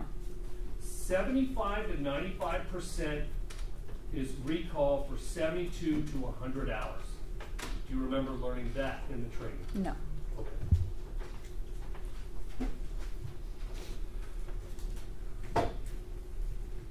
Do you, well, just to, I know you've already said it 10 times, but I'm gonna make you say it an 11th time. You weren't at the scene and you don't know what happened that night.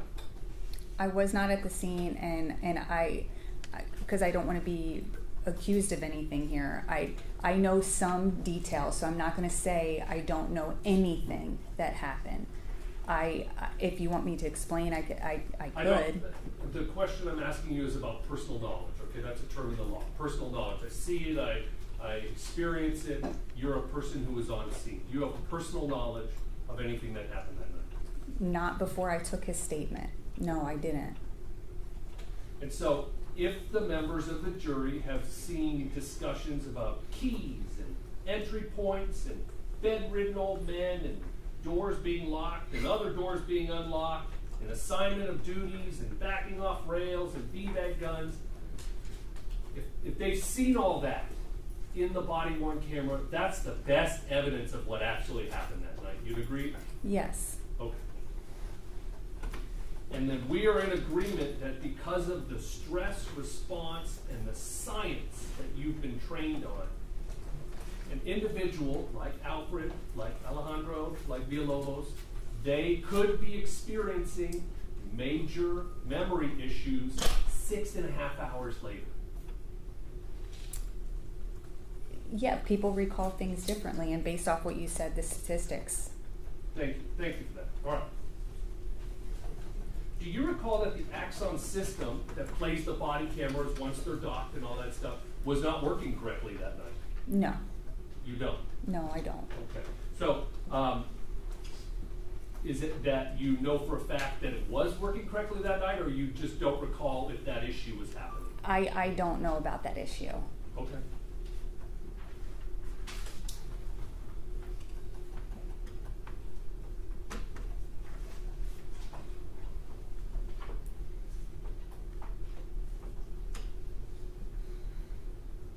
Detective, you had a quote, and you said that I like to view everything that's pertinent before I make a decision. Is that? When I'm an investigator, like the lead investigator. I agree. Yeah. I agree. It's different when you're not. It just is. I'm sorry, but that's how it is. Like you go to a potluck dinner and you look at somebody else's beans and you're like, oh, I wouldn't have done it like that, but that's the way they chose to do it, kind of thing. With beans, yeah. You with beans. All right. And when you want to view everything that's pertinent, that would be all the details, right? Measurements, photos, the details matter. Can we agree on that? Yes. All right. And if you didn't have all the information or you didn't have all the details when you made your decision, that's not the way you would investigate a case, correct? No, I wouldn't. Okay. You said cursive?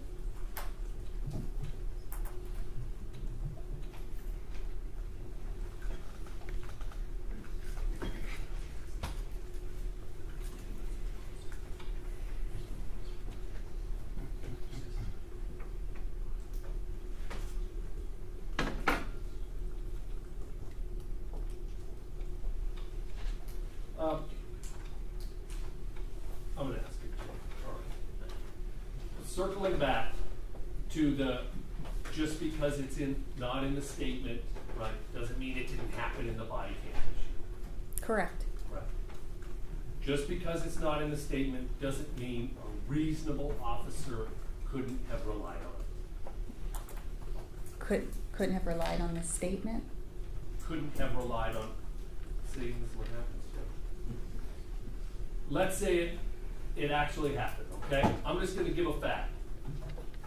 There's an old man in that bedroom over there, okay? Does that fact appear in Alfred's statement? No. Okay. If 2 or 3 different officers tell him that on the body camera, that's the best evidence for the jury to consider. Yes. All right. And a reasonable officer could rely on, in the totality of the circumstances, information told to them at the scene while they're working the scene. Yes. Thank you. Pass the witness.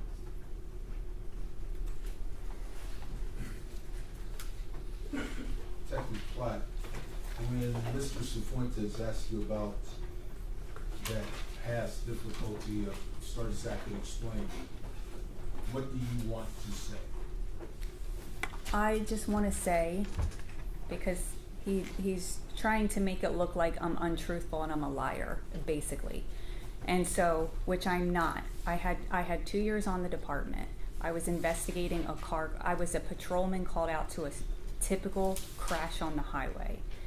A crash report is a civil matter, and really my opinion on that is police shouldn't even respond to crash reports, is because that's between the insurance, right, and the drivers. Well, on this particular day, there was back at that time, 10 years ago when this happened, we only had Coban. We did not have body cameras. The Coban did capture audio. It was a 3-car crash, and one of the allegations was me as a patrol officer, I did not contact all the 911 callers. We do not do that as patrolmen. That's the follow-up investigator's job. I don't have the time, and we don't do that. We're only talking to the drivers on scene. So like I said, it was 3 drivers involved. One of them was a hit and run, and it left. One of the people, that was 2 people stayed. The person in the green truck and the person maybe, I think it was a white car, she stayed on scene. She was in the ambulance and she was being treated for no visible injuries, a partial side swipe. So it was a partial side swipe. The truck had spun and hit the wall and was all kinds of damage, but it was still drivable. The lady told me that it was the black car that hit her. It was recorded on my Coban. Why the IA investigator did not listen to that, instead took her word, because she came into the sub 2 weeks later to say I lied on the crash report and I put the wrong vehicle at fault. It was on Coban and recorded. And so, and there the 911 caller, which I did not contact, the 911 caller said the truck was driving kind of erratically, but the black car hit the white car on the 911 call. So it blew my mind that I got in trouble for this. We would ask that defendant's exhibit 107 be admitted at this time, since they opened the door.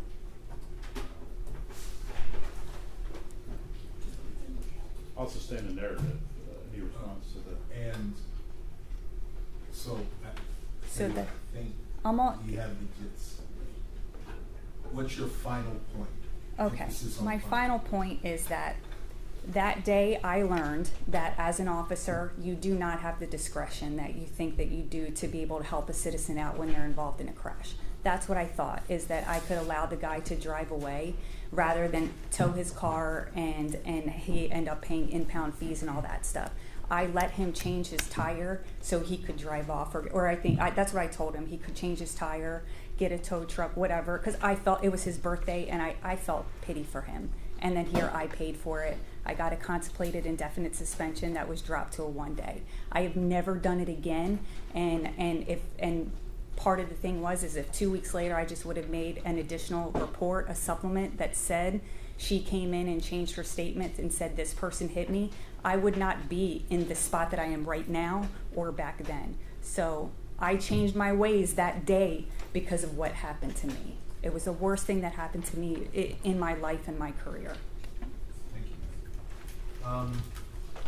When we began on direct, you said that you've worked approximately 40 to 50, been lead investigator approximately 40 to 50, lack of a better word, conventional murders, non-OIS murders, right? Yes. How many occasions have you determined probable cause and walked a warrant within 24 hours? My cases, it would have been an on-site arrest, or the warrant was not walked within 24 hours. Okay. But is that concept appropriate to you? When do you decide to go get a warrant in an investigation? What do you have to have? Probable cause. Okay. Is that the same in any homicide? Yes, to walk a warrant for anything. Okay. And if you have the evidence, is that what you expect to do? If to write a warrant? If you have the evidence to sustain probable cause. Yes, if you have the evidence for probable cause for an arrest warrant, then we call it walk the warrant. You get the warrant issued. And is that specific to violent crime? No, it's all crimes.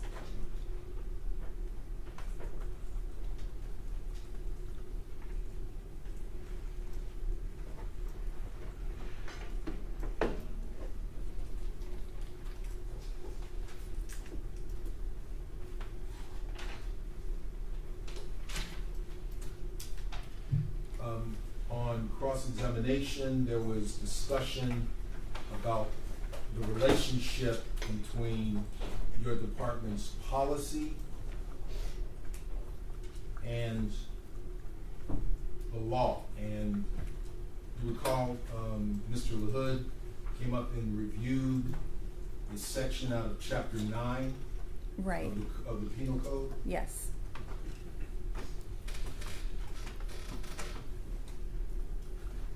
That section that he showed you, and I believe moved or asked the court to take notice, is that the only section in Chapter 9? No, it isn't. Can I approach the witness, Sean? Yes.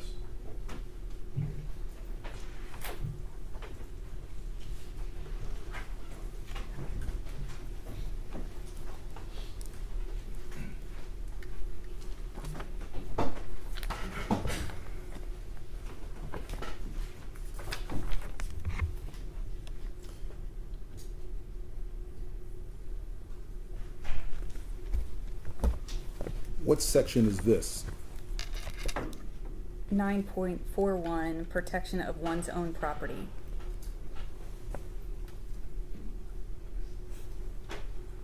Would ask the court to take judicial notice of Section 941A.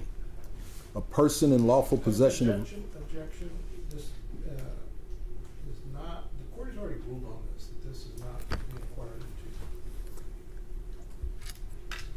The court's... Because you made a ruling, Judge, this doesn't apply to police officers. And we talked about that outside their presence. I think they heard some of it. And so counsel knows that you made a ruling on this because that's not the law. It's not applied to officers. So it's a little frustrating, Judge. I don't know if you want to do this in front of the jury or outside their presence, but he knows. Are we happy to approach now? Yeah, you got this one. Sure.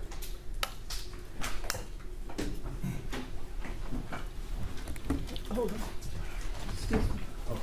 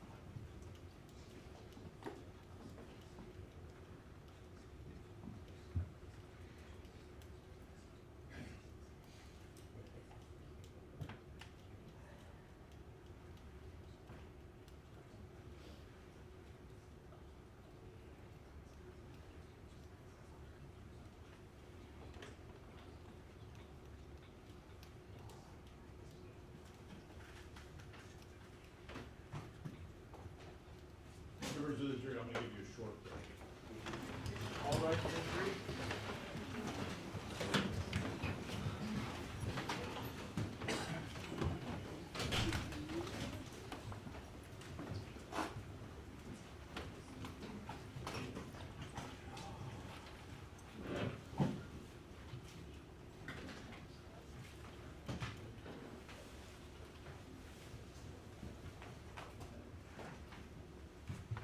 Please be seated.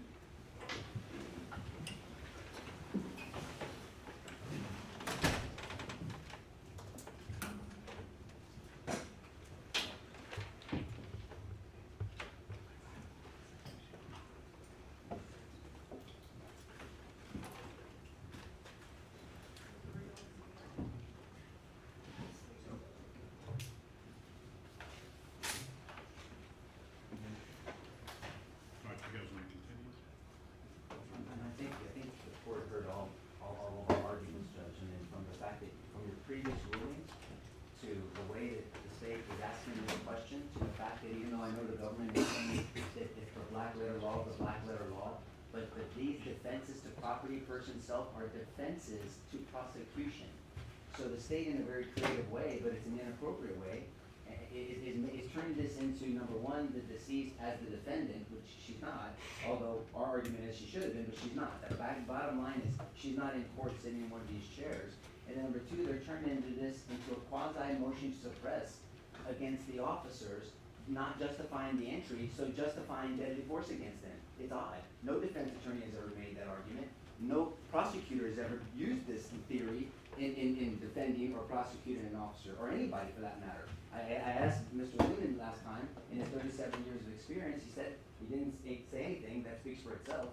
But as Jason said, there's no courtroom in Bexar County or in any county in Texas where the state is making this argument, Judge. That's why early on I said this is ludicrous. We all agree. You have problems with it, Judge, because you've never heard it with all your experience. And this jury arguably is already confused. And so we believe, humbly and respectfully, that it takes a court's actual instruction to say this law doesn't apply, to make a ruling that this was not an illegal entry. I mean, you do this with motion to suppress all the time, Judge. And so this is confusing the jury, and they're hanging up on something that is not in the law. And so that needs to be corrected before the jury, Judge. Your Honor, I join in what Mr. Wood says, at the bench, Jay Norton said, that 902 says that it's from the perspective of the accused. And I want to reiterate that despite whatever the state may claim, we have provided you the Court of Criminal Appeals case of Mays versus State, where they said that they are not going to open the door to defense of property and have free season on police officers, because that's against public policy. And that the Castle Doctrine does not apply to police officers.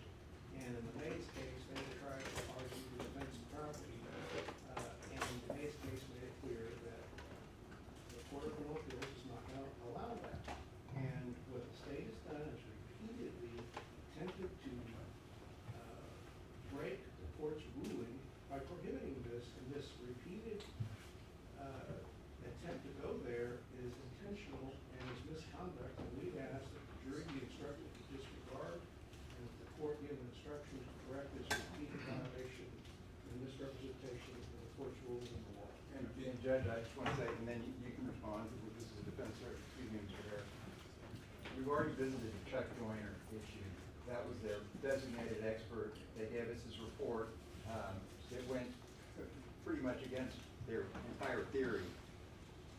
A few days ago, they gave us notice that they spoke to Mr. Joyner again. Mr. Joyner once again told them that Melissa Perez was not allowed to use force against these officers. That's what their own expert is telling them. I don't know how much more in bad faith prosecutors can operate when everybody is telling them what the law is, and yet they come up with this. And 9.31 does not have any, it doesn't address law enforcement. The unlawful arrest, the illegal arrest, that specifically addresses police officers. It would be chaos if we were to logically follow what these men have been trying to promote. And the court has already ruled they can't use the phrase illegal arrest So then they tried to go around by saying, oh, well, they were illegally on the property, and so then she could use a, and they haven't even denied the argument that if she would have beamed one of these officers in the head with a hammer, as Officer Salinas said, hey, you guys were guilty of burglary of a habitation. This is open season on law enforcement. You would have walked her on this issue. You You would have. You would have. Hold on, stay. And, Your Honor, and again, it's not my intent to go against the court's ruling, simply in advocating. I'm as passionate as Mr. Hood is in advocating his point. That was my only point. As to the other aspects, the defense wants to keep continually focus on the assault on Officer Salinas. Black letter statutory law is clear. To enter a residence, you must have consent, a warrant, or a recognized exigency. The facts, because this has all been before the jury, they know how long and the delay is. When we talk about, they bounce back and forth between policy. My intent is to show the department's policy 502, compare it to the statutory black letter law, they are verbatim. And such that when the jury has to ultimately consider the reasonableness, what the officers are trained, what's expected out of them to comply with statutory and black letter law in the same class, that is germane to assist the trier of fact in assessing their reasonableness. As they continue to say, we go to the totality of all the circumstance. And that is the only reason I intend to try to get to it. They went there with this witness on 9/3/2. I was trying to respond in kind. Understand how the court may rule. But the rest of it is relevant and germane. Your Honor, if the defense is wishing to abandon relying on section 9.31 and 9.32, which requires for them to use deadly force,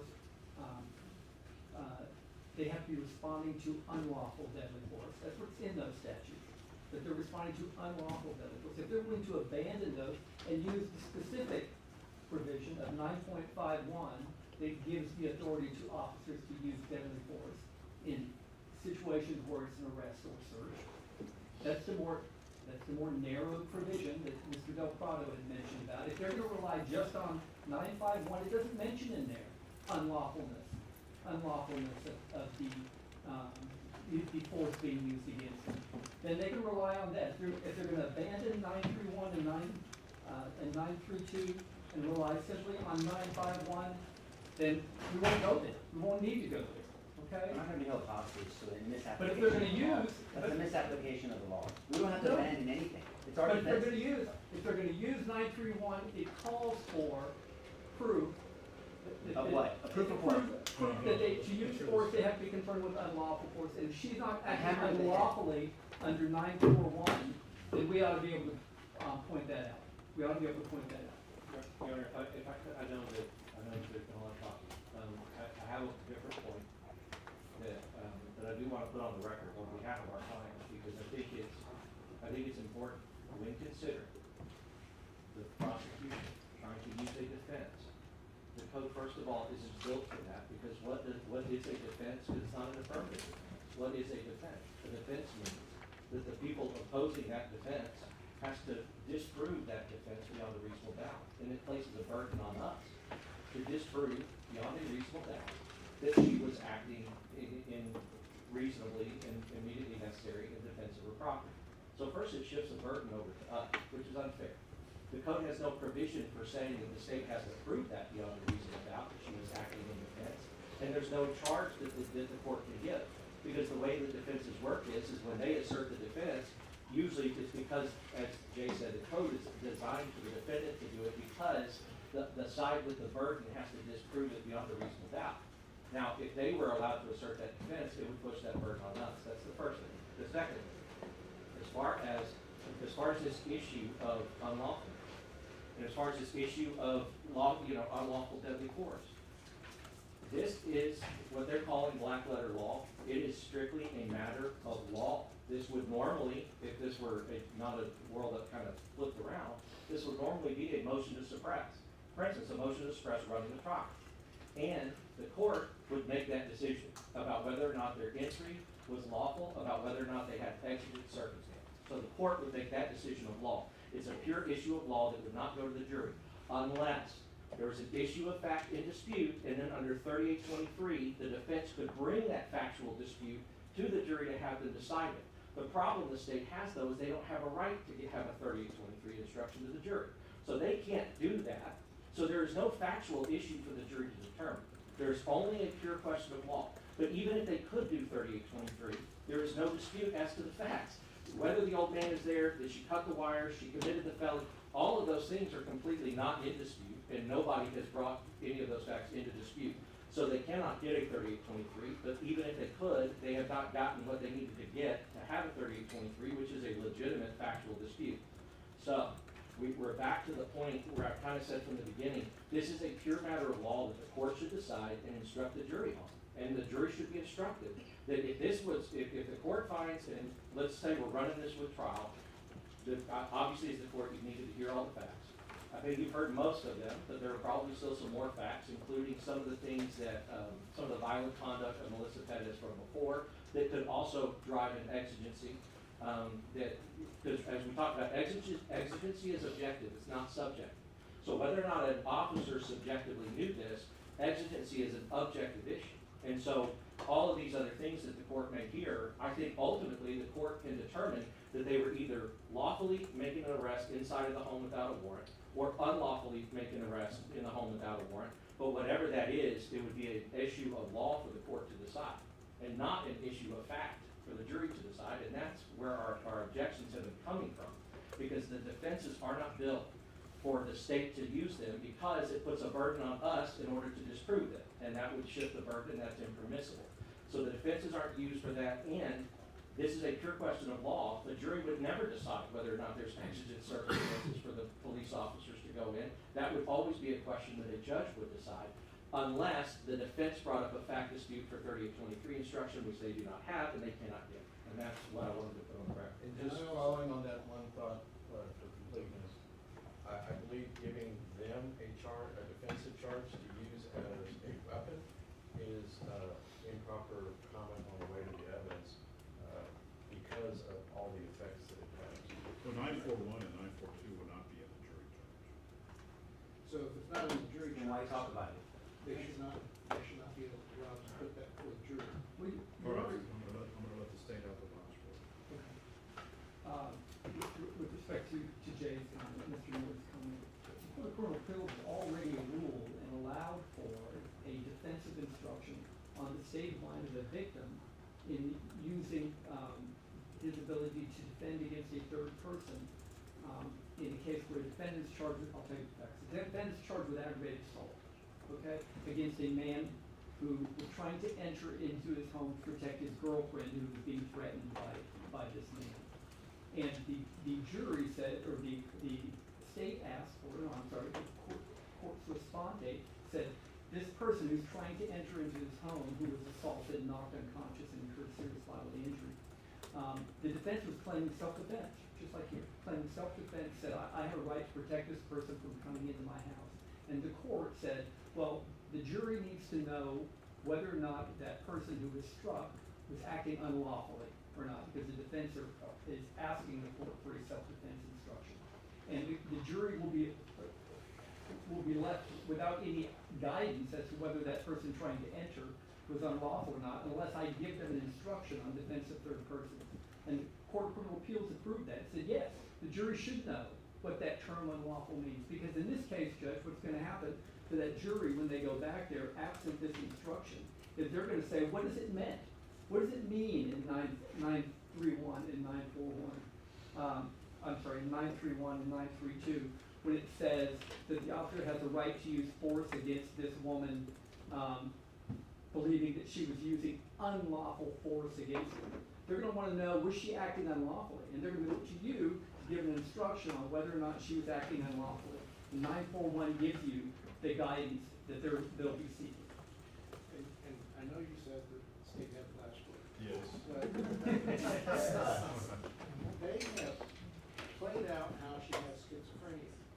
And the Mays court basically pointed out that the person who was mentally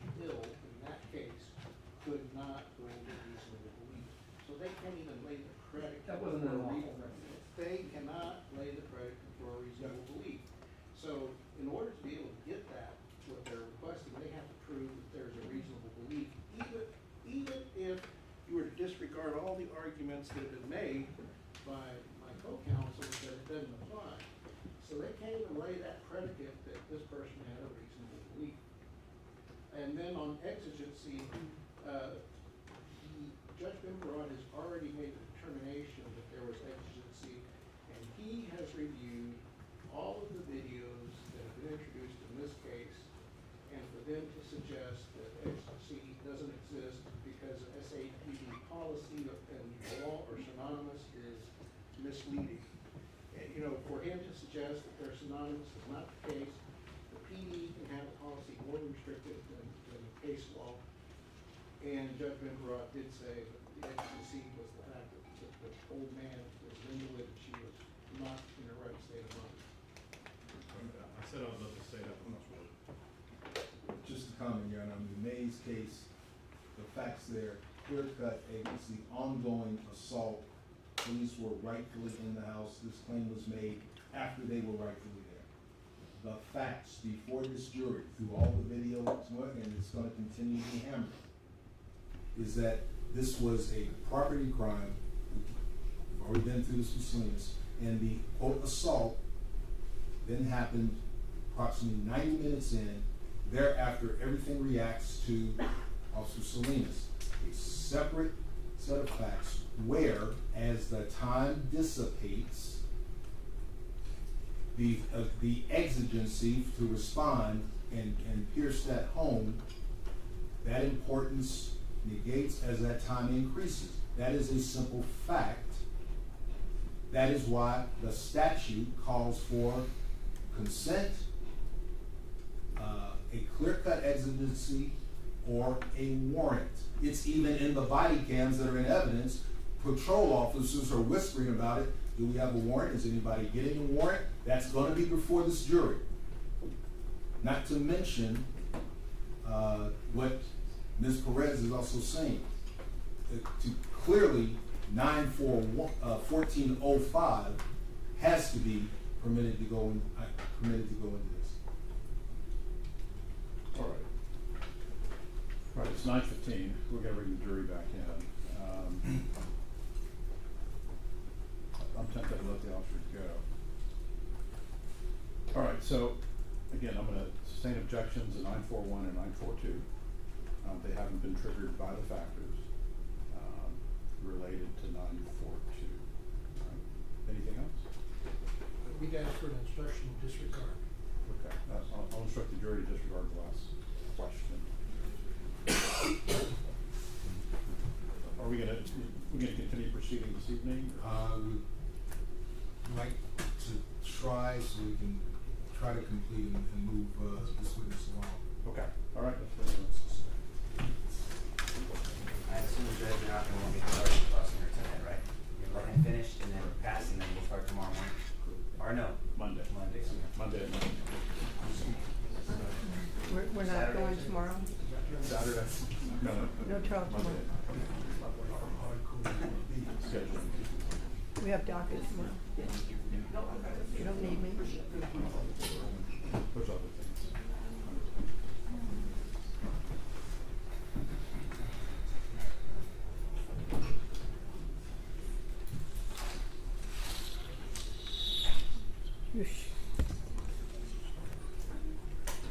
I'll get different headset, Judge.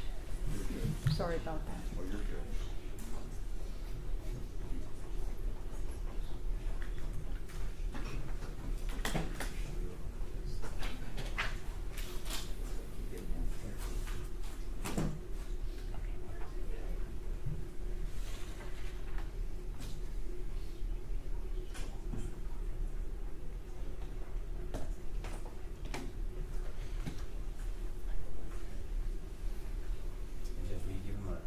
Instruction for this long weekend? Yeah. Thank you. Wouldn't want to watch me go on his TikTok and podcast. Only David watched. All right for the jury?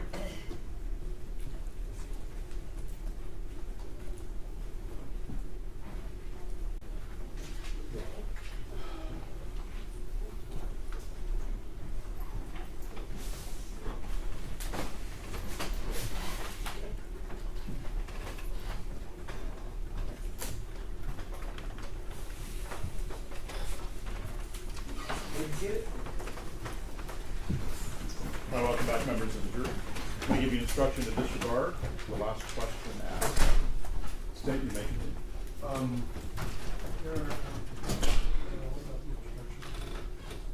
The instruction on 941. Disregard. Yes. Disregard any reference made to 941 in that question. Detective, I want to go back to when Mr. LaHood was cross-examining you and he came up with the code, and you recall when he read chapter 931, self-defense instructions?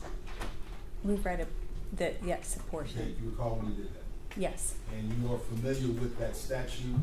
It's part of your tools in homicide investigation. Right, and I refer to it. Okay? What does the term provoking the difficulty? Provoking? There's no evidence of provoking the difficulty here. Overrule. Thank you. What does it mean? I don't know. All right. May I approach her? Yes. So you might take her on board, Doctor?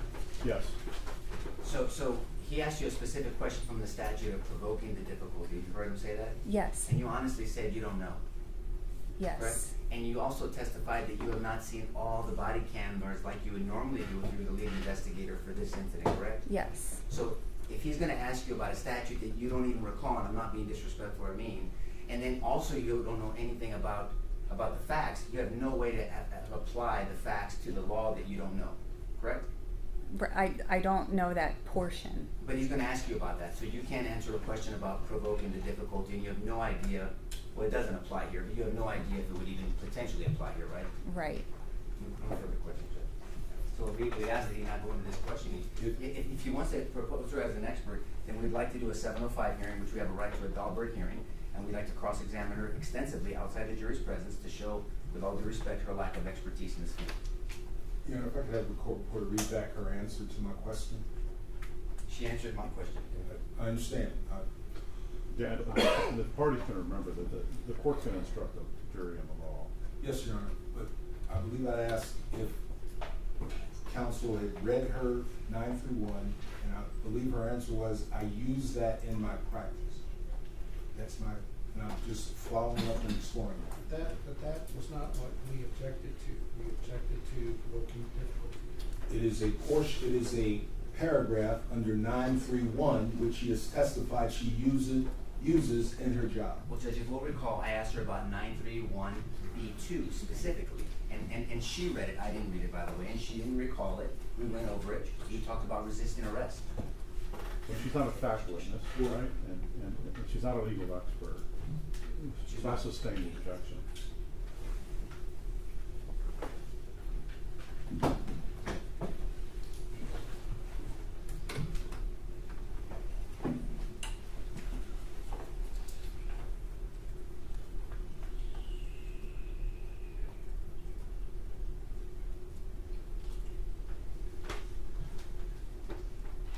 You testified on direct with Mr. LaHood that the totality of the circumstances are important when thinking about an arrest.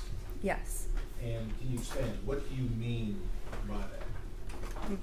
By reviewing all of the facts in the case, everything that you know. That's basically the totality.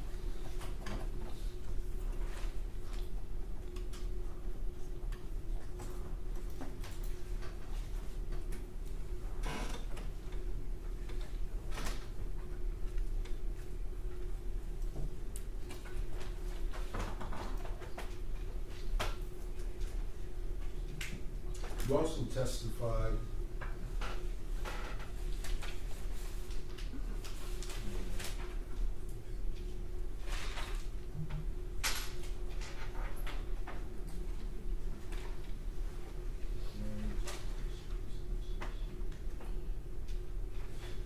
okay, and I recall a statement, I think it was when Mr. Cifuentes came on, and you said you try to put yourself in the shoes of the person you're interviewing or the parties. Do you recall that line of questioning with Mr. Cifuentes? That I said I put myself in the shoes? I would object to him misstating the question or the testimony. All right, well, what's your question? I'm simply going through my notes. I'm asking if you recall that. And Your Honor, his notes are not a paraphrase of the prior testimony. All right, let's hear the question. I apologize. If I am misstating, I am trying to explore your, do you remember that discussion? I don't remember saying that I put myself in the shoes. Okay, thank you. You said you don't, or I'm sorry. I do not. Thank you.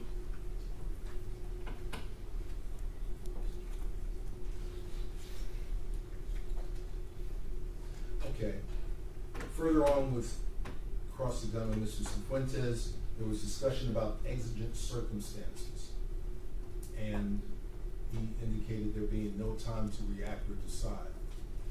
You had a comment back on that about a barricaded subject. What was your feeling to his statement? Objection, she doesn't know the facts of the case, and so she can't have feelings about whether Melissa Perez was in fact a barricaded subject. I'm asking her to follow up with what she has already told counsel on cross-examination. She's not an expert. I'm not And she asking. doesn't have the factual knowledge of all the facts. He elicited the response on his question, Your Honor. I'm redirect. I am trying to follow that up.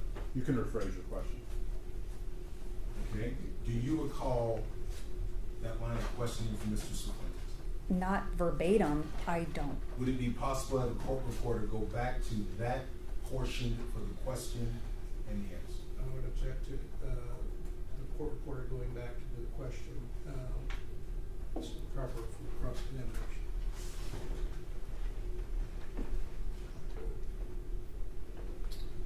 I'll let her do that. That way you can get the question out. Oh, me too. I'll do it, please.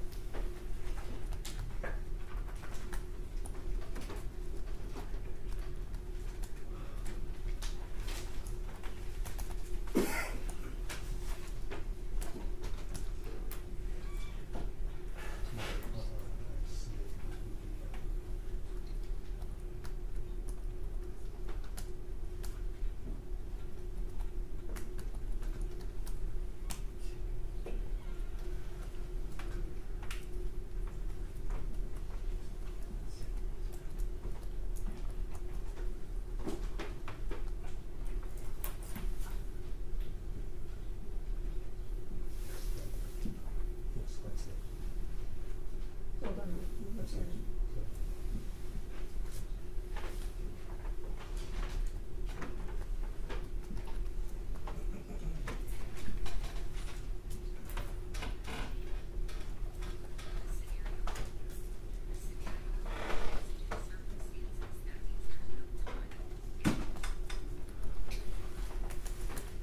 Just take me a minute, Judge. Okay.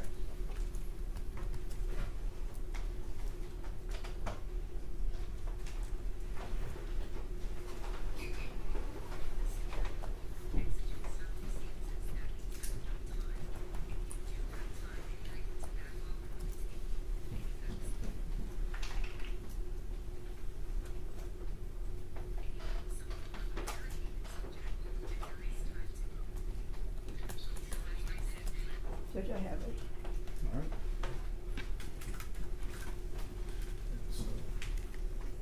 You want the answer? Well,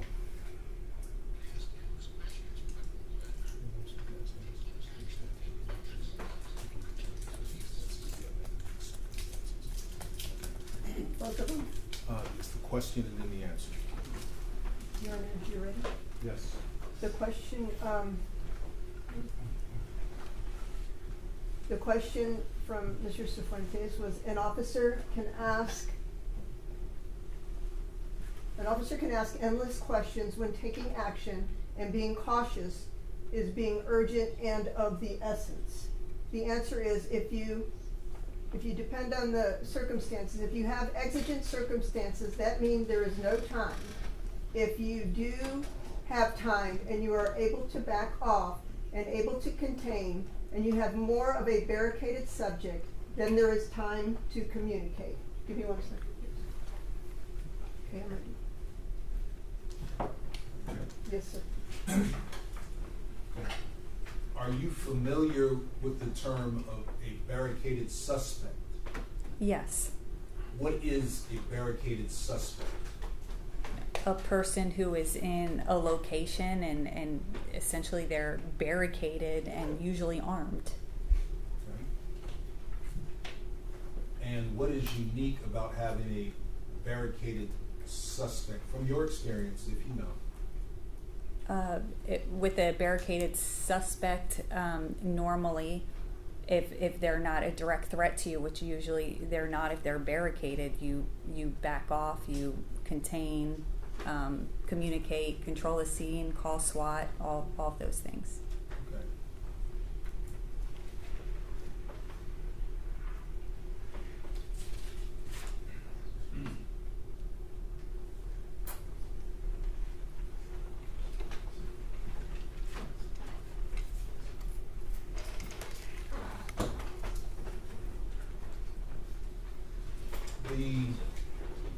Later on, Mr. Nesbitt, he talked to you about the stress responses that an officer has if he's had to use deadly force.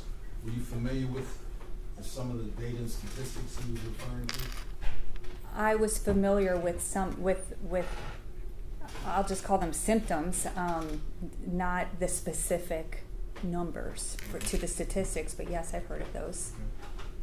And I agree with him that those would be something that an officer who's used force would respond to. My question is, in your experience, you've investigated homicides, are those unique just to police officers? No. So people you've had to talk to or interview in relation to your investigations, do you see some of those same reactions when you talk to them? Yes. Do you still talk to them, or do you give them 24, 72, 48 hours? We interview them right away.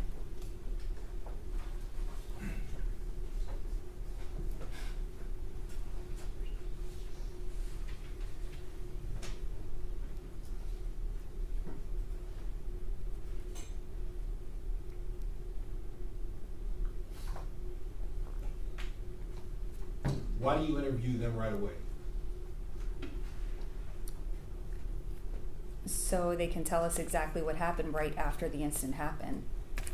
They can tell us whatever details they recall immediately. Is it important to get that information as soon as you can? Yes.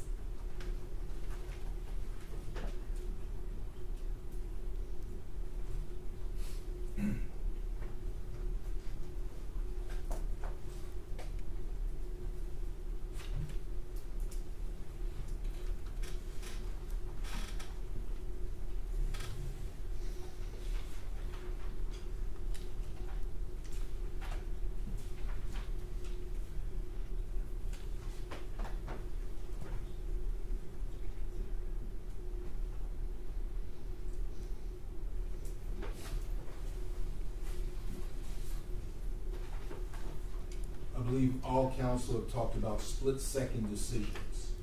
You recall those lines of questioning that an officer has to react? Yes. If a pattern of behavior is repeated multiple times, would you call that a split-second decision? Objection, I think it's compound when you really think about it. I can refer. Okay. If you know in advance how someone's going to react, would you call that a split-second decision? No.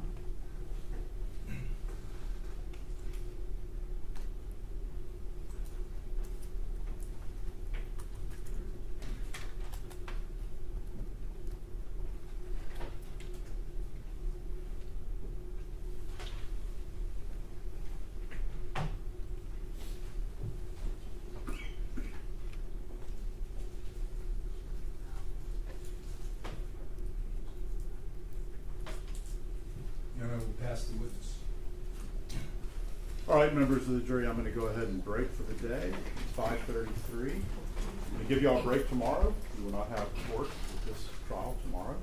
Come back Monday, no later than 9 o'clock. We expect to go through the entire day. You're welcome. All right, Judge.